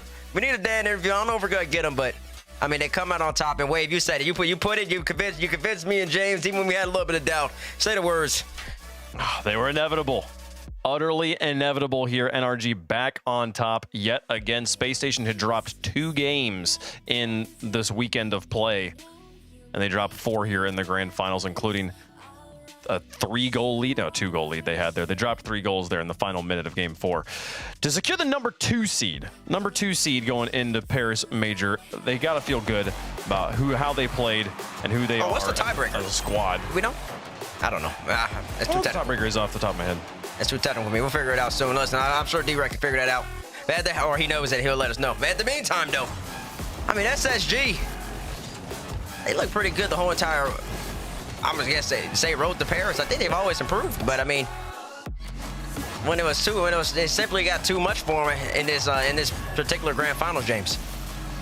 Yeah, and NRG does have that comeback potential. I mean, in specific games, like I've seen them this year be down by 3 with less than a minute left, and they've been able to bring these games back. So I feel like pretty much no matter the scoreline, up to 3 goals, they can find ways to get back in those games. They had another key overtime winner there from Daniel, despite difficult overtimes to start out the Open. NRG, though, the synergy is there. They play such a beautiful game. I love watching them play Rocket League. They play unlike any other team in NA. Well, we have another interview with world champion and regional champion Beast Mode. Sir, congratulations on the win. What a long day. Where's the energy at right now? I mean, it's at an all-time high, to be honest, with the team and everything. It feels good to be, obviously, winning a regional again after everyone saying that, we're falling off, slumping, you know what I'm saying? So it feels good to obviously get the win and, be here. Oh, it's my turn to ask a question? Oh, okay. It's your turn, so, yeah. First off, Landon, congratulations on your win, brother. Y'all dug deep. Shopify gave y'all a tough out. They're looking pretty good, but I guess y'all just looking that much better. It's a little bit better, enough to get the job done. Check out SSG. I got a question, man. Listen, what was Daniel saying after the game? I've never seen him that animated. Well, obviously, I've never seen him that animated after an interview, but he was chirping. He was doing some chirp, and he even got sapped you last. Well, what was going on in the comms after y'all got that W? You talking about the Shopify W? No, the SSG W. Grand final. Was he talking a lot? Okay, yeah. Well, we were talking a lot through both matches, but I mean, it was really all of us. I mean, I can't really say what we were saying, to be honest. We were just really hyped and just like, kind of just, I guess, trash talking like, yeah, we're the best, man. Like, come on, like we should just be winning this, and we're the better team and everything such as that. But yeah, just good vibes, and all of us were super happy. So yeah. I got a question for you, Beast Mode. You know, I was following you guys all weekend long. Were you guys paying attention to how much overtime you were playing? Were you talking about that, or was it just, were you just doing your job? A little bit of both. Yeah, after the Shopify one, I think I seen something that was the longest. I don't know. Something about the OTs. I don't know. We broke a lot of records. We keep breaking records, but not for the right reason. So yeah, it's a little exhausting, but yeah, it's been pretty crazy with the OTs recently.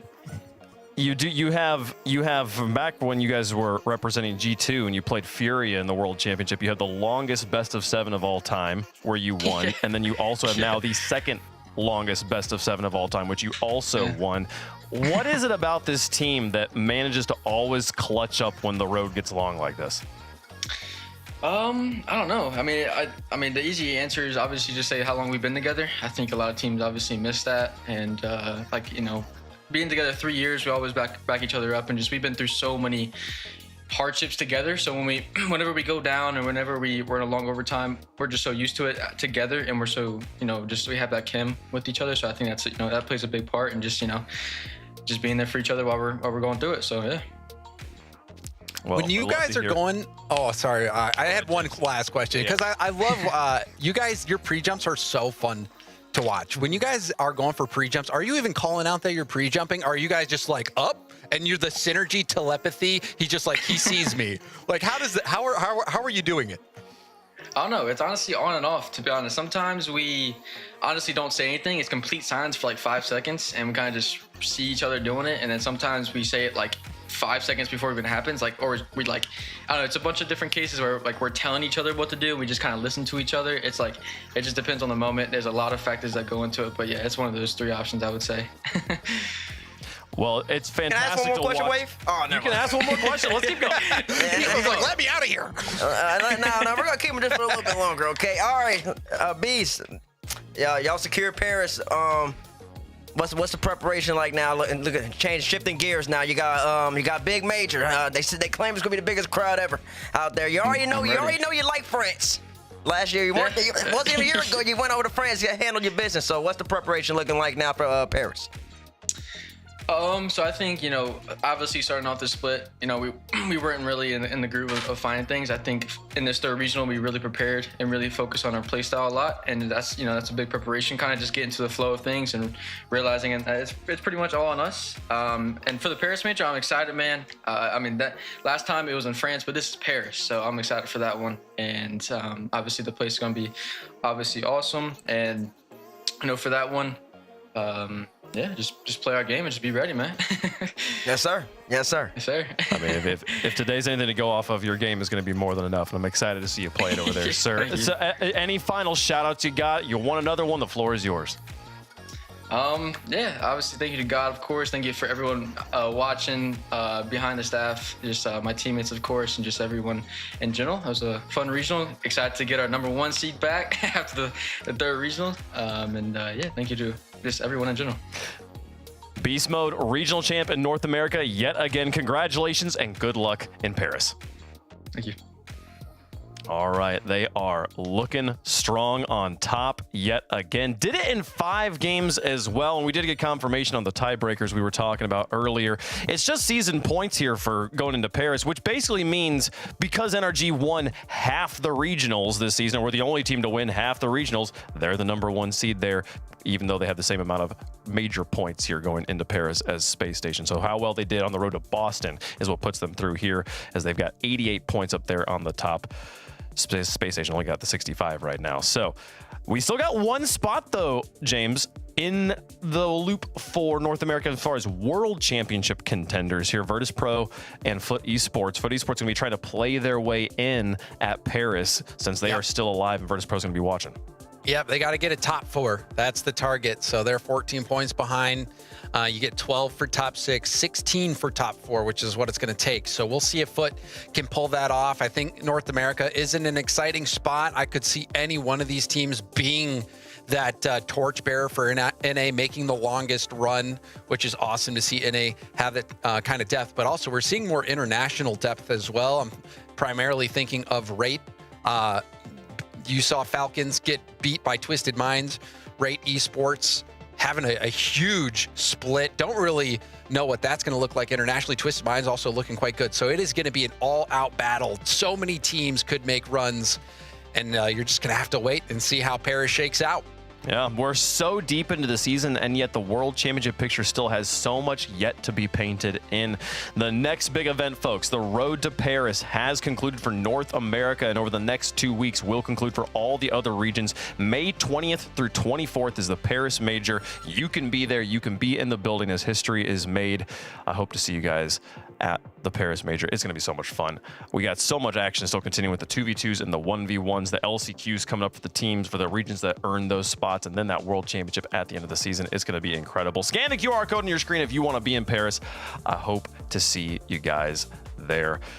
Bates, what a weekend. What a spot we're in here. NRG back on top. SSG looking good, even if they couldn't take it to NRG there. They're the number 2 seed going into Paris. How are we feeling about North America now after having seen all of our online play? Well, I think that the reigning world champions leveled up, especially today on Championship Sunday, to get the number 1 seed again. I think ever since they've been as a team, I think they've always been the number 1 seed, which is crazy because that stretches back to the beginning of 2024. And we're in the year 2026. So that's insane. SSG, we're looking really good up to that grand final. Yeah. And I think that still bodes well for them. I think Shopify Rebellion as well. I think they're playing their best ball they played as a trio. And then the big question is going to be how well Foot can compete. So overall, I think that NA, I'm not going to gas them up. I'm not going to gas up NA because EU's always just comes and slaps. But I will say they look decent, but now you got to bring what you got to bring the level you show or put on display in the regionals to the actual land space, and that's the big question for NA. The big land space is all that is left for our North American teams to compete for. We've got Europe next weekend. They're going to be solidifying their final spots. The rest of the world also getting their spots in there that final weekend of online play. It's going to be a blast. Thank you all so much for watching. We'll be live next weekend for Europe's final Open number 6. We'll see you guys there. Stay safe. Solar eclipses.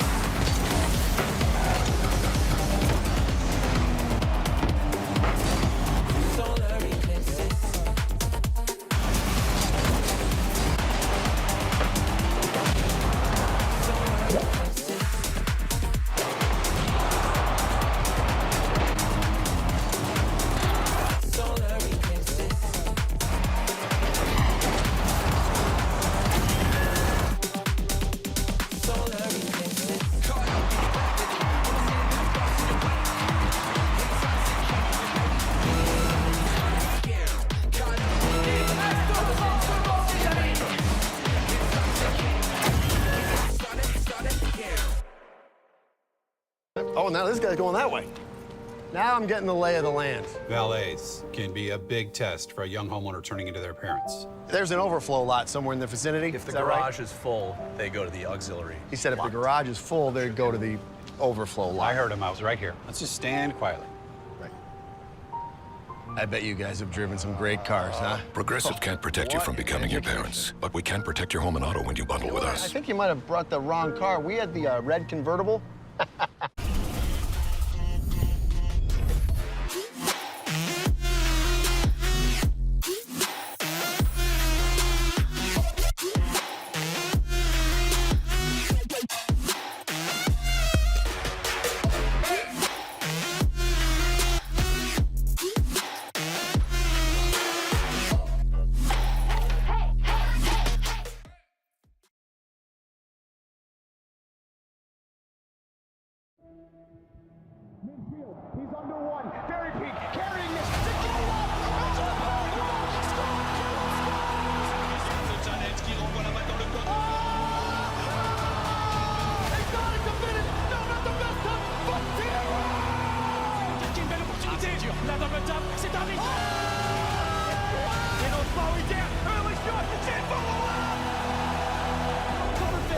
se dicte notamment. Et voilà, voilà. That's open.